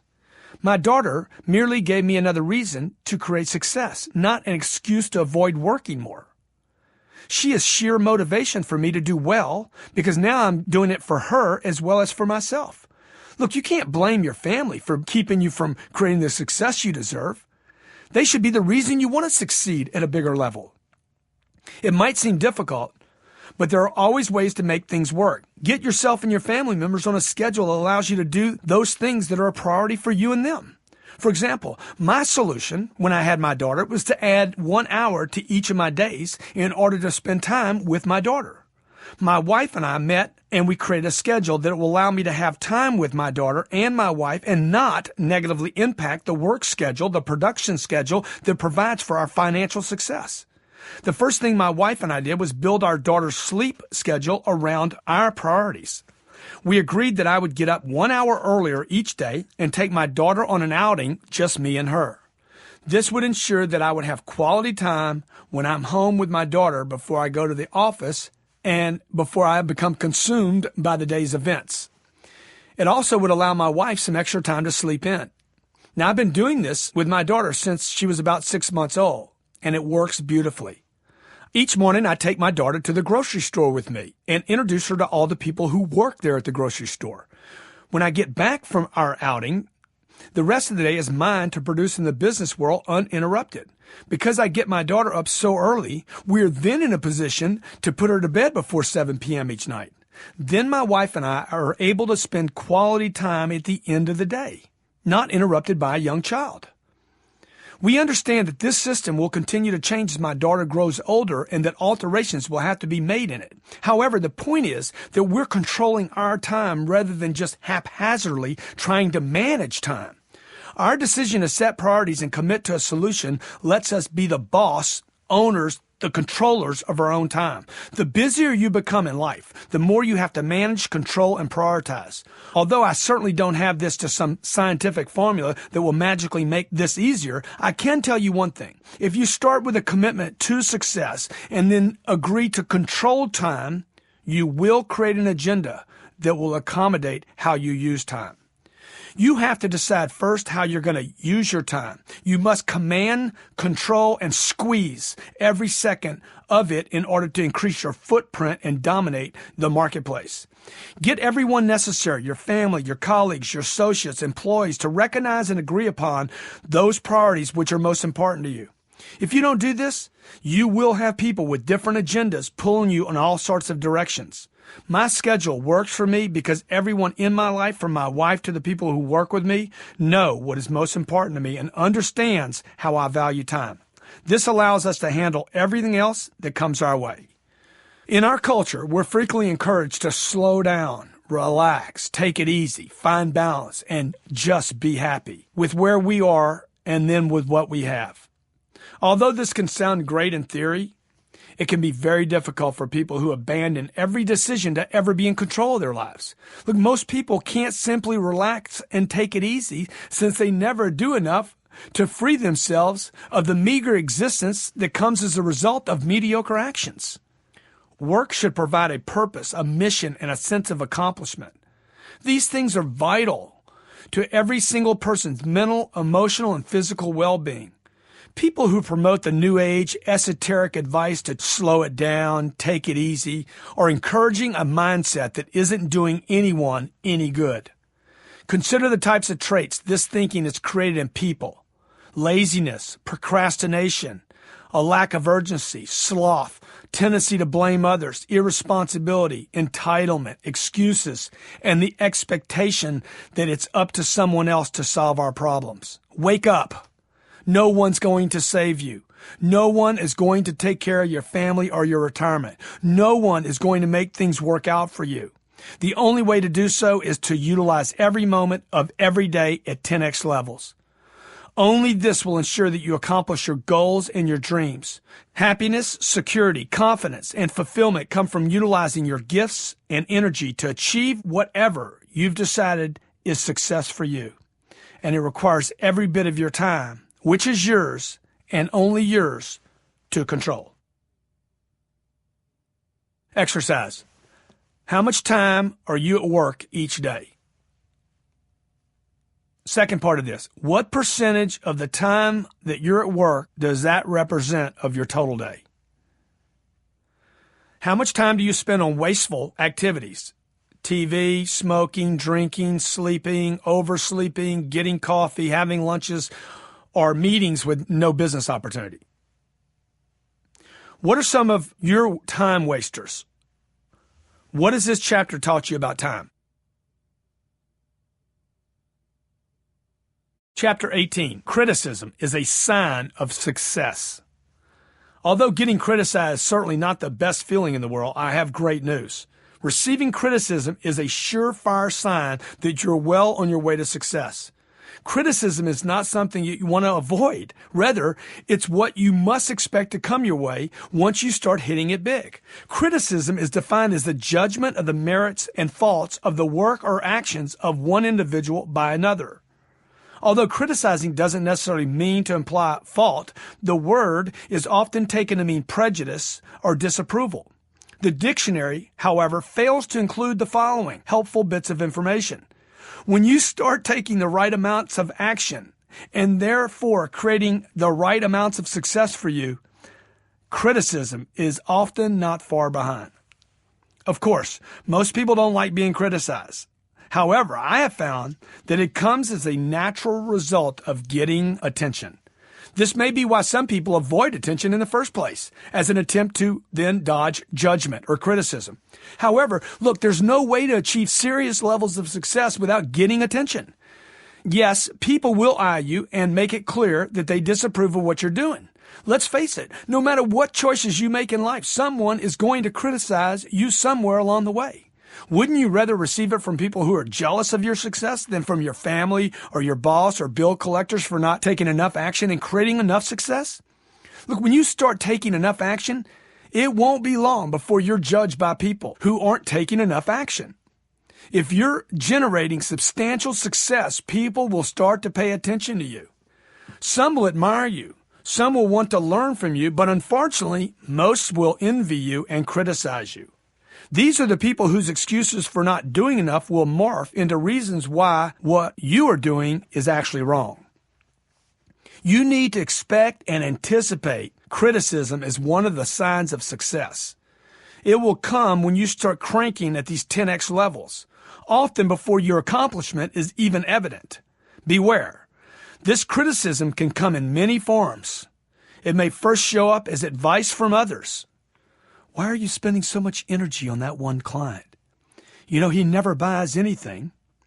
Or you might hear, you should really enjoy life more. It's not all work, These are the kinds of things that people start to say to you to make themselves feel better because your abundance of activity highlights their deficiency of activity. Remember, success is not a popularity contest. It is your duty, your obligation, and your responsibility. A buddy of mine who's in the fence business in Louisiana once admitted to me, "Grant, I don't want attention. The minute I get attention, the competitors start coming after me. I want to fly under the radar so no one knows what I'm doing." Now, although that's certainly one way to approach your success, you can't fly under the radar for too long and expect to ever make it to the top. Laying low in order to avoid attention and consequently criticism probably means that you're holding yourself back to some degree. Your fear of being attacked is keeping you from going for it completely. However, once the naysayers realize and acknowledge that you aren't going away and that your success is something they should imitate, not judge, they will give up and find someone else to criticize. Weak and overwhelmed individuals respond to others' success by attacking it with criticism. The moment you elect to dominate or acquire territory, you run the risk of becoming a target for these people. You see this in politics constantly. When neither side has any real solution, they merely distract all of us by just criticizing and laying into one another. It doesn't do anyone any good. Criticism of any individual or group should be a signal to the recipient that the person flinging mud is threatened by the entity he or she is actually belittling. People who habitually disparage others with criticism like this usually don't have a solution to their own situation except to degrade another. The only way to handle criticism is to foresee it as an element of your success formula. Much like fear, it's a sign that you're making the right moves in the right volumes, getting enough attention, and making a big enough splash. One of my clients recently called my company to complain that my staff was following up with him too aggressively. I called to ask him what the problem was. After listening to him malign my employees for doing what was essentially their job, I said to John, "Knock it off. These people are simply doing what they know is right because they know we can help you. The fact that you haven't made a decision to move forward and haven't pulled the trigger is what should be criticized here. But I will refrain from doing so because it won't do either of us any good. Now let's stop the negativity and do something positive to move your company forward." I then rewarded my staff for aggressively following up with my client. Receiving complaints about too much follow-up is an indication that my staff is moving in the right direction, not the wrong one. I refused to allow the client's protest to stop us and supported my staff in their efforts. We all understand at my office that criticism is part of the success cycle. I won't apologize for any employee of mine who is seeking success. And in case you're wondering, we did close the deal. This very same client now tells people with admiration and praise that those guys follow up like maniacs. When I finished college, I got a full-time sales job rather than taking a position in the area in which I had received my degree. Within a couple of years, my sales results had taken me to the very top 1% of all the salespeople in that industry and way ahead of the people with whom I worked directly. And if you think they didn't criticize me, well, think again. Of course they did. They made jokes about me, poked fun at me, tried to distract me, and even tried to convince me to cease the very actions that had gotten me to where I was. That's what lower performers do. That's what average performers do. They make others wrong for doing what is necessary in order to make themselves feel okay with what they're doing. The highest performers, the winners, respond by studying successful people and duplicating how successful people got successful. They train themselves to reach the top performer level.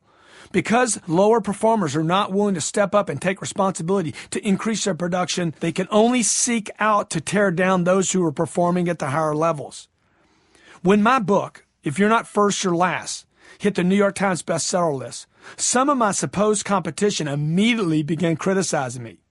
One person called the book's title arrogant. Another asked, "Who does Cardone think he is?" Yet another suggested I was getting too big for my own good, whatever the hell that means. One person even called to tell me to get a new editor because he claimed that the grammar was wrong. Did I pay attention to any of these comments? Not for a second. I had a New York Times bestseller. From what I can tell, criticism precedes admiration, and like it or not, goes hand in hand with success. First comes the criticism, then the admiration, and then the success. So keep pouring on the success, and sooner or later, the very same people who are putting you down will be admiring you for what you have done. Those who have initially judged your actions will later be singing your praises, just as long as you take the criticism as a sign of your growing success and keep the accelerator on your actions at 10x levels. After all, what better way to retaliate against criticism than to keep succeeding? Exercise. What have you learned about criticism now? 2. What criticism would you most like to hear from others? 3. Give 3 examples of when you have seen people go from criticizing others to then admiring them. Chapter 19. Customer satisfaction is the wrong target. The topic of criticism provides an appropriate segue into a discussion about what I believe to be the overused and abused concept of customer satisfaction. One of the first protests I hear from people to whom I promote the idea of 10x actions is their concern that customer satisfaction will somehow be damaged. They worry that if they and their company push too much or become overly aggressive, they'll somehow hurt their brand's reputation in the marketplace. Although I suppose that's possible, it's much more likely, due to the overabundance of products and organizations available today, that no one will even know about you or your company or notice your brand in the first place. The board of trustees of a national cable channel I was working with became concerned that a new show that the executives were very excited about did not fit the network's brand. I told them, if you don't start bringing TV to people's homes that is current and relevant and that people have to tune into, you ain't gonna have a brand to defend. When you fail to find supporters, establish customers, secure investors, and close the deal because you failed to do whatever it takes to get the job done, then you hide under the excuse of protecting your brand and customer satisfaction. You just as soon have a shovel in your hand and dig your own grave. Customer service is the wrong target. Increasing customers is the right target. This doesn't mean customer satisfaction isn't important. Everyone knows that customers have to be satisfied and happy in order for them to return and give a positive word of mouth to others. If your service or product or investment isn't built on satisfaction, you're a criminal. And this book will only land you in jail sooner or later. Make your primary focus commanding attention and generating new customers before you worry about making them happy. Let me explain simply. Customer satisfaction doesn't concern me and my company very much. Why? Because I know we over-deliver to our clients and provide customer service that is well beyond satisfactory. We over-deliver to every client, and we never say no until we absolutely have to. We don't even talk about customer satisfaction in my office.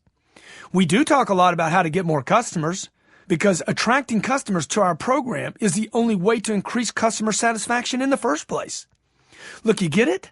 Increasing customer satisfaction is impossible without increasing customers. Whether someone signs up for our free tip of the week or buys a book for $30 or an audio program for $500 or gets involved in our long-term training contracts, or pays our company millions of dollars to customize a training program, either way, I'm over-delivering. I'm going to over-deliver what's expected. I only concern myself with getting more customers. Then I over-deliver to my clients always. I am most worried about non-customer satisfaction.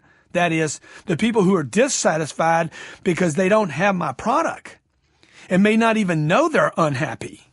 I know that the only dissatisfied clients that we can have are those who don't have my products or who have them and are not using them correctly, or people that don't know me. We talk about how getting our clients to increase their usage in our material, our books, our programs, our systems, and our processes is the only way to increase customer satisfaction. Not getting a client or having a client use your products incorrectly are bigger outpoints than most of the ways that customer satisfaction is thought of. A customer getting the package a day late is an issue and should be handled. But look, the client who never buys your product suggests you have a real serious customer satisfaction problem because you never made the person a customer in the first place. The first problem you can easily fix. The second one will kill you. I seek out clients who are qualified to do business with us. I then attend to that individual or company until they agree to hire me, knowing that until they get my product or service, they can't be satisfied. This isn't a pitch. This is what I believe to be true. The attainment of the customer insistence is paramount to customer satisfaction, and customer satisfaction cannot exist without a customer. The attainment of the customer is the most important thing to me. Same thing in relationships. First, it's getting the wife. Then it's keeping her happy. Then it's growing the family. Then it's looking at new ways to keep everyone happy. What was most important? Look, getting the wife was paramount to wife satisfaction. It's impossible for a company to create success by just focusing on customer satisfaction. I believe that the trend of focusing on customer satisfaction has proven to be a detriment to customer acquisition. Companies become so consumed about their supposed customer satisfaction that many are failing to aggressively acquire and expand their market by getting new customers. Customer service is a business term meant to measure how the products and services that companies supply meet or exceed customer expectations after the purchase. This assessment, customer satisfaction, is supposedly a key differentiator between the brands customers follow loyally and those they abandon entirely. Yet most places that I go into never service me enough before the sale to ever acquire me as a customer in the first place. Executives tout the importance of customer service from their ivory towers, yet they forget to promote the attainment, customer assistance, the attainment of the customer to begin with. Most products don't get my attention so completely that I'm compelled to purchase them without the assistance of the company. Unfortunately, most companies and salespeople never bother to ask the customer to buy when given the opportunity and then fail to follow that opportunity up. Thus, they never make a client. No customer insistence equals no customer satisfaction. We do mystery shopping campaigns like I mentioned earlier for companies and have validated this over and over. The biggest problem with companies today is that they never made a customer in the first place. If you have a subpar offering, a product that doesn't do what you state it will, and that makes people feel like they've been cheated after the purchase, look, the marketplace will dispose of you sooner or later, regardless of your customer satisfaction score. Most people don't fail because they're offering an inferior product or a poor product. Most people fail because they never get enough customers. Does Starbucks offer the very best customer service and coffee available? Hey, I don't know. I do know that the company has made a serious investment in making it easy and convenient for you to buy their coffee. Is Starbucks concerned about people standing in line too long and getting the right coffee and being greeted correctly? Of course. But I assure you, the company is concerned first with the acquirement of the client. Does Google provide the best search engine and the best customer experience and service? Hey, I don't know. Does it look to improve the customer experience? Certainly. But first, it dominates the space so clearly and gets so much attention that it's the first site used. What's my point here? Brands that truly deliver customer satisfaction do not talk about customer service. They focus on customer acquisition. Customer insistence is senior to customer service. Emerging organizations first need people to know about them, then must do everything they can to make them happy. Remember, customer satisfaction cannot exist without a customer first. American corporations have become so obsessed with customer satisfaction that they have lost sight of the first and most vital factor, customer acquisition. Keep the main thing, as they say here in the South. Customer satisfaction should not be an initiative, but something so inherent to an organization that all its attention is focused now on customer acquisition. To garner the attention of a potential customer or market and then fail to capitalize on creating a user of your products and services makes no sense and is the most expensive of mistakes. Yet this is what happens with far too many organizations. Let's say a company successfully gets my attention long enough that I actually consider its products. But then the company doesn't do enough to actually earn my business and shut me down, making me a customer. Look, not being a customer makes it impossible for that company to make me a satisfied customer. I'm just saying, don't put the cart before the horse. Notice how executives become concerned about customer satisfaction and then start initiatives to conduct customer satisfaction surveys of the individuals who became customers, but completely ignore surveying those who never became a customer but wanted to. This is a huge miss and a great example of an only practice, as I discussed in Chapter 10, that you could use immediately on how to acquire more customers. In addition to surveying those you've acquired, garnering input from those who didn't buy from you would actually disclose much more to your company about true customer satisfaction. Don't you want to find out why you didn't acquire the business? You think you didn't satisfy a customer and therefore never made one? Most companies fail not due to lack of quality of their product, service, or their offering. They fail because they don't take enough strategic actions to acquire the client in the first place. That's why I suggest that customer satisfaction is the wrong target, because you don't even get the opportunity to satisfy someone who never evolves into a client in the first place. My point here is not to negate customer satisfaction as an acquisition or as an initiative, but to shift your attention back to the acquisition. Also understand, it is impossible to somehow completely prevent customer complaints.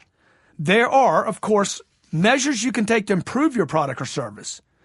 But when dealing with human beings, let's face it, you are going to get complaints and dissatisfaction.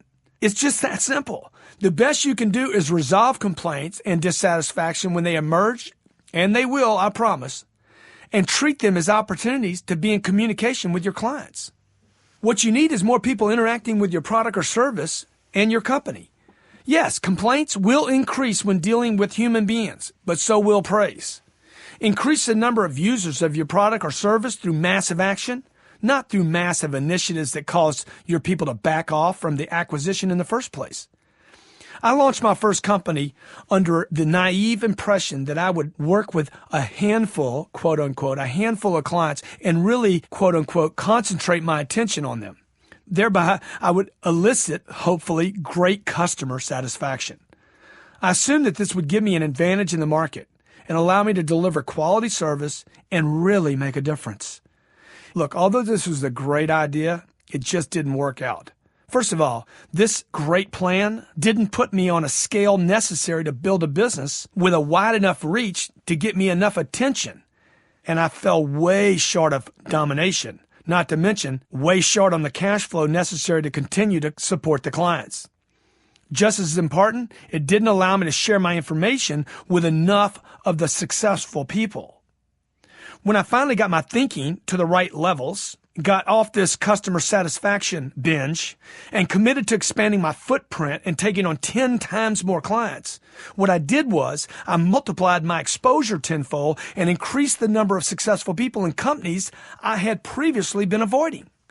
I shifted my focus to monumental quantities instead of just serving a handful, which enhanced my ability to spread the word about myself, my company, my products, and my ideas to a growing number of people. The grumbles I received did intensify right along with the compliments I received. In fact, I enjoyed more successes than I suffered failures because finally I was exposed to greater numbers of people using my materials. Augmenting the number of attendees at my seminars and workshops actually amplified the number of quality players and clients that I was exposed to and expanded the number of individuals who were then using my ideas and techniques. More people were talking now about my methodologies among their associates, who would then spread the word to people they knew, and so on. The more people talked about me, the more I was able to expand my footprint, to get more attention, acquire more customers, and then create more customer satisfaction. Think about it like this. Would Facebook or Google be better off if they provided their service to only a few people? If they would, I wouldn't even be using them as examples. The practice of customer satisfaction is not limited to how you treat a customer after you acquire them. It should focus on what you do to attain them in the first place. The quality of the client you attain will have a direct effect on the level of customer satisfaction that you can deliver. I'm going to say that again. The quality of the client you attain will have a direct effect on the quality of the level of customer satisfaction experienced. You will not get to quality without seeking quantity. Remember as well what we have discussed in the previous chapters, okay? Criticism and complaints are inevitable indications that you're growing as you should be.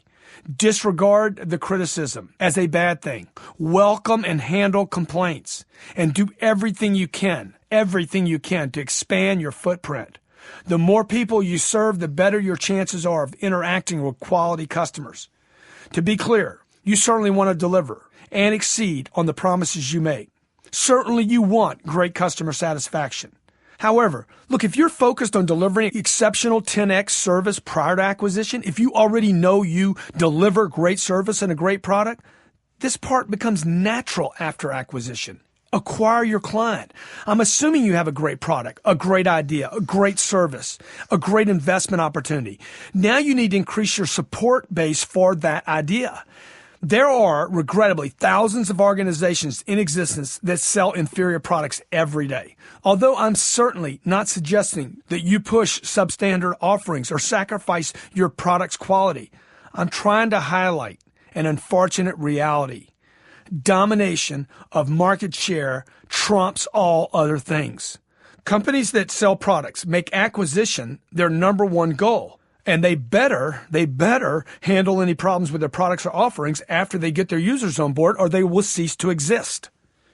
No organization in the world has created massive success while limiting the acquisition of new clients. Apple learned this lesson the hard way for too long. It got killed by Microsoft for decades, a company any Apple user will claim sold an inferior product because while Microsoft made its merchandise available to the masses, Apple focused on just a small number of people. Notice the shift that Apple has made in the past few years, making its products appealing to the masses. In 1 year, 3% of all the households in America had an iPad, and 63% are using MP3 players, of which Apple has 45% of that market share. Apple is clearly adopting massive action in a big way these days with the goal of dominating with its footprint. Remember, even if your product and company deliver perfectly, you're going to get complaints from customers because they're human. You can't keep everyone happy all the time. It's impossible. It's a mistake to be scared of complaints. Instead, encourage them, look for them, find them, and then resolve them. Complaints are your customer's very direct way of telling you exactly how to make your product better. If you approach every situation wrought with anxiety about offending a client, then you will never attain dominance in the marketplace.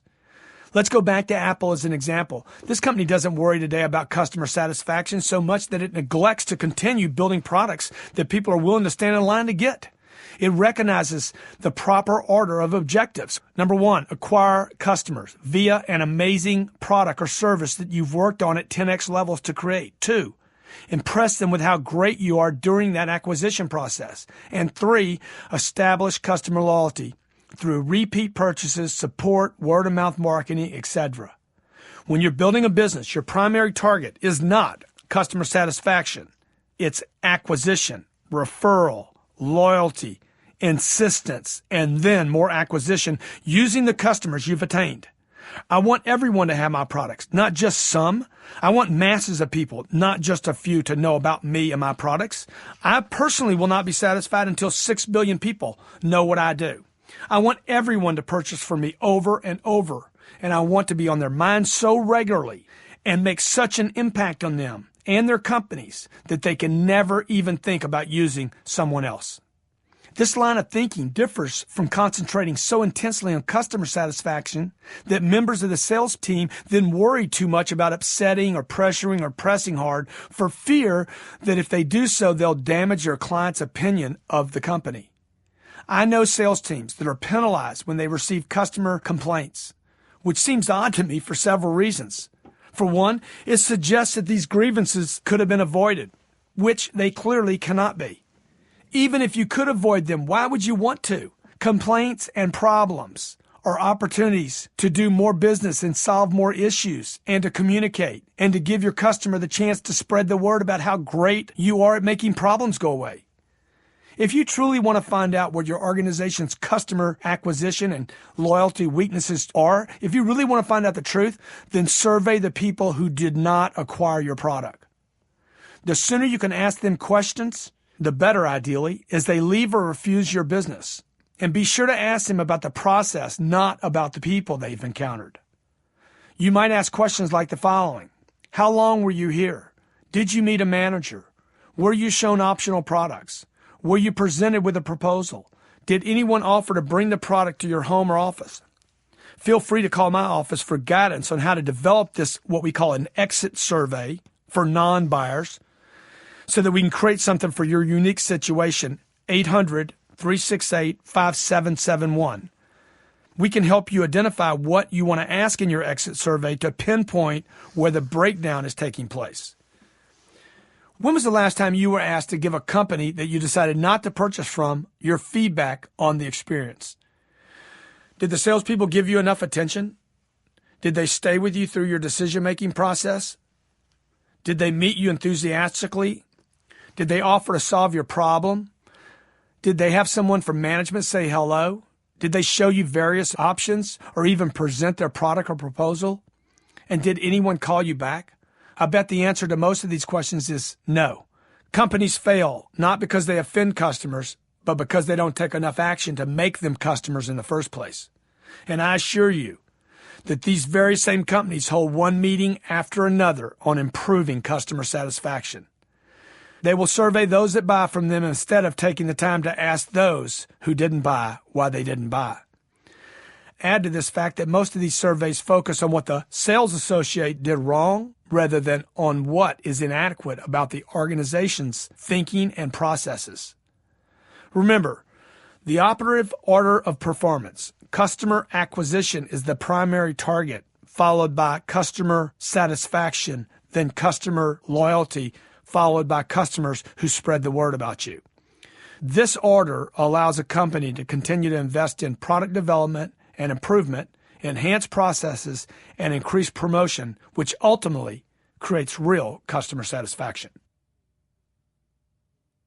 Exercise. Have you ever been surveyed by a company that you didn't buy from as you left? 2.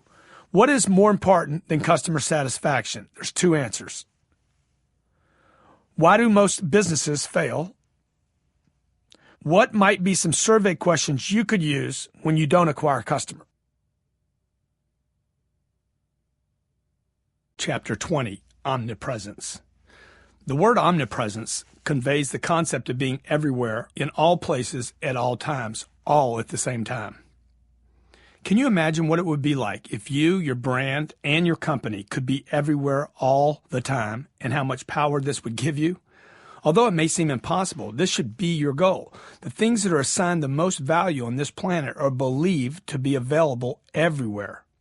It is impossible to amass true success without thinking in terms of making your ideas, products, services, or brand universal. The things upon which people depend most are omnipresent. From the oxygen you breathe, to the water you drink, to the fuel you burn in your car, to the electricity that runs through your home, to the most impressively branded products on earth. What these items have in common is that they're accessible everywhere. You see them constantly, depend on them, and have become used to needing them in most cases on a daily basis. Consider something as seemingly obvious as the news. TV channels, newspapers, radio, and the internet deliver the news 24/7. And that's usually what's on people's minds most frequently. We see it when we wake up, we talk about it at the water cooler, we hear about it throughout the day, and we watch it on television before we go to sleep. This is the kind of mindset from which you must operate to make yourself available like the news everywhere. You want people to see you so often that they think of you constantly and instantaneously identify your face or name or logo with not just the offering you represent, but even the offering made by those similar to you. Many people incorrectly assume that they can make a handful of phone calls, a personal visit or two, send out a few emails, and somehow will command people's attention. But the truth is that none of these actions will cause people to think about you enough or often enough to have a considerable effect. Are you operating at the right level of targeting and thinking big enough? If you're not already, you need to expand your approach and enlarge your footprint with the goal of dominating and being omnipresent everywhere all at the same time. My goal these days is to get more than 6 billion people to hear my name constantly, know it when they hear it, and then when they think sales training, they think of me. Although this may seem unrealistic, probably unattainable, it is the right target, thinking, footprint, and concept for my business to be everywhere. The mere commitment to do something this big will be an adventure in and of itself. Even before I'm able to fully attain this goal, I will achieve some greater level of success than I have now in the attempt. Will money come as a result? Absolutely. Will people buy my products? For sure. Will I create success for my ideas and get support for whatever I am trying to accomplish? Guaranteed. This mindset will then allow for us, my company, myself, to make all our decisions with the goal of moving me in the direction of getting everyone on the planet to know me, my products, my company, and my efforts. Every decision that we make at my company is now based on this one mission: introduce the entire planet to Grant Cardone. Although our targets have to be funded, money is not our primary interest. We know profits will come as a result of our efforts to be everywhere at the same time. We don't ask what a project will cost now, or whether it fits in the budget, or if we have time to do something. We ask, does it help us accomplish the mission of omnipresence? We don't stop to figure out whether I want to travel, or whether I want to do the speaking gig, whether I want to talk to a smaller group or a larger group, or even what the outcome may be. We simply do not allow any excuses and distractions that could limit the expansion into omnipresence. In the same way, any attempt you make to have yourself, your brand, your product, or your service be omnipresent will automatically guide your actions and decisions. Is this kind of thinking too big? For most people, it is. Is it absolutely necessary? Well, not if you're willing to settle for average. However, if you're considering average, go back and reread the chapter on why average goals are certain to fail you and why normal does not work. Show me one great company that has not accomplished omnipresence. Coca-Cola, McDonald's, Google, Starbucks, Philip Morris, AT&T, La-Z-Boy, Bank of America, Walt Disney, Fox TV, Apple, Ernst Young, Ford Motor Company, Visa, American Express, Macy's, Walmart, Best Buy. These names are everywhere. Each of these companies are in every city, some on many multiple street corners, and most available around the world. You see their ads, you know what their logos look like, you can even hum some of their jingles, and you use their names to describe not just their products, but in some cases, even their competitors' products as well. There are also individuals who have accomplished this thing called omnipresence so well that the world immediately recognizes their names. Oprah, Bill Gates, Warren Buffett, George Bush, Barack Obama, Abe Lincoln, Elvis, the Beatles, Led Zeppelin, Walt Disney, Will Smith, Mother Teresa, Muhammad Ali, Michael Jackson, Michael Jordan, and hey, I could go on and on. Whether you like them or not, each of these people has created such a name for him or herself that most people now know who they are, or at the very least, they recognize their name and align it with something of importance. The way in which they now manage and control their brands will determine their long-term success and survivability. My father always gave me the following valuable advice. Son, your name is your most important asset. People can take anything and everything away from you, but they can't take away your name. Now, although I agree with my dad's emphasis on the importance of name and respect, it of course becomes less important if no one knows your name. Unless people know who you are, no one will pay attention to what you represent. You have to get people to know you, which means you have to get attention. The more attention you get, the more places you will be, the more people you are with, the more you can be everywhere. And all this will improve your chances of using your good name to do good work. Have you ever heard the saying, it's enough if you can just help one person? Although it's surely a good thing to help one person and certainly better than helping no one, I personally don't really believe helping just one person is enough. I know it sounds good and that this saying emphasizes the importance of helping others, but look, there's 6.8 billion people on planet Earth, and most of them need some help. Your goal must and can be bigger than just one person and should be. And in order for this to happen, people must know who you are and what you represent. Otherwise, you will not, regardless of your product or your service, your idea, or whatever you have, you can't even make a dent in the people that need help. You must think in terms of being everywhere, all at the same time, omnipresent. This is the kind of 10x mindset necessary to dominate your sector.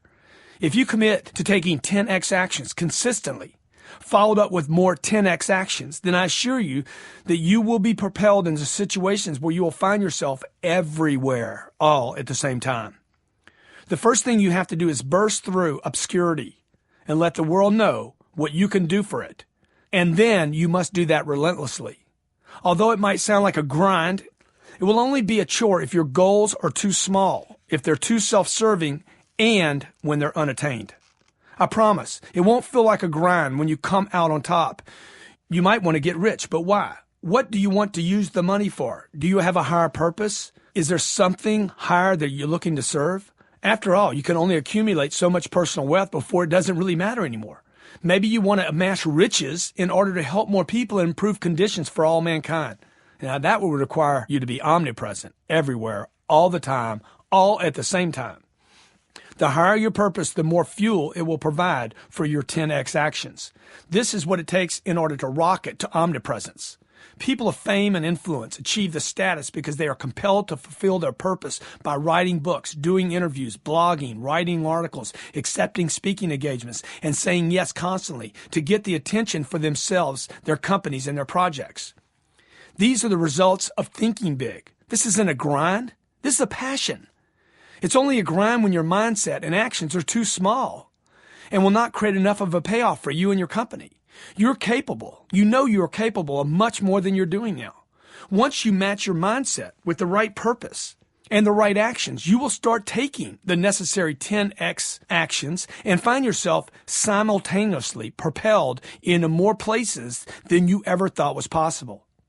In order for your life not to feel like work or like you're running on a hamster wheel, you must think in terms of the right volumes.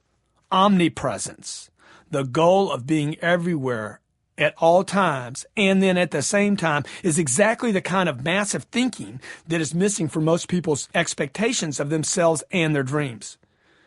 You first must make a vow to have your brand, idea, your concept, company, product, service have a footprint on this planet. To do so, you have to get involved with your community, school system, neighborhood, politics, and everything. You have to attend and be seen at events, write in the local paper, and get connected to the players in your community. Once involved, you must then do everything possible to stay active. Have people see you, read about you, hear from you, and think about you.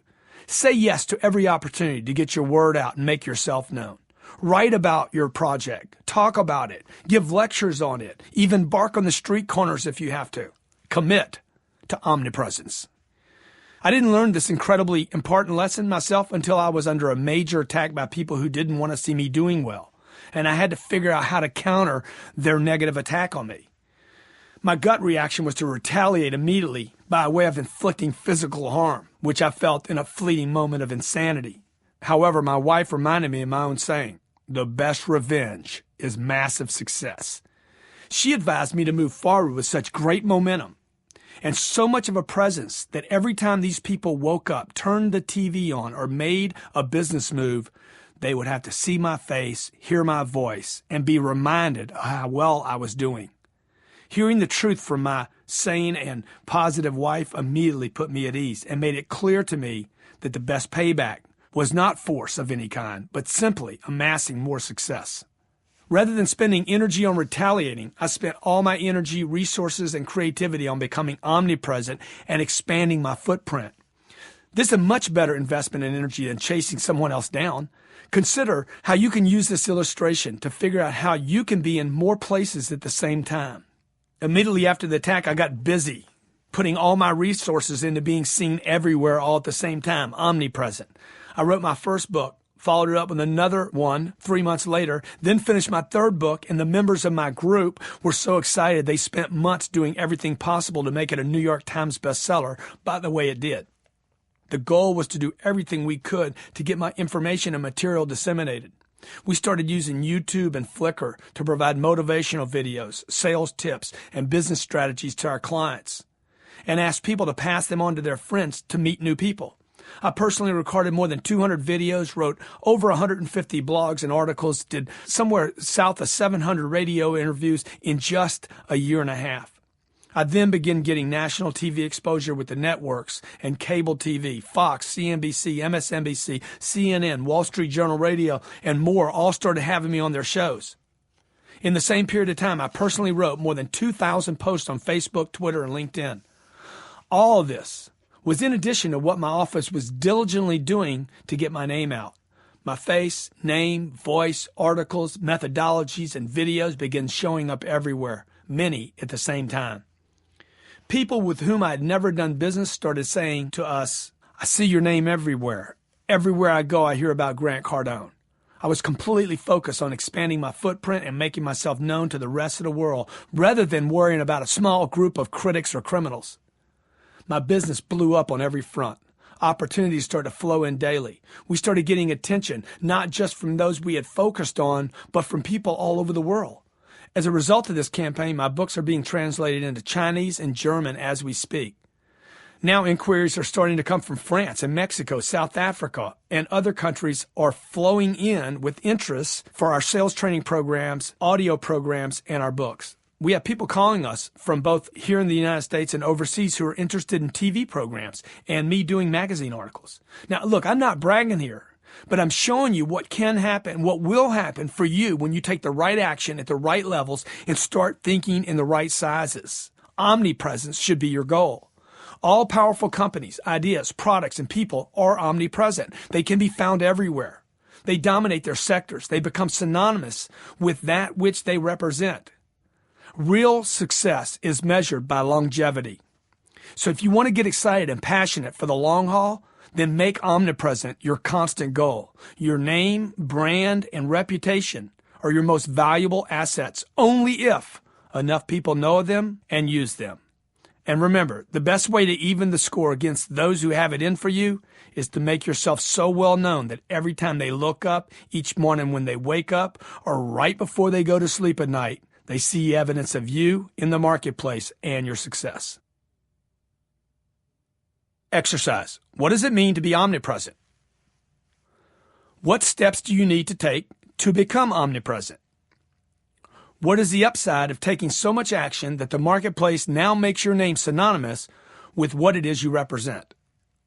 What is the best way to get revenge against your critics? Chapter 21, Excuses. This is about the time we should look at the excuses you're likely going to use to avoid making any of this happen. Everyone uses excuses. Most people actually have favorites that they employ over and over. I'm certain that yours are starting to emerge by now. So rather than ignore them, let's just go ahead and confront the little monsters so that they don't distract you later. An excuse, by definition, is a justification for not doing or not doing something. I think the dictionary implies that an excuse is a reason. However, in reality, an excuse usually turns out to be something other than the real reason that motivated your actions or lack of actions in the first place. For example, let's say that your excuse for being late to work is due to traffic. Well, that's not truly the reason you didn't make it to work on time. The reason you were late is because you left your home without enough time to allow for the traffic. See, excuses are never the reason for why you did or didn't do something. They're just a revision of the facts that you make up in order to help yourself feel better about what you did or didn't do. Making excuses will not change your situation. Only getting to the real reason behind the excuse can actually do this. Excuses are for people who refuse to take responsibility for their life and how their life is turning out. Slaves and victims make excuses and will forever be destined to have leftovers and others scraps. The first thing to know about excuses is that they never improve your situation. The second thing to know is which ones you use on a regular basis. Do any of the following sound familiar to you? I don't have the money. I have kids. I don't have kids. I am married. I'm not married. I have to find balance in my life. I'm overworked. I'm underworked. Too many people work here. We don't have enough people. My manager sucks. My manager doesn't help me. My manager won't leave me alone. My manager's negative. My manager's too jacked up. I don't like reading. I don't have time to study. I don't have time for anything. Our prices are too high. Our prices are too low. The customer won't call me back. The customer canceled the appointment. People don't tell me the truth. They don't have the money. The economy's bad. The banks aren't lending. My owner's cheap. Can't find the right people. No one's motivated. People have bad attitudes. No one told me. It was someone else's fault. They keep changing their minds. I'm tired. I need a vacation. The people I work with are losers. I'm depressed. I'm sick. My mom's sick. Traffic's terrible. The competition's giving its products away. I have such bad luck. Did you bored yet? Look, I know I am. I can't even do the list anymore. I had to really reach deep in the recesses of my mind just to come up with some of those. How many of these have you used? Look, go back and circle every statement. Go back and look at the excuses you've used that you hear coming out of your mouth every day. Now ask yourself, will any of the excuses that you're using ever improve your condition? I doubt it. So why then do so many people make these excuses so often? Does it even matter? Look, an excuse is just an alteration of reality. Nothing about it will move you to a better situation. I'm going to say that again. An excuse is an alteration of reality. Nothing about an excuse can in any way improve your situation. The fact that the customer doesn't have the money will not help you close the deal. The fact that you only have bad luck is not going to improve the condition of your life or change your luck. In fact, if you keep telling yourself that you have bad luck long enough, I promise you're going to start to expect bad luck and actually do the things that will bring you bad luck, thereby ensuring that things will continue to be bad for you. You have to start understanding the difference between making excuses and providing actual sound reasons for events. This book focuses on many differences between the successful and the unsuccessful. And a very distinct dissimilarity is that successful people simply do not make excuses. They are actually quite unreasonable when it comes to providing reasons, at least for failure as well. Look, I'll never ask myself or anyone else, for that matter, why I was unable to bring my product to the market or to raise enough money or make enough sales, because as far as I'm concerned, no answer will do for me. There are no justifications that will change the facts or the situations, and any reasons I might provide myself, excuses, or only opportunities I have yet to handle. Any rationale that you give yourself just gives someone else the chance to find a solution. Remember what I said time and again throughout this book. Nothing happens to you, man. It happens because of you. Excuses are just another component of this, and a major difference between whether you will succeed or not.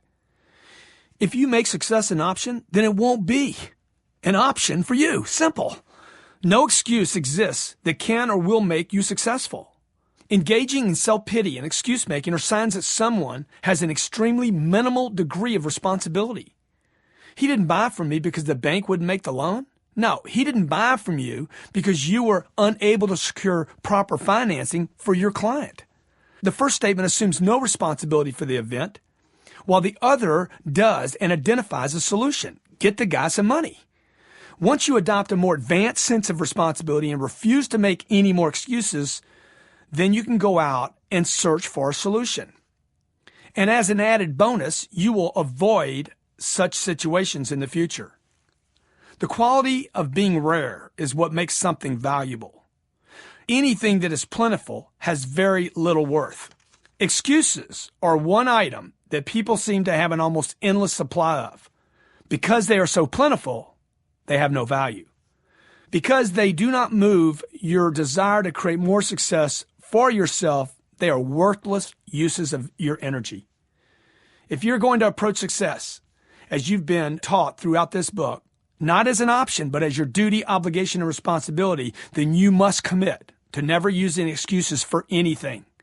You cannot allow yourself, your team, your family, or anyone in your organization to use another excuse as a reason why something didn't come to fruition. As the old saying goes, if it is to be, it's up to me. Exercise. What is the difference between an excuse and a reason? What are the two things you know about all excuses? What excuses have you been using? Chapter 22, Successful or Unsuccessful? I've been studying successful people most of my life and have found the differences between them and the people who accomplish less worth noting. And it's not what you might expect. The distinction between these two groups has, by the way, nothing to do with economics, education, or demographics. Although these experiences and events certainly influence them and their viewpoints, they're not ultimately the determining factor of the success they create in their lives. I can show you people with no education who were reared by broken families and terrible surroundings, but still managed to grow their successes to stratospheric levels.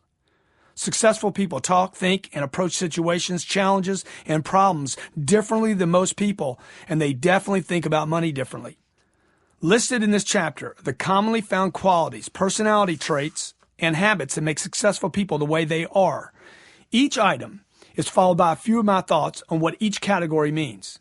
This will allow you to become aware of the kinds of habits and characteristics you should be developing and encouraging your employees and colleagues to develop as well. The only way to be successful is to take the same actions that other successful people have taken. Success is no different than any other skill. Duplicate the actions and mindsets of other successful people, and you will create success for yourself. The following list of ways you should act in order to be successful is based on what I have discovered about successful people and the way they do things. Number 1, have a can-do attitude. People with a can-do attitude approach every situation with the outlook that no matter what, it can be done. They consistently use phrases like, we can do it, let's make it happen, let's work it out, and they always maintain that a solution exists. These people talk in terms of explanations and resolving issues and consistently communicate challenges with a positive outlook. They respond to even the most daunting or seemingly impossible situation in a can-do manner. This attitude is more valuable than a superior product and a lower price, and is one of the only ways you'll be able to accomplish 10x massive actions. If you're not willing to approach everything with the attitude that it can be done, then you won't truly be thinking in 10x. You must believe and convey to others that a solution does indeed exist, even if you're going to have to work a little harder to find it. Incorporate this kind of can-do outlook into your language, thoughts, actions, and responses to everyone you know. Help your entire company develop this kind of attitude by drilling it into them on a daily basis. Take even the most impossible request and figure out how you can answer with a can-do attitude. Get yourself and your colleagues to the point where responses like can do, no problem, we'll handle it, become the norm and nothing else. Number 2, believe that I will figure it out. This outlook goes hand in hand with can-do attitude. Again, it refers to the individual who's looking to be responsible and solve a problem. Even if you're not sure how to do something, the best answer is I'll figure it out, not I don't know. No one values a person who not only doesn't have the information, but doesn't want to know the information. This response, I don't know, does nothing for your credibility or your competence. I don't agree with the fact or the claim that you should tell people when you don't know something. How does that help the situation? Come on, do you really want to brag about your inability or think that the marketplace or your customers value honesty so much that they'd want you to admit that you're actually wasting their time with your incompetence? You can admit that you're unfamiliar with something as long as you immediately follow that admission up with a promise that you will figure it out or find someone who will. Throwing up your hands at a task will not move things forward. Communicate to yourself and others, and first yourself, that you are willing to do whatever is necessary to figure it out. An alternative response to, I don't know, is, great question, let me check into it, I'll figure it out. See, you're still being honest, but you're inciting a solution instead of implying ineptitude. 3, successful people focus on opportunity. Successful people see all situations, even problems and complaints, as opportunities. Where others see difficulty, successful people know that problem solve equal new productivity, new products, new services, new customers, and probably a financial windfall. Remember, success is overcoming a challenge. Therefore, you can't succeed without some kind of difficulty. It doesn't really matter what the challenge is, as long as you handle it adequately, you'll be rewarded. And the bigger the problem is, the bigger the opportunity is. Whether a problem exists for the entire market and all the people in it becomes an equalizer. The only person who stands out in the opportunity or in the market is the focused individual who sees problems as openings and opportunities to create more success. Successful people are able to use the issue at hand to separate themselves and dominate their market. There are countless situations that most people tend to see as setbacks, and nothing else. Recessions, unemployment, housing predicaments, conflict, customer complaints, company shutdown, just to name a few. If you can learn to see these as prospects instead of problems, you'll continually come out on top. Number 4, successful people love challenges. Whereas many people loathe challenges and use them as reasons to sink further into indifference, highly successful individuals are compelled and invigorated by challenges. The idea of being overwhelmed, I believe, is the result of never taking enough action to generate enough winning. Success begets more success, and losses increase your chances of more losses. Challenges are the experiences that sharpen successful people's abilities. To achieve your goals, you have to get to a place where every challenge becomes fuel for you. Life can be quite brutal, and people can incur a fair amount of losses over time. Many get to the point where every new challenge they face automatically equals a loss in their own mind. There are ways to rehabilitate yourself, however, so that the hardships you've experienced through your life no longer rob you of a chance to approach new challenges with gusto and excitement. When you're able to develop a more positive outlook, you begin to see a challenge as a stimulation to engage rather than an excuse to avoid something. So you have to re-educate yourself on the notion of this thing called a challenge and know that every challenge now provides an opportunity to win. And don't kid yourself, winning in life is vital. Every minute of every day, your mind is automatically keeping a running tab on your wins, losses, and ties, and is doing so based on what you know to be your full potential. Look, the more you win in life, the higher your potential will be, and the more you will grow to love challenges. 5, successful people seek to solve problems. Successful individuals love to seek out problems because they know that almost every problem is universal in some way or another. Some industries actually create problems so that they can solve them by way of selling you their products. Think of all the things you purchased over the years because you needed them. Did you really need them? Or were you convinced that they would solve some problem you may or may not have had? Flu shots are a great example. Many people think they're necessary, but medical opinion is divided on this matter. Problems for the successful are like a meal to the hungry. Give me a problem, any problem. And when I solve it, I'll be rewarded, and I may become a hero. The bigger the problems, the more people who benefit from the solution, and the more powerful your success will be. You get yourself on the successful list by seeking problems out for your company, your employees, your customers, the government, whatever they may be, and wherever they might exist. The world is filled with people who have problems and who unfortunately cause problems. One of the fastest and best ways to separate yourself from the masses is to establish yourself as someone who makes situations better, not worse, who solves problems, doesn't create them. Number 6, successful people persist until successful. The ability to persist on a given path, regardless of setbacks, unexpected events, bad news, and resistance, to continue steadfastly or firmly in some state, purpose, or course of action in spite of condition is a trait to those who make the list. I assure you that I, at least, am more persistent than I am talented. This isn't a trait that people do or do not have. It's something that can and must be developed. Children seem to display this quality innately until they come to see via socialization, parenting, or a combination of both that it's not how most people act. However, this quality of persistence is necessary to make any dream a reality. Whether you're a salesperson or a state person, employer or employee, you will have to learn how to persist through all types of situations. It is as though this planet has some kind of force or natural tendency, almost like gravity, that challenges people's ability to persist. It's almost like the universe is just trying to find out what you're made of, as it continues to confront you over and over. I know that any endeavor I tackle will require for me to persist with 10x actions until all resistance morphs into my support. I don't try to eliminate resistance. I merely keep going until the course changes and my ideas are maintained instead of defied. For example, I had a heckler on Facebook whose support I tried to gain but could not. Rather than deleting the person, I asked my followers on Facebook what they thought of the situation and let them bury this guy and further support me. If something doesn't end up supporting me, I simply persist with so much success that any remaining resistance will cease to exist. Persistence is a great advantage to anyone who wants to multiply his or her success, because most other people have given up on this innate ability to persist. When you retrain yourself to do whatever is necessary to ensure that you're in the best mental, emotional, and financial position to persevere, you will find yourself on the list of not just the most persistent, but the most successful. 7, take risk. Once when I was in Vegas, a man sitting next to me said, "These casinos will always make money because the people that play here are never willing to take risk at levels great enough to wipe them out."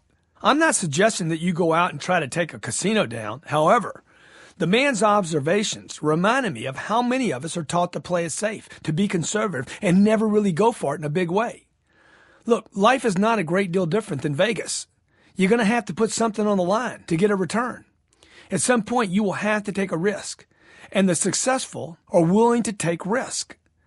In the truly big casinos of life and business, come on, do you really take enough risk to create the success you want and need? Most people never go far enough in getting recognized, gaining attention, or even making a big splash. See, they're trying to protect or conserve a reputation, a position, or some already achieved state. They're trying to protect their hand. The successful are willing to take gambles, to put it all out there and know, regardless of the outcome, that they can go back and they can do it again. They allow themselves to be criticized, to looked at, seen by the world, while the unsuccessful hold back and play it safe. Remember the old saying, nothing ventured, nothing gained.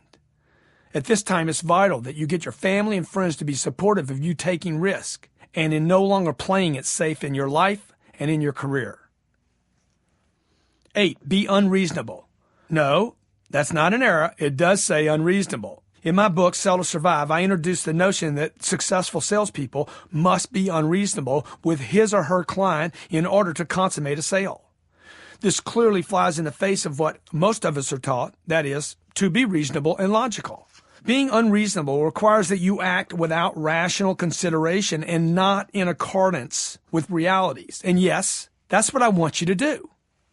When most people see this definition, they get confused and think that I'm telling them to be crazy. But look, successful people recognize how vital it is to act without reason. They know they cannot afford to act in accordance with the agreed upon realities. If they do, successful people, if they do, the supposed impossible can never become possible for them. Being a 10Xer requires thinking and acting unreasonably. Otherwise, you'll end up the same way everyone else does, forced to survive on successful people's leftovers. Unreasonable doesn't mean being mentally unstable, and let's face it, who isn't just a little off the rocker? But that you refuse to any longer validate the alleged sanity of reasonable actions that will never get you what you want anyway. Most of the world is playing in accordance with some set of stupid, useless, reasonable rules that only ensure that they will continue trudging along in bondage as a mere slave. Think about it. Would we have cars, airplanes, space travel, telephones, the internet, in addition to the 1,000 other things we take for granted every day, if someone hadn't done something that another person had labeled unreasonable? Man would do nothing exceptional if it were not for the willingness to be unreasonable. So be one of the unreasonable ones. They are usually the people who make a huge difference in our world and make the successful list. Number 9, be dangerous. Since you were a child, someone has been trying to keep you from danger. Be careful is the mantra that parents repeat to their children while buying products from entire industries that they have created just to safe-proof a home in order to protect a child. Unfortunately, many people get to the point where they're so intent upon avoiding danger that they cease to truly even live their life. If you look back over your life, you'll probably see that you have done yourself just as much or even more harm being careful than by being dangerous. Think about it. When was the last time you even got hurt? You were probably trying to protect something at that time before it even happened.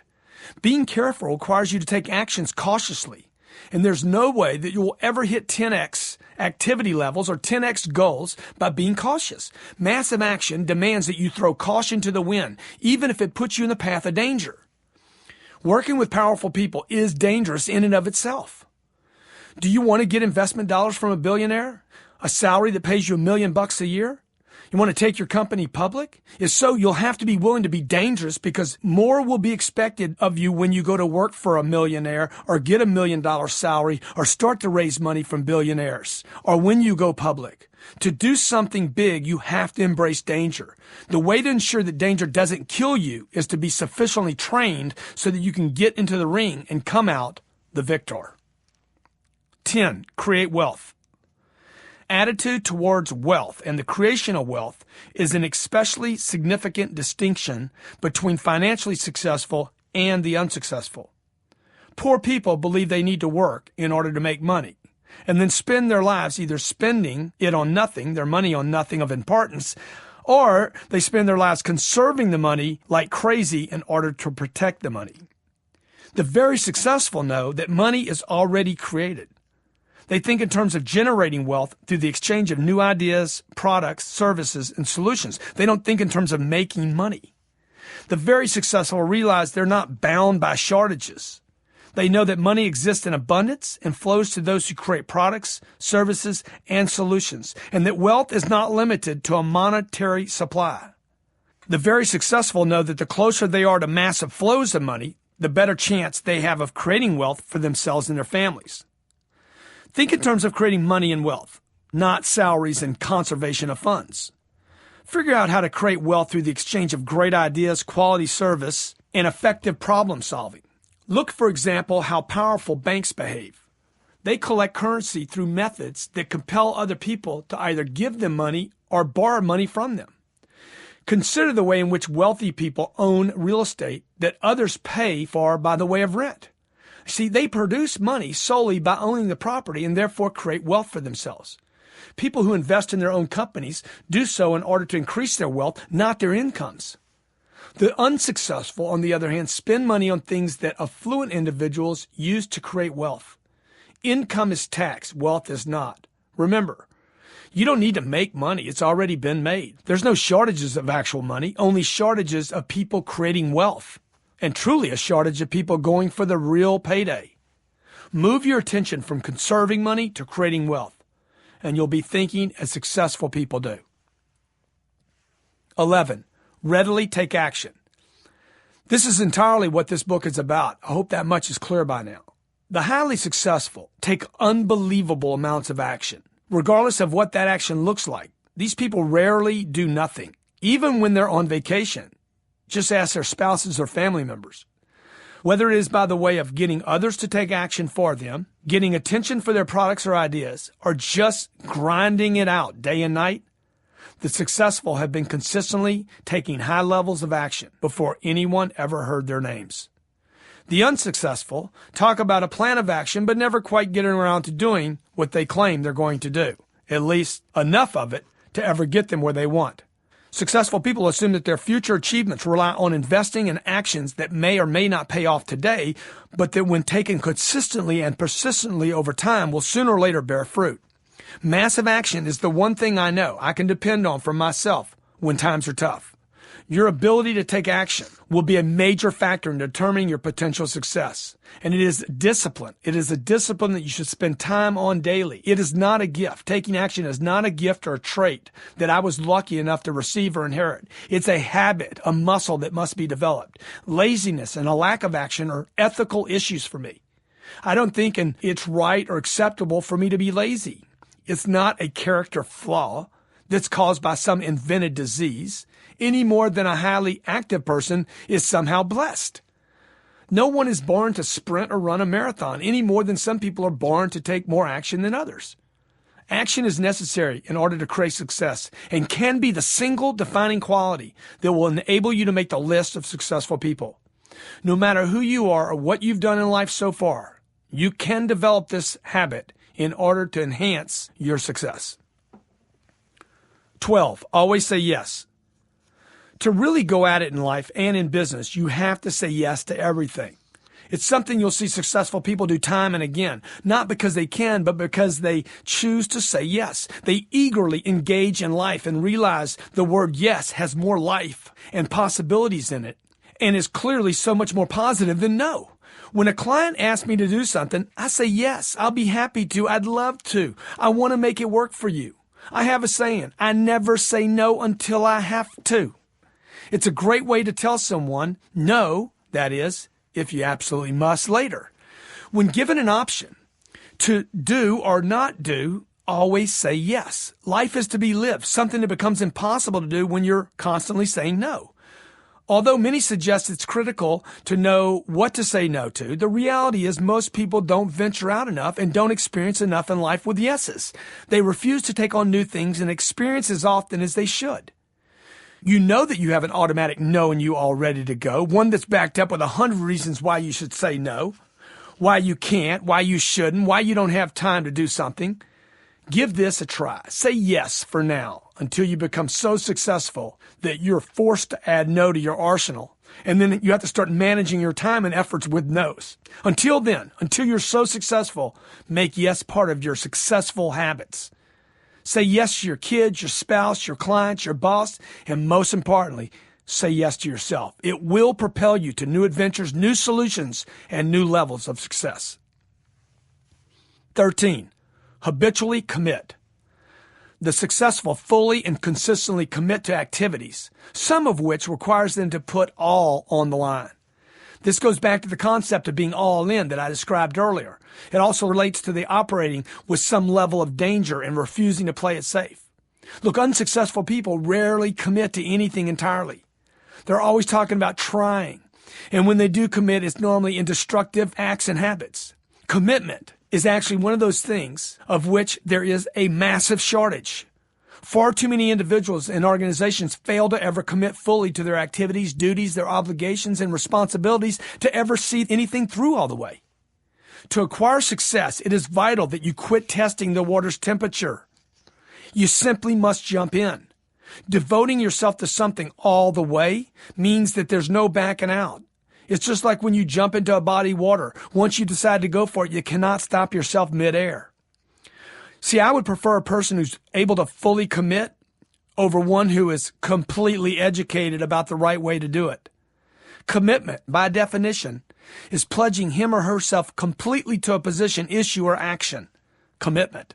Successful people see past the problems and are able to keep their focus on the promise that they've made to themselves or others. They keep their eyes on the outcome of the action the entire time.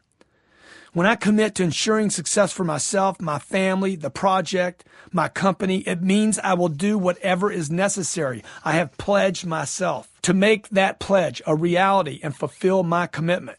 Commitments are not something for which you can make excuses, nor are they something you negotiate with or with which you give up. Commit fully, as though you are already successful, and demonstrate that commitment to all those with and for whom you work. 14. Go all the way. As they say in AA, half measures availed us nothing. For members, this means you can't get sober if you're drinking, even a little bit. In the world of success and achievement, half measures avail nothing in terms of results, except for tiring out the person engaging in the half measures. That's why people refer to work as though it were an illness.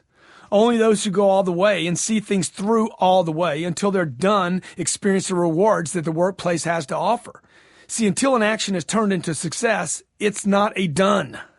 Until you make the potential client a client or the potential investor an investor, you have not gone all the way. This might seem harsh, but if you called the client 50 times and didn't get the deal done, then you might as well not call that person at all. This is the point at which people become reasonable and therefore don't make the 51st call. Commit to being completely unreasonable and going all the way until it's done. Don't accept excuses. No settling is allowed under go all the way. 15. Focus on now. There exist only two times for the successful, now and the future. The unsuccessful spend most of their time in the past and regard the future as an opportunity to procrastinate. Now is the period of time that successful people utilize most often to create the futures they desire in order to dominate their environments. You cannot do what unsuccessful people do, which is to use any excuse they can think of to put off the task they should be completing now, immediately. Instead, you must acquire the discipline, muscle, memory, and achievements that result from taking massive action while others think, plan, and procrastinate. Taking actions immediately right now allows the most successful to design a future they desire now. The successful understand that they must keep taking actions now. They're well aware that procrastination is the ultimate weakness, and it is the thing that will break you. The 10X rule requires that you take action in massive quantities and then do so immediately. Anyone who puts off doing what he or she can do right now will never gain the momentum and the confidence that results from doing something now. For example, I once told my staff that I wanted each one of them, even those in administrative positions, to make 50 phone calls. I immediately saw signs of panic appear on everyone's faces, as though this would be impossible to achieve, what with everything else they had to do. So I told them, look, you got 30 minutes to make the calls. Now, go. I wanted to show them what was possible. I went to my office and made 28 phone calls in 22 minutes. Look, you got to just start.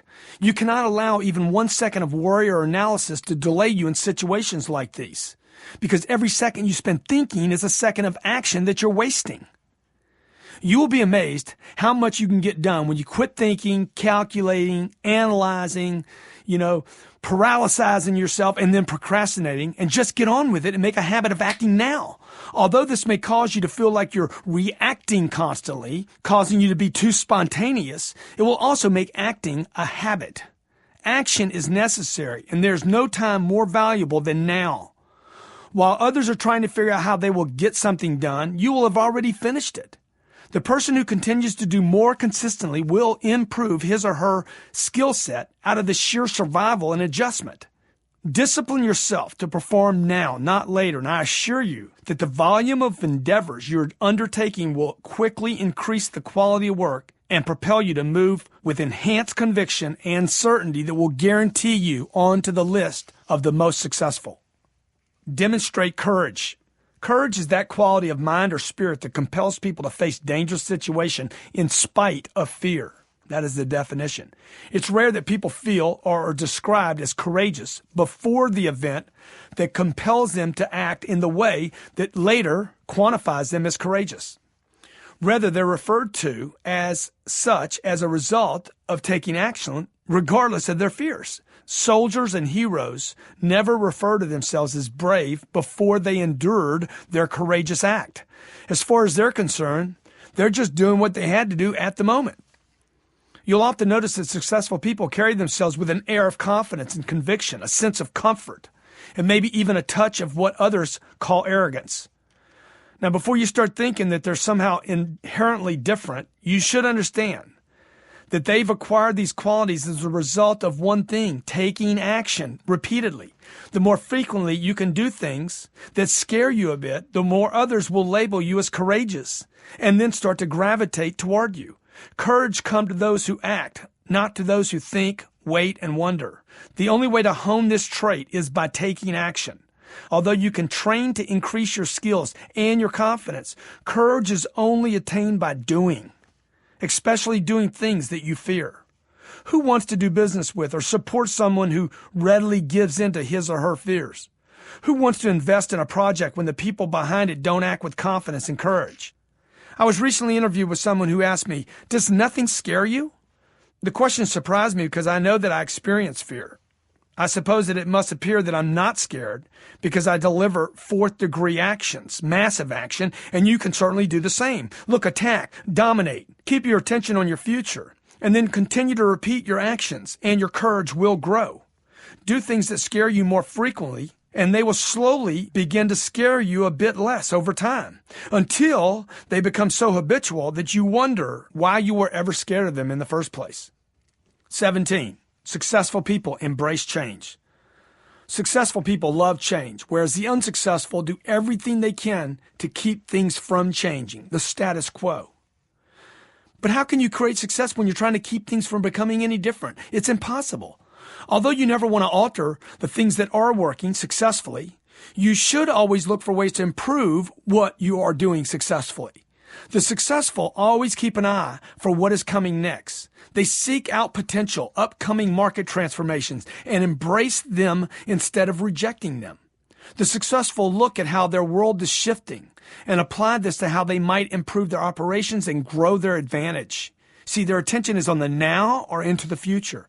They never subsist on yesterday's successes. They know they must continue to adapt or they won't remain victorious.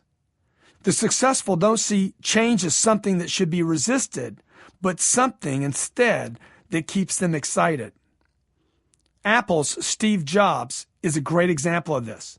He changes his products before a competitor can catch up or before a consumer can get bored with them. The willingness to accept change, embrace change, is a great quality of the successful. 18. Determine and take the right approach. The successful know that they can quantify what works and what doesn't work, whereas the unsuccessful focus solely on hard work. See, the right approach may be to institute a public relations program that softens the market and makes it easier, or that provides customers with the right tool, or compels management to make the most powerful connections, making clientele acquisition easier. Or maybe you do a program that finds the best investors, or you hire the highest quality of staff. Whatever the method may be, the successful don't think in terms of just hard work, even though they are, of course, willing to work hard. Instead, they figure out how to work smart and handle the situation by finding and using the right approach until they succeed. The unsuccessful always find work to be difficult because they never take enough time to improve their approach and make it easier on themselves. The first 3 years of my career as a salesperson was hard work and gave me sporadic up and down results at best. Then I committed 2 years and thousands of dollars to improving my approach, and selling was no longer work. Successful people invest time, energy, and money in improving themselves. Unsuccessful people refuse to spend time, energy, or money on improving themselves. As a result, successful people don't focus on how hard the work is, but rather how rewarding the results are. Look, when you're winning because you've perfected your approach, it won't feel like work. It will feel like success. And nothing tastes as good as the victory of success. 19. Successful people break traditional ideas. The most successful of the successful go beyond the concept of mere change and challenge traditional thinking. Look at organizations like Google and Facebook, Apple, and you will see companies that challenge traditions and create new ways of doing things. They break that which already works in order to get to a better place. The most successful are looking to create traditions, not follow already established traditions. Do not be a prisoner of the thinking agreed upon by masses. Figure out ways to take advantage of traditional thinking that holds others back. Look, the successful are called thought leaders who design the future with forward thinking. I built my first company on the notion of breaking traditional ideas that one industry had held on to and accepted for so long as the only way of doing things. Highly successful individuals are not concerned with the way things have always been done. They're interested in finding new and better ways of doing things. They look at why automobiles, airplanes, newspapers, and homes have changed so little over the past 50 years and try to determine a way to create new airplanes, automobiles, newspapers, and homes. A word of warning. These people are also able to maintain their companies and their existing structures and finances while disputing conventional concepts and bringing new products to market. They don't suggest change for the sake of change. They do so in order to design superior products, superior relationships, and create better, more successful environments.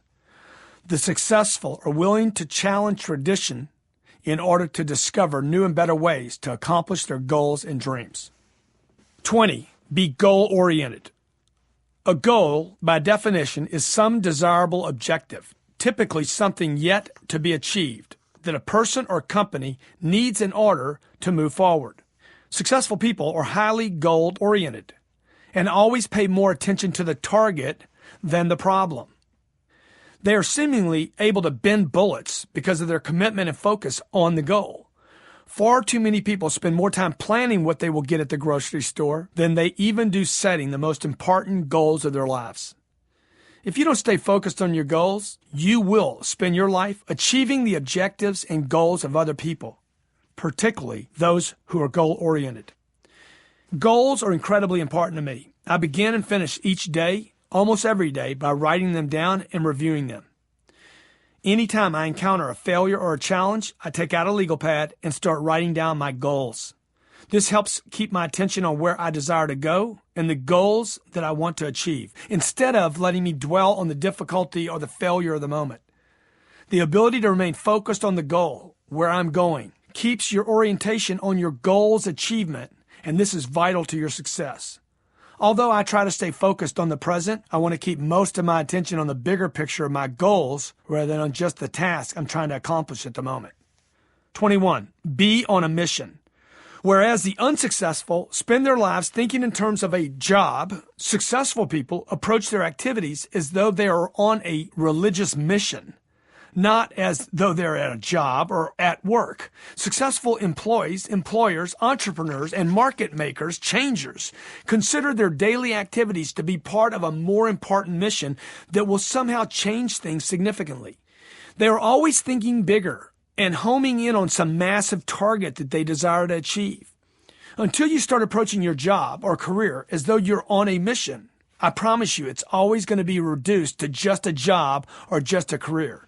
You must learn to undertake every activity with the zealous attitude that this endeavor, what you're on, whatever you're doing, could forever change the world. If not, you don't have a mission. Get a mission. Approach every phone call, email, sales visit, meeting, presentation, toilet that you clean up, and every day that you spend at your office, not as a job, but as a calling for which you will be forever known. Until you adopt this attitude, you will be forever stuck in a job, and probably one that isn't very fulfilling. 22. Have a high level of motivation. Motivation refers to the act or state of being stimulated toward action. To succeed, it's critical that you be stimulated, excited, and driven constantly to some new action, old action, or repeated actions. Although the definition of motivation suggests that there's a reason behind the action, the study of successful people also makes it apparent that their high levels of activity are fueled by being goal-focused and mission-driven. The unsuccessful demonstrate low levels of motivation, wandering, and a lack of clarity or purpose. Elevated motivation is obviously critical to 10x actions and persistence. This isn't the kind of enthusiasm that lasts for just a few hours or a day or a week. It's based on what you do every day, each day, to stimulate yourself toward actions and inspire yourself to keep taking new actions. Highly successful people continually seek and uncover reasons to stay perpetually provoked to new levels of success. This may be why successful people are never satisfied. As they continue to be compelled by new reasons to move forward, they achieve these new goals and then regenerate for the next round of achievements.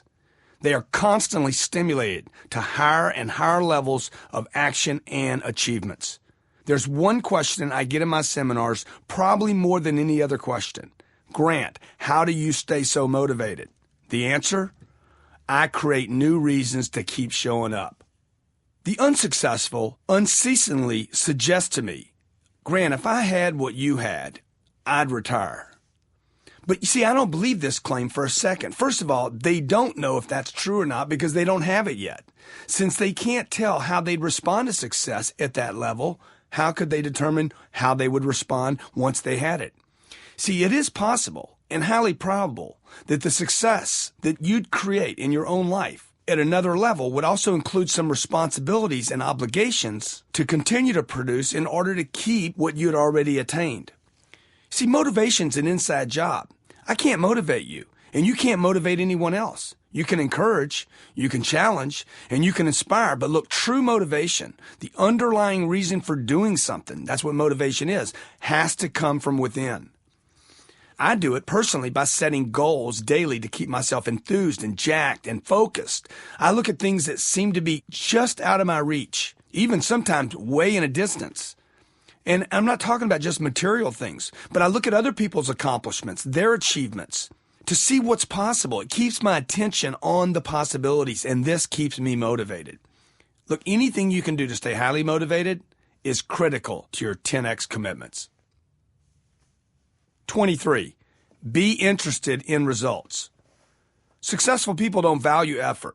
They don't value work or time spent on an activity. Successful people value results, period. Unsuccessful individuals attach great importance to time they spend at work. Oh, I spent 10 hours doing this today. Oh, I made this many phone calls. Oh, I tried so hard. See, unsuccessful people put a lot of emphasis on what they did, their efforts, their attempts at getting results, even when nothing happens. The difference between the successful and unsuccessful here is connected to the concept of being unreasonable that we talked about in earlier chapters. Look, let's face it, like it or not, the results are all that matter. If you attempt to take out the trash but only make it to your front hall, garbage will continue to accumulate in your home, and you will have a problem. Until you become completely, unreasonably fixated with only getting results, you will fall short of achieving what you desire. Quit patting yourself on the back prematurely for just trying. Look, save your rewards, accolades, save the parade for real accomplishments. Drive yourself, push yourself so that no one else has to. Be so hard on yourself. Never let yourself off the hook so that other people aren't pushing you. And push yourself until you get the results you want. Results, not efforts. Regardless of the challenges, regardless of the resistance, regardless of the problems, should be your primary focus for the attainment of your success. 24. Have big goals and big dreams. Successful people dream big and they have immense monster goals. They are not realistic. They don't set realistic goals. They don't have what's considered realistic dreams. Everything seems to be a bit out of reach for them. They leave the reasonable, realistic goal setting to the masses of people, to the large populations that have given up on dreaming. The people that fight only for the leftovers and the scraps. See, the big successful people on this planet are like, I'm going after the big stuff, man. I'm going after the big dreams. I'm going after the big play. I'll let everybody else fight for the little stuff. See, the second question of the 10X rule begs, how big are your goals? How big are your dreams? The middle class, the masses of people, are taught to be realistic. You're taught it in school. You're taught it by your parents. You're taught it in religion. You're taught it everywhere. Your friends even to be realistic. Don't set goals too big. You may be disappointed. See, whereas the successful people think in terms of how extensively they can spread themselves. How big can they splash? The greatest regret I have in my life is that I initially set targets and goals based on what were realistic rather than on giant, radical, out-of-the-box, huge, massive, big splash, big think that could change the world. It's what makes Facebook, Twitter, Google. It's what makes great companies great. Or whatever next great company's coming next. It's what's going to make them great is that big think. Realistic thinking, small goals, trivial dreams, no offense, simply won't provide you with any motivation, not real motivation. And they'll land you, that kind of thinking will land you smack dab in the middle of competing with billions of people, the masses. Look, dream big, go big. That's what successful people do. And then figure out how to go bigger than that. Read everything you can about giants, about the great people on this planet, living and dead, about the great companies, their accomplishments, how they got there. Surround yourself with everything you can that inspires you to think big, act big, so that you can truly reach your full potential. 25. Create your own reality. The highly successful are a bit like magicians. They don't deal in other people's realities. Instead, they're bent on creating a new reality for themselves and others that is so different from the one that others accept as possible. See, they're not interested in what other people deem possible or impossible. They only care about producing the things they dream are possible. They're never sold on the idea of dealing in other people's beliefs or guidelines or rules. And they don't submit to this agreed upon reality. The successful want to create what they want. And they have a high disregard, yes, disregard, even a dislike for what is considered mass agreement. Do a bit of research and you'll see that those who have made it really, really big created a reality that did not exist before they came along. Whether it was a salesperson, an athlete, artist, politician, an inventor, greatness is achieved by those who think nothing of being practical and are instead obsessed with the idea of creating a reality they want to make, regardless of what people believe is possible. Look, the next reality of how things will or can be is only as far away as the next person who creates it. 26. Commit first, figure out later. At first glance, this might appear to be a highly undesirable, even perilous trait of the highly successful, but this is how they operate, man. They commit first and they figure out the details later. This thinking, commit first, figure it out later, is far less dangerous than the alternative frequently practiced by the unsuccessful. Most people assume they have to figure everything out first. It's one of the things I'm working on my office with right now. Get rid of the mechanics. Don't try to figure everything out first. Take action. Companies are valued at how fast they can create revenue, not how fast they can organize. Most people assume they have to figure everything out first. Keep that in mind.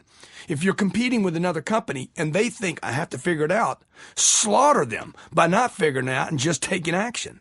Most people assume they have to figure things out first and will commit once they figure it all out. While I'm sitting there taking action and I haven't figured it out yet. These same people never seem to get around to actually ever taking the action because they get so lost in the figure. Even when they do figure it out, even when they are finally ready to commit, they usually find that the opportunity that they figured out, got all the things straightened out, organized for, now it no longer exists because somebody else dominated that opportunity. Someone else claimed their spoils while they were figuring. Committing first means getting 100% behind whatever it is you're committing to before you even figure all the details out. Again, this is perilous. I'm telling you, it's risky, it's chancy, it's scary, it's frightening. But you gotta commit first because creativity follows commitment. This is what allows small companies and wild, crazy entrepreneurs to outmaneuver other bigger, richer competitors. The great companies of yesterday get so powerful and so enamored with layers of management that their staff now spends most of their days in meetings and organizing, causing them to become cautious and incapable of pulling triggers the way they did when they were taking risk and growing. Although it can be dicey to commit first and figure the rest out later, it is my belief that the creativity and problem solving are stimulated only after a person fully commits. Although preparation and training are critical and vital, challenges of the marketplace will require you to act before you determine how to make everything turn out all right. Look, it's not necessarily the smartest or the brightest, the most prepared or the most organized who win in the game of life. Rather, it is those who can commit the most passionately to their cause. 27. Be highly ethical. This is an area of confusion for many people, especially when they see supposedly successful people, supposedly, by the way, going to jail. Well, as far as I'm concerned, it doesn't matter how much success, money you would amass. Going to jail would be an immediate disqualifier for success. Even if a criminal does not get caught, never goes to jail, he or she is still a criminal. I don't care if they got $1 billion. $1 billion criminal is $1 billion criminal, no different than a $1 criminal. They still know they're a criminal and therefore incapable, in my mind, of real success. On the other end of the spectrum, I know people who would never even tell even the smallest lie or steal a penny and would go across town if they actually ended up with somebody else's penny. But I don't consider many of these people ethical either, because if you look at their life, they don't bother to fulfill their commitments as providers of security and role models for their family and friends. If you look at other areas of a person's life, it's not just about cash register honesty. You don't have to be a criminal to be unethical. If you don't go to work, okay, and I want you to really hear this, if you don't go to work every day and do everything within your power to succeed, look, you're stealing from your family, you're stealing from your future, you're stealing from your company, and you're probably stealing from your clients if you have a great product. Is that ethical? I don't think so. You've made some agreements, either implied or spoken, in writing or just by showing up every day with your spouse, your family, your colleagues, your people, your managers, your clients. You made a commitment. The more success you create, the better you are able to take care of those agreements. To me, being ethical doesn't mean playing by society's agreed upon rules. I believe that being ethical requires me and people to do what they have told others they would do, and then doing so until they get the results. Making an effort without a result is not ethical because it's a form of lying to myself or yourself and failing to fulfill your true obligations that you have made and the commitments you've made. Trying, wishing, praying, hoping, and wanting aren't going to get you there. In my mind, ethical people achieve results. They achieve the results they desire, and they create so much success for themselves and their family and their company that they can survive any storm and succeed regardless of any difficulty. See, that is a much higher level of ethics than just, I always tell the truth. Well, that's good, man, but you're not providing for your family. You're not fulfilling your dreams. See, if you have a great dream, a big dream that you've always wanted to fulfill, no wonder you have this dissatisfaction inside. Because it's not you. It's not ethical. One of the personal experiences of which I am most proud in my life was my ability to weather 2 years in a severely challenging economic environment while I was confronting at the same time an even more serious challenge in my life, and was still able to expand my company and provide for my family. Anything short of providing long-term success, continuing to expand and dominate, means putting everyone in my life and in your life, including yourself, at risk. Again, I'm not talking about cash register ethics here. I'm talking about a bigger concept of living up to your abilities and your potential, as well as your unspoken and spoken explicit commitments. Merely agreeing to be a father, a husband, an entrepreneur, or business owner, or whatever role you play or roles you play in life, brings with it implied commitments and agreements. I consider it unethical not to fully utilize the gifts, talents, my mind with which I have been blessed. And I encourage you to consider it unethical. Only you can decide what is ethical for you. However, I would suggest that any disparity between what you know you can do, what you're capable of, and what you are achieving is really an ethical issue. The most successful among us are so driven by their ethical obligation, by that sense of who they are, and so motivated to do something significant that it actually aligns them with their true potential. 28. Be interested in the group. You can only do as well as the people around you. If everyone around you is sick, underperforming, and struggling, then sooner or later you will become afflicted by everyone else. For example, pensions are strangling city and state governments because handfuls of people were interested in their own situation and didn't consider the impact it could have on the group as a whole. This type of me-first thinking that has no regard for the effect on the group ultimately stifles the very group and even the individuals which were making the decision that they thought was survival. This self-serving approach later makes it almost impossible for the group and the individuals in the group to even survive, and even puts all in that group and the individuals at risk. The larger population's health and well-being should be of utmost importance to each individual member, each player, which is something that the most successful people know. You can only be as successful as the individuals with whom you are involved and associate yourself. It doesn't matter what position you hold, whether you're the leading of the group or part of the group, your success is limited to the ability of those around you. This does not mean that successful people aren't interested in themselves. Absolutely they are. It's just that they realize they have to expend energy and express interest in their associates because they know that if they're not doing well, those they're surrounded with are not doing well, even the most well-to-do will be dragged down by that which they're surrounded. It's actually self-serving to some degree to care about what happens to all those around you. You want everyone on your team winning. You want everybody excited. You want the people you're surrounded with, motivated, winning, pushing through challenges and having success and improving themselves because it's likely to improve your game as well. For that reason, you always want to do everything you can to bring the rest of your team to a higher level. 29. Be dedicated to continuous learning. The most successful CEOs are reported to read an average of 60 books and attend more than 6 conferences each year, whereas the average American worker reads an average of less than 1 book a year and they make 319 times less income than the top CEOs in America. Although the media often discusses the disparity between the rich and the poor, they frequently fail to cover the amount of time and energy the wealthy have committed to reading, studying, and educating themselves. Successful people make time for conventions, symposiums, readings, groups. And you say, yeah, but they got the money. Look, that's how they got the money, man. They connected up with people that are thinking bigger. There's never been a book, audio program, a download, webinar, a speech from which I haven't benefited. I've read bad books that I got something from.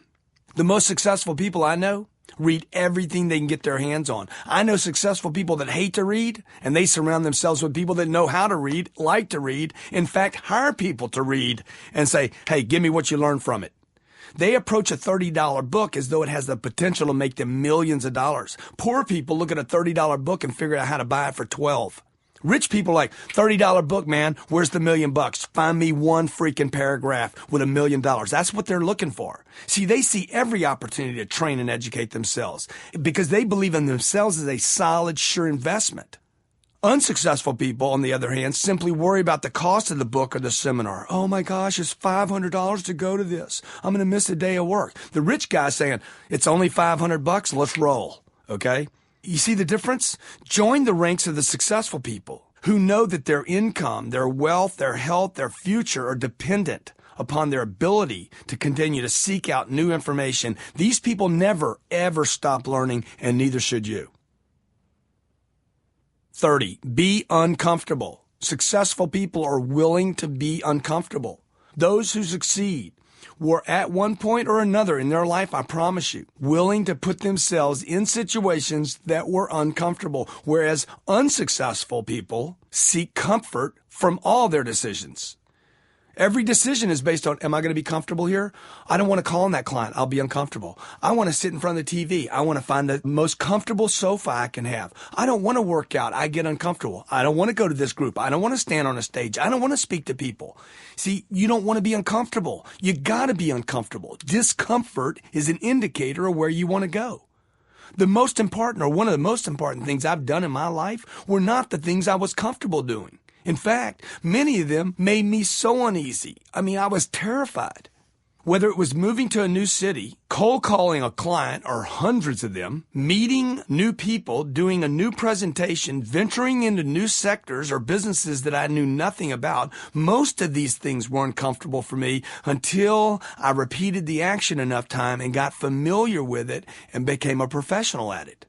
It's so tempting to become content with your surroundings, your daily rituals, and your habits, most of which are probably not furthering your mission. They're not even challenging you anymore. Many of you listening to this are bored with your own problems. Look, it feels good to me when things are familiar. It feels comforting. It's like nurturing to the little boy, right? But look, that's not where I'm going to grow. Successful people are willing to put themselves in new and unfamiliar situations. They're willing to meet new and unfamiliar people. They're willing to go to new parties. They're reaching up. They're not reaching down. They're not reaching sideways. They don't have just their old buddies. Now they got new friends in addition to their old friends. It doesn't mean that they're always changing just for the sake of changing. That would be ridiculous. However, they know that getting too comfortable, too relaxed, too familiar causes a person to become soft, and he starts to lose his or her creativity and hunger to stay out front, to be challenged by what the other players are doing. So be willing to be uncomfortable and do what makes other people uncomfortable as well. It's a sure sign that you're on your way to success. 31, reach up in relationships. If it were up to me, this would be a basic course for every year that someone attended school. It would include drills in which people are encouraged to do things that they're not comfortable doing. The successful constantly talk about having people around them that are smarter, brighter, and more creative. Look, that's just not blurbs they're using. They're all saying the same thing. Dude, I surrounded myself with great people, bright people, smarter people than me. It's unlikely that you'll hear one of them say, hey, I got where I'm at, because I surrounded myself with more people just like me. Yep, that's right. I surrounded myself with people actually that were dumber than me, slower than me, that didn't think big. Average people, on the other hand, typically, if you look at their life, spend his or her time with like-minded people. You're only comfortable when you're around people that think like you do. Man, that's not expansive. And even some people that I know spend time with people that actually bring less to the table than they do. Make a habit of reaching up in all your relationships toward people who are better connected, better educated, and even more successful. By reaching up in your relationships, these people are going to have more to share with you than your supposed equals or less thans. No offense, okay? This habit is connected to their willingness to change, challenge tradition, grow, and do what others can't fathom. That's what you want to be around.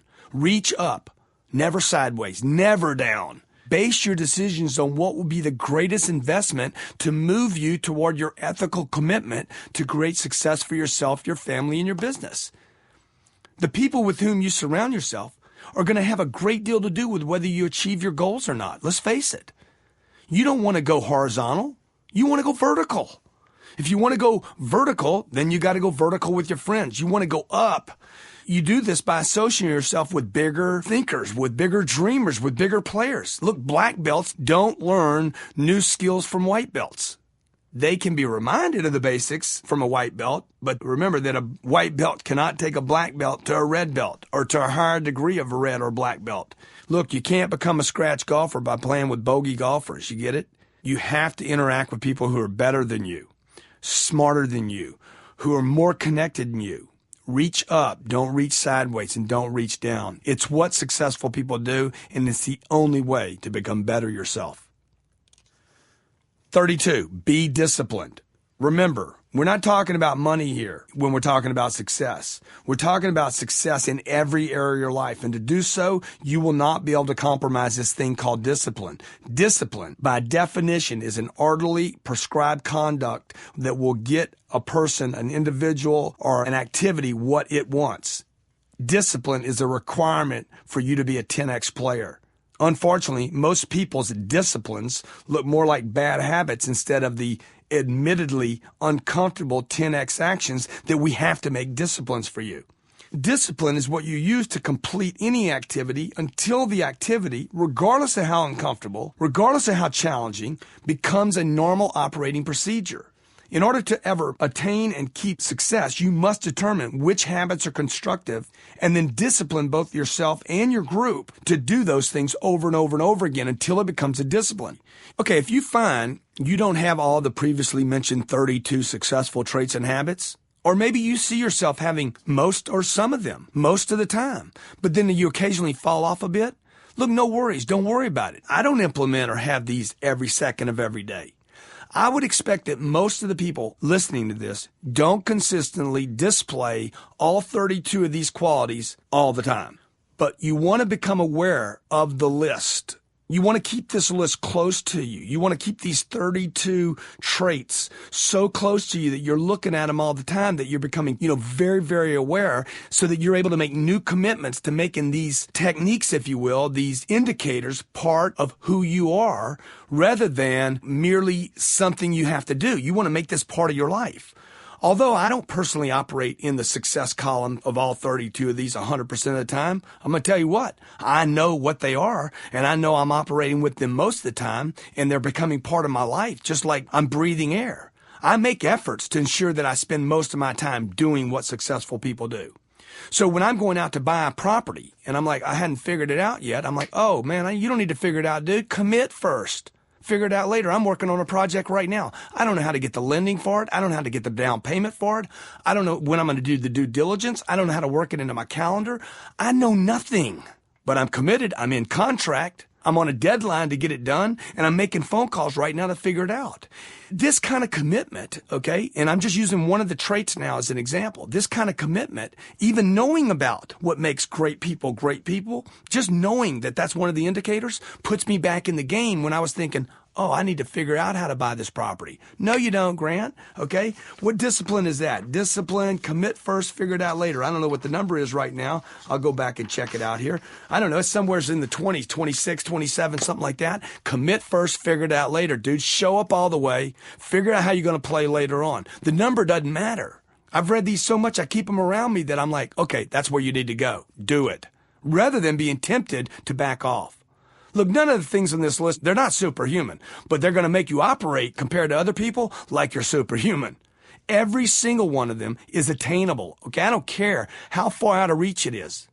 Don't use just one or two of these techniques. You want to use all 32 of them. You want to make them part of your whole operating system. Start thinking and operating with them. Keep them close to you until they become a part of how you operate. Use all of them. Use them all the time and use them at 10x, and you will get everything you want in life. Exercise. Now, without looking, I want you to go back and name 5 traits of successful people, and then I want you to name the counterpart of those traits. If you can't do that quickly, you need to go back over this list again. Number 2, which one of these traits are you best at now?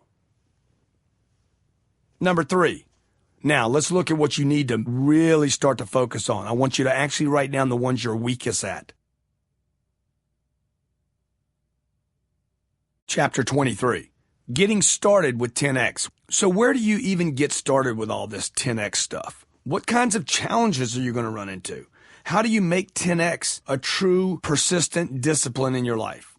Well, all you really have to do is look back at the list that I just covered of what successful people do to determine what you need to do to make 10x part of your life.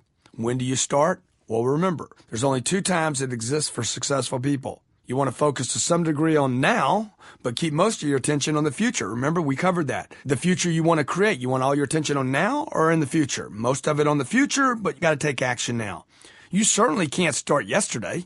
You can't. You didn't start yesterday, so you can't start. And if you wait until tomorrow, you won't be successful because you basically violated an important tenet of the successful. Act now, and then keep acting with the knowledge that enough actions taken now will create a future, a good future. When successful people become lazy, they add time to their decisions.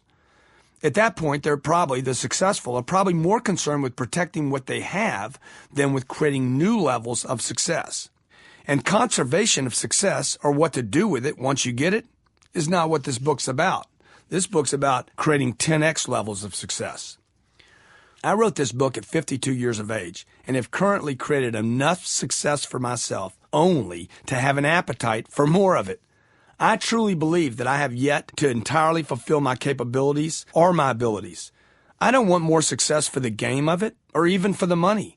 Mostly I want more success because I really do consider it to be an ethical obligation to utilize my true full potential. Whatever or whoever drives you, look, go get it now and quit being reasonable with yourself. I'm undertaking a major personal and professional expansion as I write this program, all while expanding my family at the same time, expanding my business, and expanding my philanthropic desires. Everyone in my organization and most of my clients will tell you, even people that don't do business with me, may not even like me, will tell you one thing.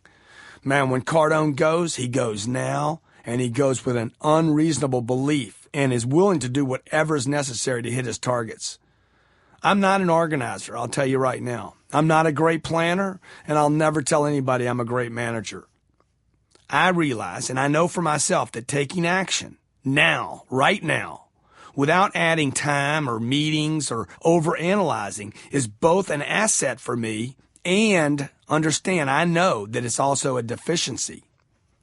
The people who know me would probably also tell you that when I embark on a project, whether it's writing a new book, creating a seminar program, developing a new product, starting a new workout program, buying a piece of real estate, working on my marriage, spending time with my daughter, I go at it all the way, dude, completely all in, obsessed, fully committed, like a hungry dog on the back of a meat truck, hadn't eaten in a week. I know myself fairly well. And I would expect you know who you are. When I get involved in something, dude, I'm in, completely unreasonable with all the actions I take, just full force until I get the results I want. I know a lot of people that go at stuff full force and then stop. They stop just prior to getting what they want, man. You want to get this thing cranked, action, 10x actions now, and then pursue them with follow-up until you get what you want. I don't make excuses for myself. Nor do I let other people make excuses for myself. And I don't pat myself on the back for my efforts. So when do you start? You know what now means? Now means now. Not a minute from now, not 30 seconds from now, it means now. Start with first things first. Make your initial list of goals. I'm telling you how to start this thing right now.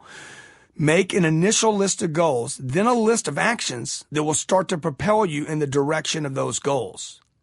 Then without overthinking it, figuring, planning, dude, I just want you to start taking actions. You get it? Hey, I want to become a millionaire. Okay? 3 things that I could do to literally start moving me in that direction today. Great. You write those 3. I could call Warren Buffett today. Okay, good. You know what? Pick up the phone. You're not going to script out the call.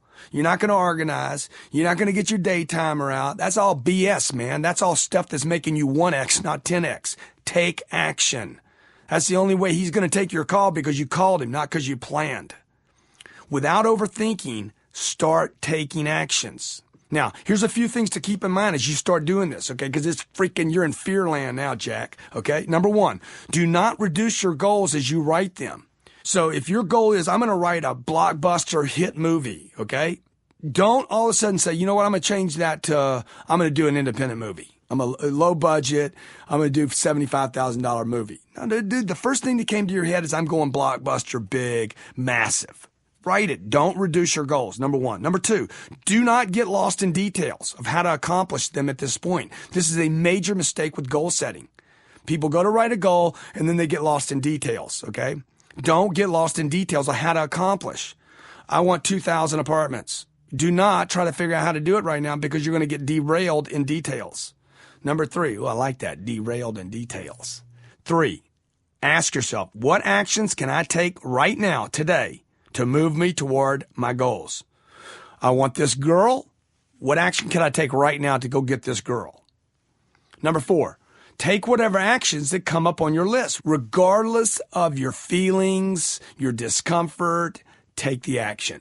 Number 5, do not prematurely value the outcome of your actions. You see what I'm doing? I don't want to prematurely value what the outcome is. And when you're saying he won't take your call, or she won't take the call, or I can't buy those apartments because I don't have any money, you're prematurely valuing the outcome.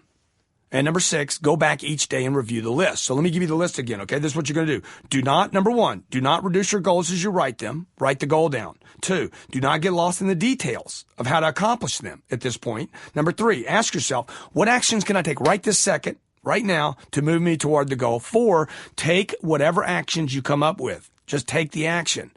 Don't start having feelings, okay? You're not a psychiatrist or a psychoanalyst or counselor, okay? Feelings are overrated, baby. They keep people from doing stuff. Number 5, do not prematurely value the outcome of your actions. So don't start trying to think about what's going to happen. And number 6, go back each day and review the list. Now, as you get started on this path of 10X, you're going to feel a little overwhelmed, right? You might even notice a tendency to start talking yourself out of getting started. And then you stop taking any actions. In fact, you never started taking actions. Don't be tempted to wait. You know it doesn't work to delay, right? You know it doesn't work for you. Think of yourself like being a car stuck in the mud. You need enough traction now to move just an inch. You don't need to move it all the way out. You just need to get enough traction right now, okay? Maybe I throw a board under there. But the whole time, you still needed to be pressing the accelerator. Then you get out. It's the traction, it's the action, it's the acceleration that gets you out of the mud, the stuckness, nothing else. No thinking can get that car out of the mud. It may require that you get dirty, probably will require you get dirty, okay? But it's certainly better than being stuck, right? Now, as I first mentioned, you want to be aware of friends and family, particularly when you start doing this 10X trip. And I'm telling you, be aware of your surroundings, your friends, your family, those people who offer supposed advice because they love and care about you. Many of them suggest to you they don't want you to be unrealistic and then disappointed. Dude, I'm disappointed now. I'm stuck. Okay, I don't need more advice like that. The vocabulary and mindset of average people, even those you love, is always the same. Be careful. Play it safe. Don't be impractical. Success isn't everything. Be satisfied with what you have. Life is to be lived. Money won't make you happy. Don't want so much. Take it easy, man. You don't have experience. You can't do that yet. You're too young. You're too old. On and on and on. This is the opinions. This is the input. This is the help, the advice your friends and family are giving you.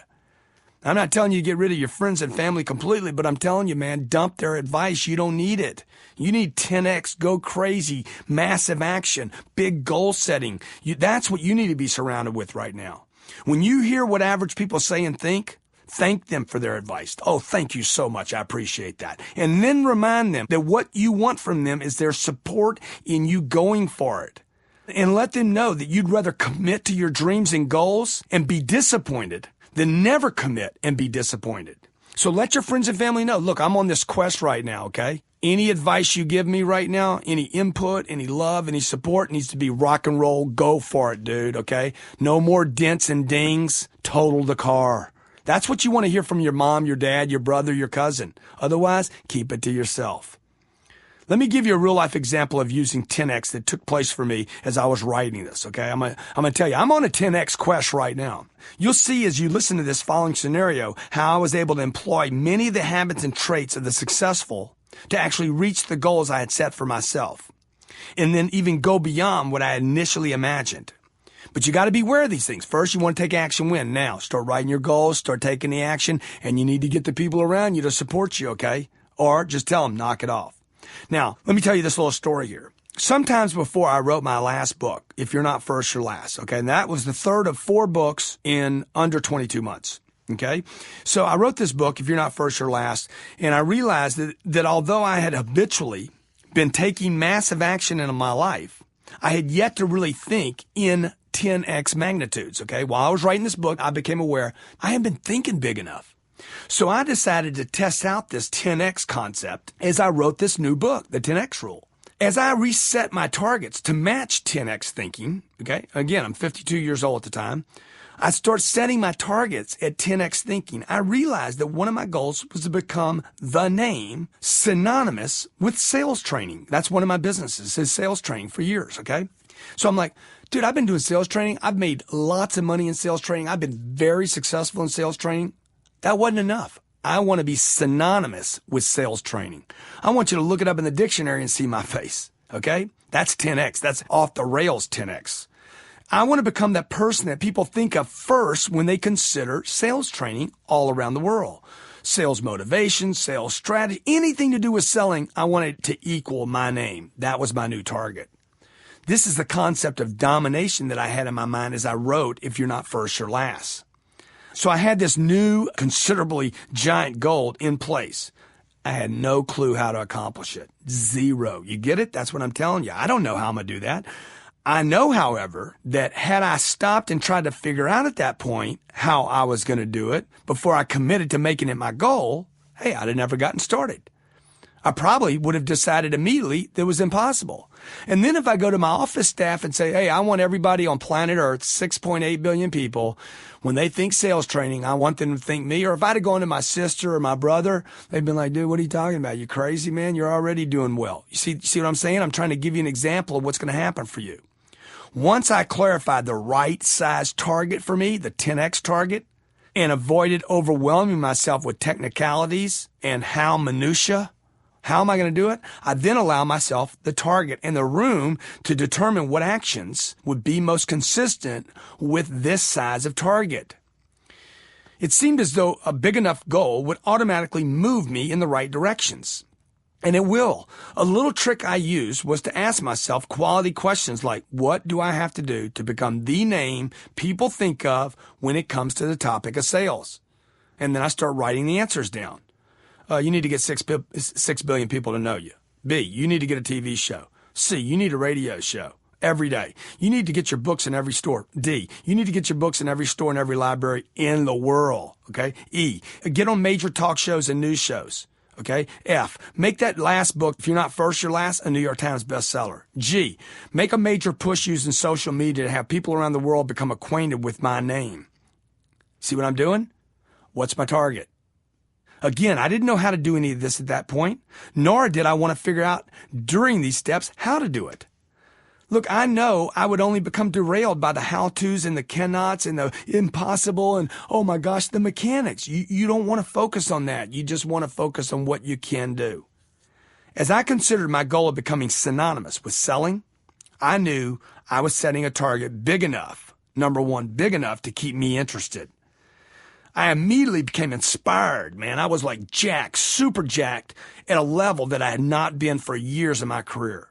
I was inspired to do anything consistent with the answers that we developed to our quality questions. Now, every single action my company and I take is aimed at getting my name out there with things like the TV show, the bookstores, the libraries.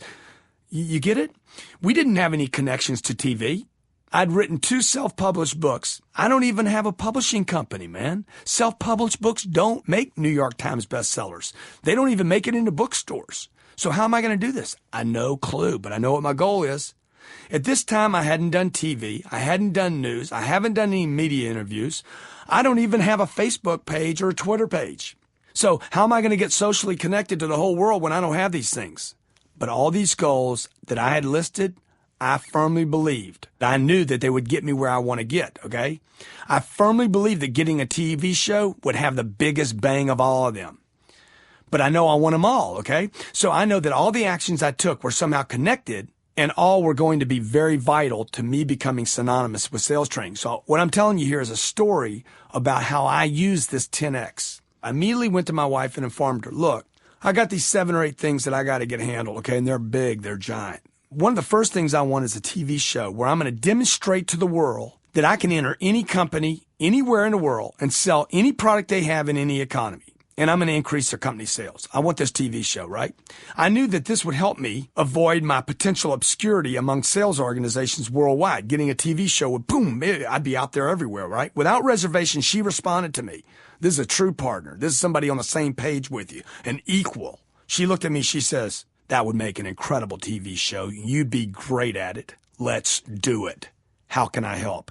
I was extremely excited, but I did everything I could not to share my new idea with anyone who might tell me it was impossible. I don't want to hear that. I realized this was big and it was exciting enough challenge to get all my resources behind it. I also knew it wouldn't take place overnight. Now, my first move was to inform my team and emphasize that any project that moved us in the direction of Grant synonymous with sales training, get it done. I made it clear that I didn't want to hear, I can't, we can't, it's too hard, it can't be done. We started making 10X moves by making calls to anyone we knew who could put me in touch with someone involved in media, television, and books. Okay, this was somewhat of a painful step. People who work in the book and television industries have seen more than their share of failures and have therefore come to view all projects like this fairly pessimistically. They didn't hesitate to let me know, by the way, multiple times, by the way, how long something like this would take and how almost impossible it might be. And by the way, they would say, hey, don't set your expectations too high. Oh, thanks for the advice, pal. I was hammered by the average kind of thinking ingrained in these people, the very kind that keeps them from accomplishing what they want. I repeatedly received comments like, 300 shows are pitched for every single show that ever gets picked up. The networks aren't spending money. A sales show is not a topic that the average American wants to watch. There's over 750,000 books written every year, Grant. Grant, you don't even have a well-known name. Getting a TV show is going to be almost impossible. I heard over and over all this, okay? Now, although this might be about the time when many people consider giving up, I didn't. And you can't give up at this point. Realize that you're just hearing from the masses. Realize that everyone who's trying to get their break is going through the same thing. See, I had to continually disregard the naysayers and refocus my goals. I would look again at what I had to do to accomplish. So I just go back to my goals. What do I got to do to become synonymous? Bing, bing, bing, bing. Okay. And that would reinvigorate me. So regardless of whether I was scared or uncomfortable or it was impossible, remember, successful people embrace fear and discomfort. I don't know if it was because of what we were doing or because we kept our focus on what we wanted, but I think it had to be a combination of both. First thing I did was went out and hired a PR firm. And even though it was a complete disappointment, I didn't give up, because I knew it was important to have a PR firm. When the second PR firm didn't work that I hired a third one. We were undertaking a lot of projects, at the same time. They all took time. They all took energy. They all took money. They took creativity. The economy was sucking bad, okay? It was terrifying. And whether it was going to work or not was definitely in question. And it's going to be probably in question for you. Additionally, I was doing this at a time when the economy was, it was horrendous. Everyone was contracting. My company and the economy at large was experiencing the greatest economic reduction that I'd seen in my lifetime. And people were reporting that this was the worst recession in 100 years. My clients were reducing employees by up to 40%. My best competitor cut his staff by 50%, and countless others were shutting their doors. Entire companies were collapsing. Even entire industries were at risk. Some shutting down. Everyone was scared, but I kept one important point in mind, that the most successful people expand while others contract. They take risk while others conserve. So rather than cut my staff or cut our expansion, what I did was I eliminated my own salary. I took that salary and diverted it back into these projects so that I continue to use it to fund these 10X goals. Even as I was challenged like never before on every front imaginable, I did everything I could just to keep the target in focus. And it wasn't easy, and there was no guaranteed outcome, just like there won't be for you. But I did everything I could to remind myself that we could make it happen, that I'd rather die trying than not try. The more committed I became, the more challenges I faced. I almost felt as though the universe was just trying to see how strong I was and how committed I was and whether I could stick through it. Really what I was developing now that I look back was my discipline. My PR firms would get me one measly interview in 3 months and 90 days. And they thought that was a big deal. The banks were asking for more money down on my real estate. My income had been cut off, by me of course, but it still hurt. Okay? The only thing I had going for me at that time was my marriage, man, and my new baby that was coming into the world, and my fierce belief, my fierce 10X belief in my capacity, my persistence, and my work ethic. I was in love with this 10X goal. I knew this 10X thing wasn't just good for me. Look, it was what the world needed to know in order to actually start succeeding again. To me, it wasn't just an issue of personal success. It was just a mission of my life. What's the purpose of my life? The entire world was suffering economically. I felt that my goal was substantial enough to move the bar in such a big way, not just for me, but for the world. I felt that the risk of expansion was worth more than the money that I was saving or protecting or the energy that I was expending at the time. Your goal has to be more valuable than the risks you're taking, or you've determined the wrong target. In this case, man, I was all in. So I continued with my commitment, dealt with my fear, became a fanatic about it, and continued to increase actions in other areas. I didn't control the PR. The television networks I don't control for sure. Don't control the publishing companies. So I went to work on the things I could control. Everywhere I could get my message out, I did. And I finally started getting results. And this happened very quickly.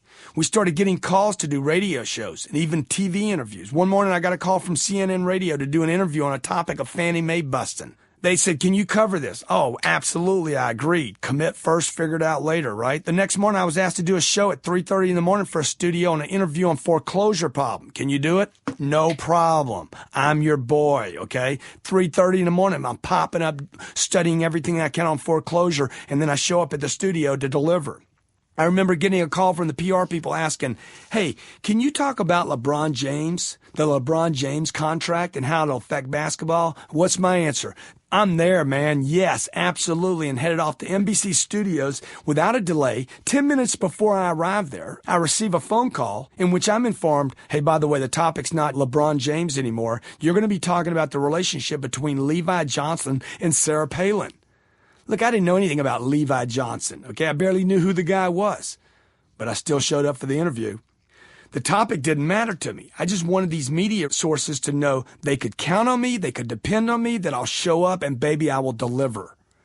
I reminded myself that my goal, okay, when they're saying, "Can you do the Sarah Palin thing?" I reminded myself that the goal was not to do an interview on CNBC or to talk about Levi, but to get the world's attention so that the people that I got attention from would start to think of me when it came to sales training. You see, now understand that none of the coverage that I was getting, the foreclosures, the Fannie Mae, the Levi Johnson, none of them were making money for me. None of them were really aligned with sales training, but it was getting me exposure. It was making me known. So then when we started pushing on our social media, because I can control social media to some degree, I can create a Facebook, a Twitter, or LinkedIn, okay?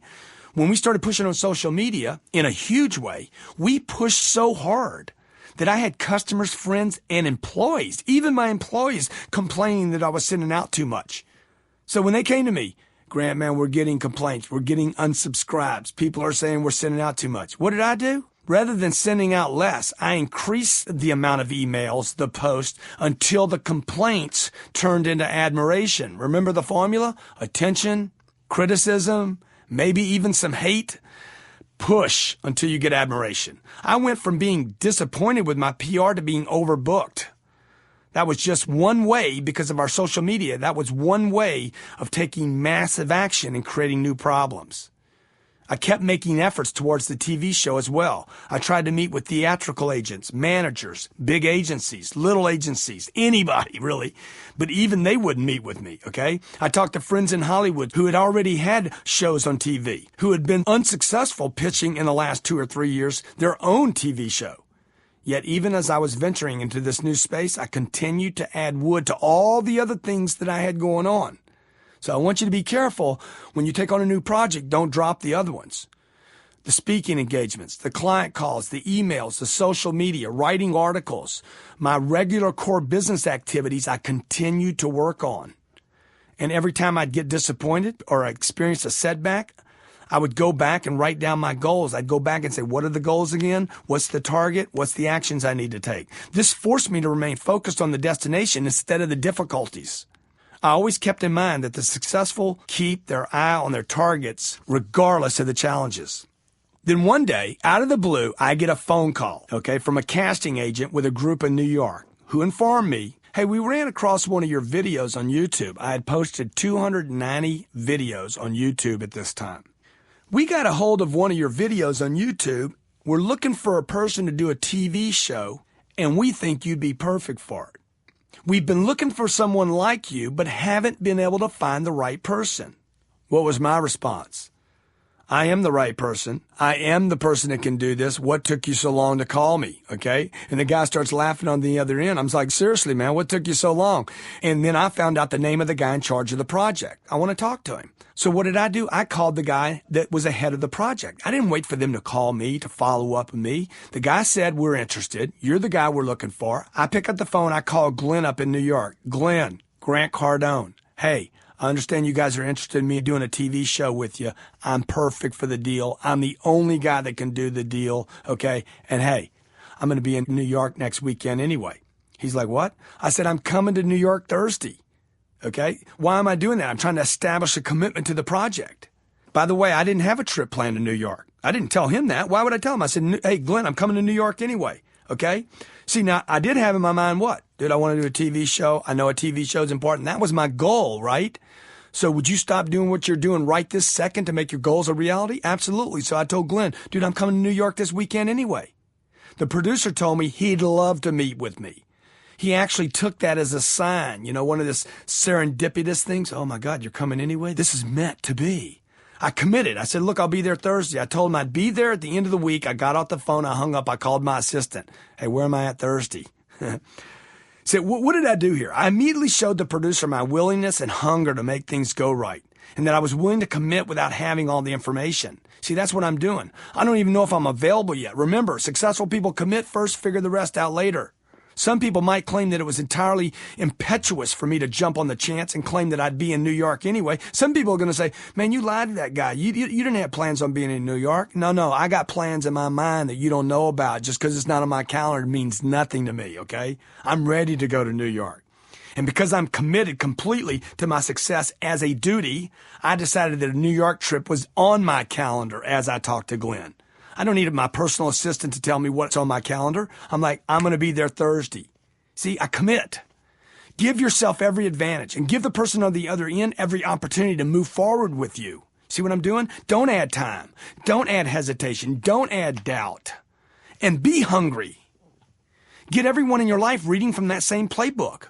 Don't wait until something good happens and then add time by checking with everybody else's calendar. Dude, this is average thinking, and this is what average people do. This only slows your momentum down. Be constantly prepared for success so you can grab the opportunity, you can wrap your hands around it and grab all the freaking life out of it. So I get off the phone with the producer. I call Jen, my personal assistant, and say, Jen, I got to be in New York Thursday. She informed me. Look, you already got another commitment. You already got something, dude, that you 10x committed to, okay? And there is no way you can get out of this. You cannot reschedule Thursday. New problem, baby. Yes, indeedy weedy. Okay? I'm moving in the right direction. New problems. Not little old boring ass problems. So I immediately pick up the phone, the do it now strategy. I don't sit there and figure, what am I going to do? What am I going to tell Glenn? I pick up the phone. I use the problem to actually allow me more communication with the new opportunity. You get it? Customer acquisition, not customer satisfaction. So I pick up the phone, I call Glenn, and I tell the guy in New York, Glenn, I can't make it Thursday, dude. While I was committing to you, Jen already had something on my calendar. You know what he tells me? Man, that's perfect, man, because I don't have all the people in here anyway that I want you to meet. I'm like, man, that's great. It worked out for both of us. See, 10X is miracle maker, okay? Interesting, the new time that me and Glenn worked out turned out to be better than the one I committed to. The following week, I flew out to New York on my dime, by the way, commit. Had no clue of what I was doing. So what?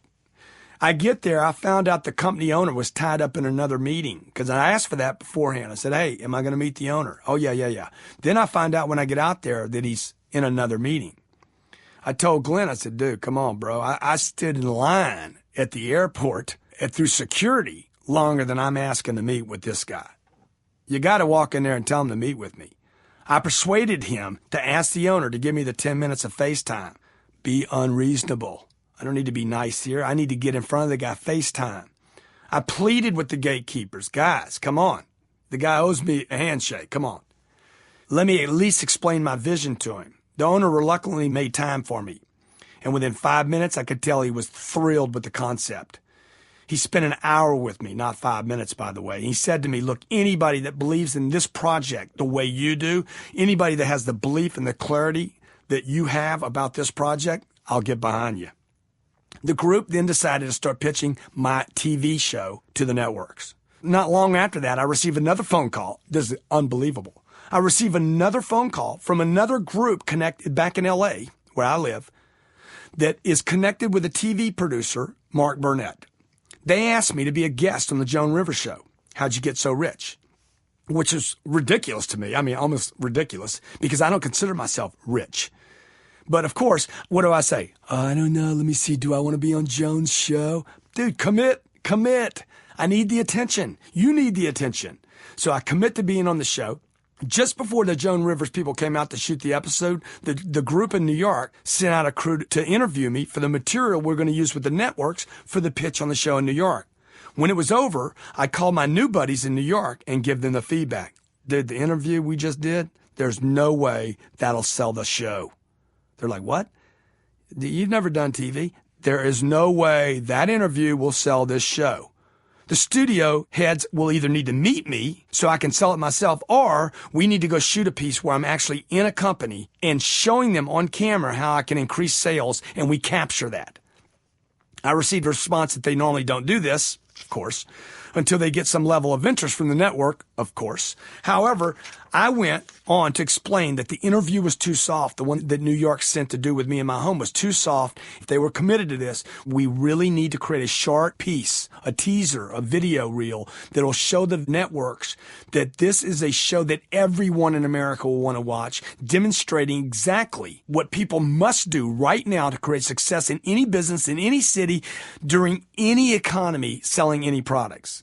Now, to keep fueling the fire, I continue to send both groups new information. I got a guy in New York. I got people in LA. I'm working both groups now because now I've met the Mark Burnett people with the Joan Rivers Show.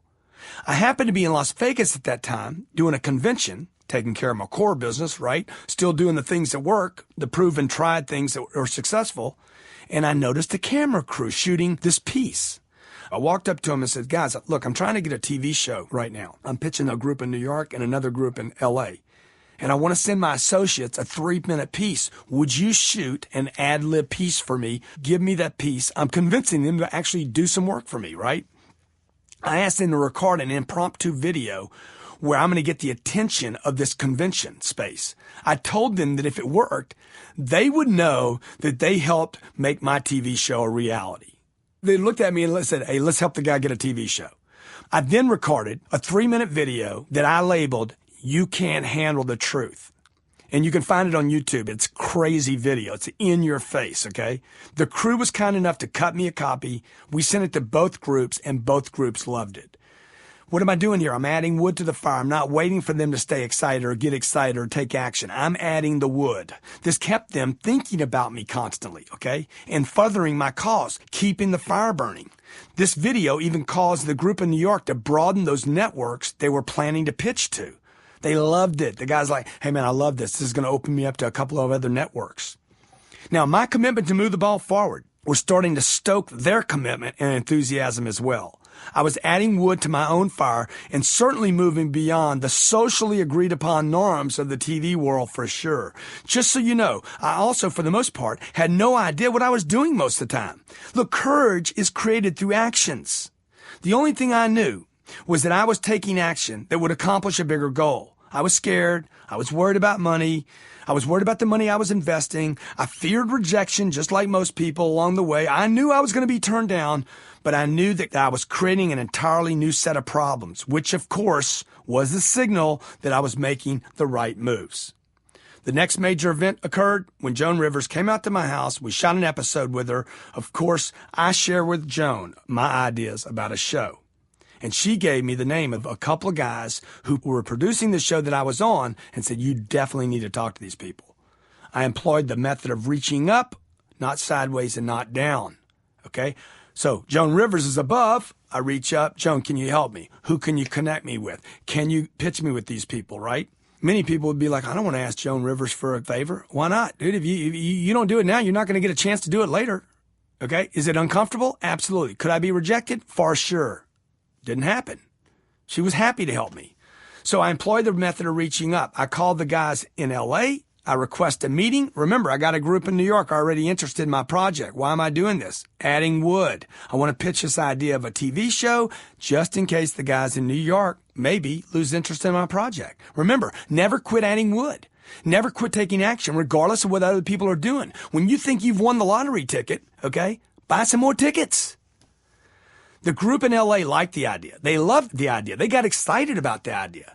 It also didn't hurt that the producers of this show had already seen what I did for the Joan Rivers show. By this time, I had gone from one single idea with minimal support to having not one but two companies considering the possibility of a show. Even if both companies aren't interested, at least I'm staying excited and getting excited. Now, you got to know, I was in complete self-doubt when I went to this Paramount Studios to meet with this group in LA. Just so you know what really goes on for people like me and you when they're moving into their range of success, okay? I'm driving to Paramount Studios in LA. On the way over there, I call my wife. I'm like, dude, I don't even know if I were to go over here. I'm in total self-doubt, okay? I'm telling you that to tell you that that can be a common response. I'm thinking to myself, these guys are just seeing me because they feel obligated. Why am I going there? There's no way they want to do this. So don't think for a moment that you can be confident and secure every step of the way. That's why I'm telling you that.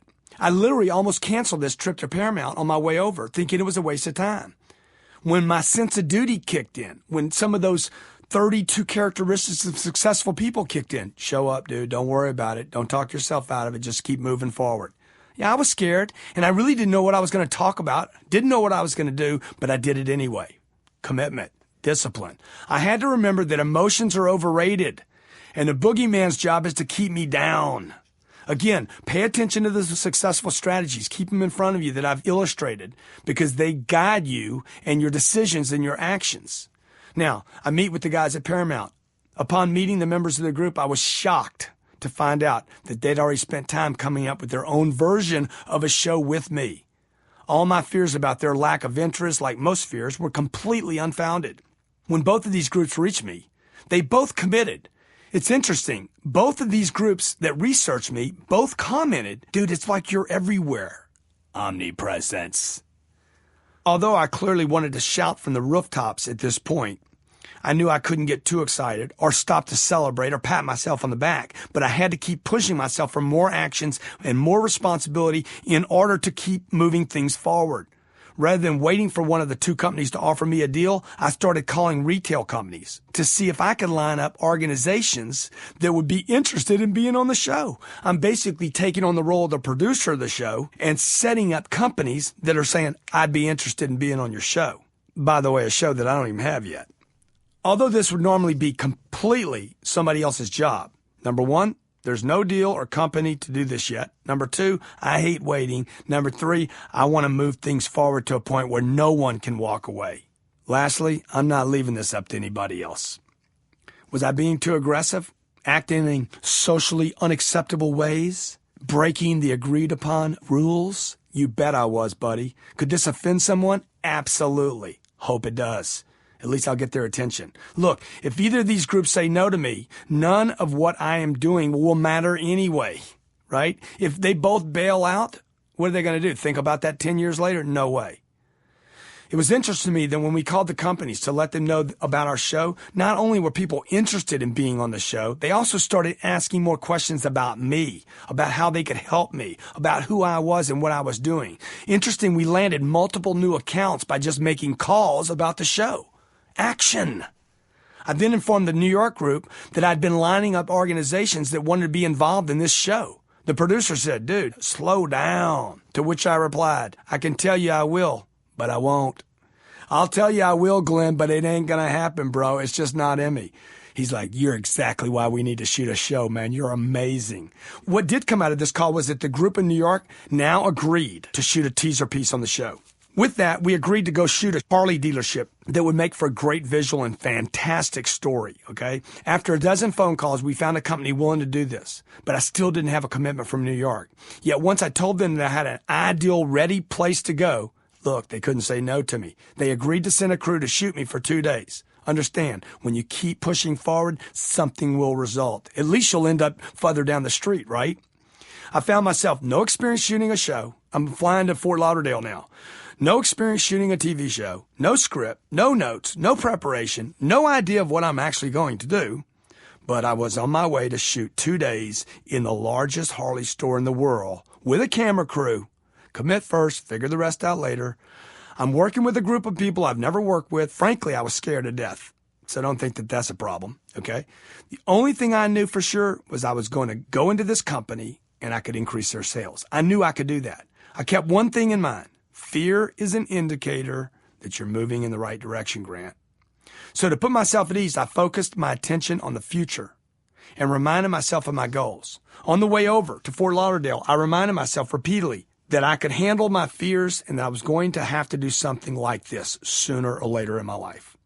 Otherwise, people would never come to know me, they'd never know about my abilities, and I would never be able to fulfill what I believe is my destiny and my obligation. Remember, your only real problem is obscurity. Remember that?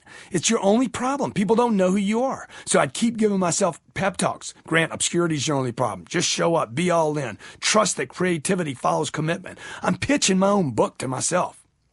Look at the number of successful traits that I'm employing as I do this. Can-do attitude. Believe that I'll be successful. Show up. Commit first. Figure the rest out later. Do it now, not later. Go in. Go in all the way. You know, be courageous. Do what you fear. Stay focused on your target. Be willing to be uncomfortable. Even if I failed, I knew my mindset and my actions were in the right place. Now, I may regret my performance once I show up. Hey, at least I won't regret not taking a shot. So we start shooting the teaser. 3 hours into it, the producer says, Grant, look, man, it's great what you're doing, but we need something that really, really shows what you do. Beyond words, beyond explanations. We need to see what you teach actually happens on camera. Not an explanation. I need to see you jumping off the cliff now. I looked at the cameraman and said, turn it on and follow me. I then took over this Harley showroom floor by going from customer to customer, engaging each of them. I had clients getting on and off bikes. I was moving them around, taking photos with them, texting photos to their spouses at home with messages like, I'm going to sell your husband a motorcycle right now. It was fun. It was easy. It was powerful. It was fast. I was interacting with customers, handling objections, handling their resistance, handling their problems, selling motorcycles, okay? And recording all of it on camera at the same time. At the end of the first day, the producer looked at me and said, can you do this with any company, anywhere? I'm sure you know my answer by now, but just in case, dude, I can do this in any company, anywhere, endless times, and show anyone selling anything how to increase their sales in any economy. I don't care what the product is or how bad their people are. He said, after what I saw today, I believe you. And the truth is, I believed in you before I even saw this. But now, America has to see this TV show. I asked him for one favor. Once you get an agreement to meet with the network with this teaser, allow me to pitch it with you. I knew I could sell this show better than anyone else. I knew I was in the best position to sell it because my commitment to my mission is deeper than anybody else. It's not about talent at this point or intelligence. It's about commitment to my mission. He agreed. Grant, when I get a shot to pitch it, I'll call you, you fly in, and you can pitch it with me. They went back to New York and started editing the piece. He called me the following week and told me how excited he was, but that the summer season was going to delay the project. He explained to me it would probably be another 4 weeks before we could pitch the reel, but he assured me that everyone will love it. I hadn't heard from him for about 3 weeks, so I started calling him. I knew I wouldn't get anywhere with this project without persistence. When we spoke, he confirmed that, the group was still all in. We're still all in, man, but it's been 4 weeks, man. I reminded him of his commitment to me to involve me in the pitch when he finally got a meeting set up. He called me back a week later, 6:45 in the morning, told me the following. Grant, I was at the grocery store with my daughter, my morning ritual. He said, Grant, I got bad news. The networks don't want you to come pitch the show. They just want to start shooting it right away. Bing! The first thing I thought was the guy who had told me, for every show that gets picked up, there's 300 that get pitched. I'm like, dude, that's the first thing I thought about. The second thing I thought about was that person who told me that no one wanted to see a show on sales. Stay focused on your future, folks. Be unreasonable about your future. Continue to add wood to make your future a reality. And don't focus on what people say has been done before. You're not trying to create a past. You're trying to create a future. Don't focus on what they say can be done or what's possible. People are so caught up in their own negativity and their own losses that they give up on creating a future for themselves and spend all their time in the past. Others feel the need to criticize other people's ventures as a way to justify their own past giving ups. Never regard the impossible. Instead, stay focused on what you can do to make the supposedly impossible possible. It's a good thing I didn't bother to listen to all the naysayers and listen to their advice. So at this point in time, I can't tell you where the show's at. We haven't shot it yet, but everything is in place to do so, and we expect to release this coming year. My hope is this show will provide viewers with the direction and provide regular, everyday, average, common people like me and you the exact information they need in order to create success in any economy, anywhere, at any time. Market slowdowns, financial problems, challenges, and fears are not as powerful as you and your ability to dream big and act big at 10x levels. Look, no economy, no matter how bad, can hold down a goal that is followed by enough actions. Now, I've shared this story with you to show you how I've employed many of the concepts discussed in this book in order to achieve the goals of expanding my own footprint. I am just like you, no more talented and no more certain, but I am using 10x thinking and 10x actions. This isn't just an audio program for you to listen to. This is what you have to do in order to make it in the world today. The world no longer rewards talk. You and I must not just talk the talk. We must walk the walk. This should help you realize that 10X will work for you and everyone, and that was the purpose of this story. This short story isn't really about me. It's a guide for you of what you have to do. You have no idea how many people throughout my life have laughed, criticized, and raised their eyebrows, including family members, about the things that I've dreamed of doing in my life. You don't know how many hundreds of thousands of phone calls I've made that went nowhere. You don't know about literally tens of thousands of emails to which no one ever responded to me. You have no idea how many people, even my supporters, suggest to me that I may be pushing beyond the limits and putting myself at risk. I've spent 30 years preparing and studying, making mistakes and taking action, all of which has allowed me to develop discipline. A discipline that I not always had. Look, training and learning are absolutely critical to your follow-through and the development of courage, persistence, unreasonable thinking, and especially discipline. I keep reminding myself that when it comes to dreams and goals, there is no being reasonable or rational, and there's no distinguishing between the possible and the impossible. I think you'll agree that it's impossible for you to ever do anything exceptional if you continue to live your life with thinking and actions that are mediocre. Big thinking, massive actions, expansion, and risk-taking are necessary for your survival and your future growth. Staying small, being quiet are just ways to continue being small and staying quiet. Keep thinking this way, and sometime in the very near future, no one will be able to see you, they won't be able to hear you, and they won't be aware that you even exist. Commit to 10x thinking and 10x actions. This is the major difference between the successful and the unsuccessful. It's not about intelligence.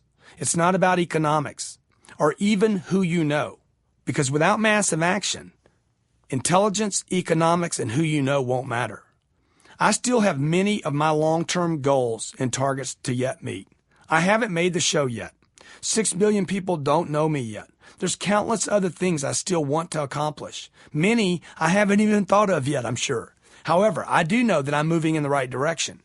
I also know, and want you to know again, that this is not about me being more special or having some unique quality.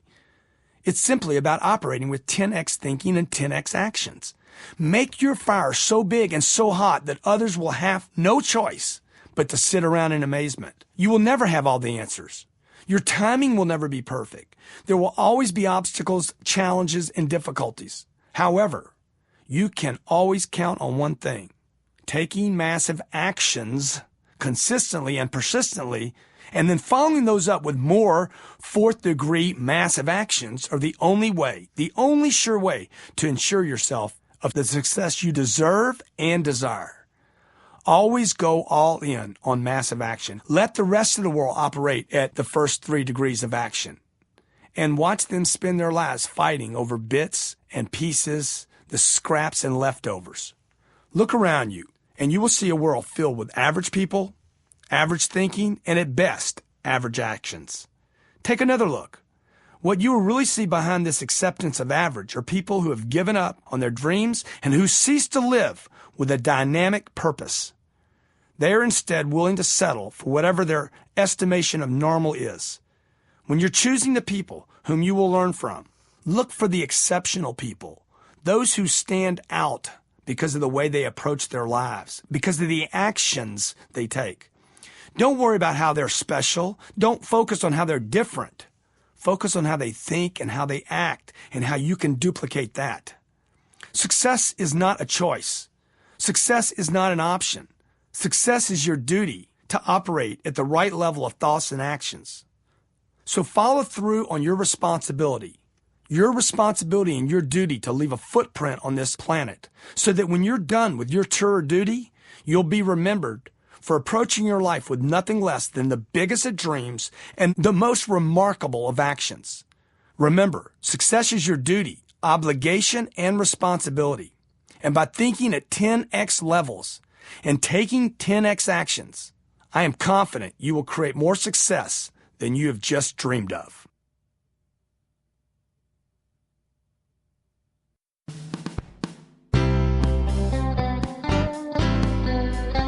This has been a Gildan audio production.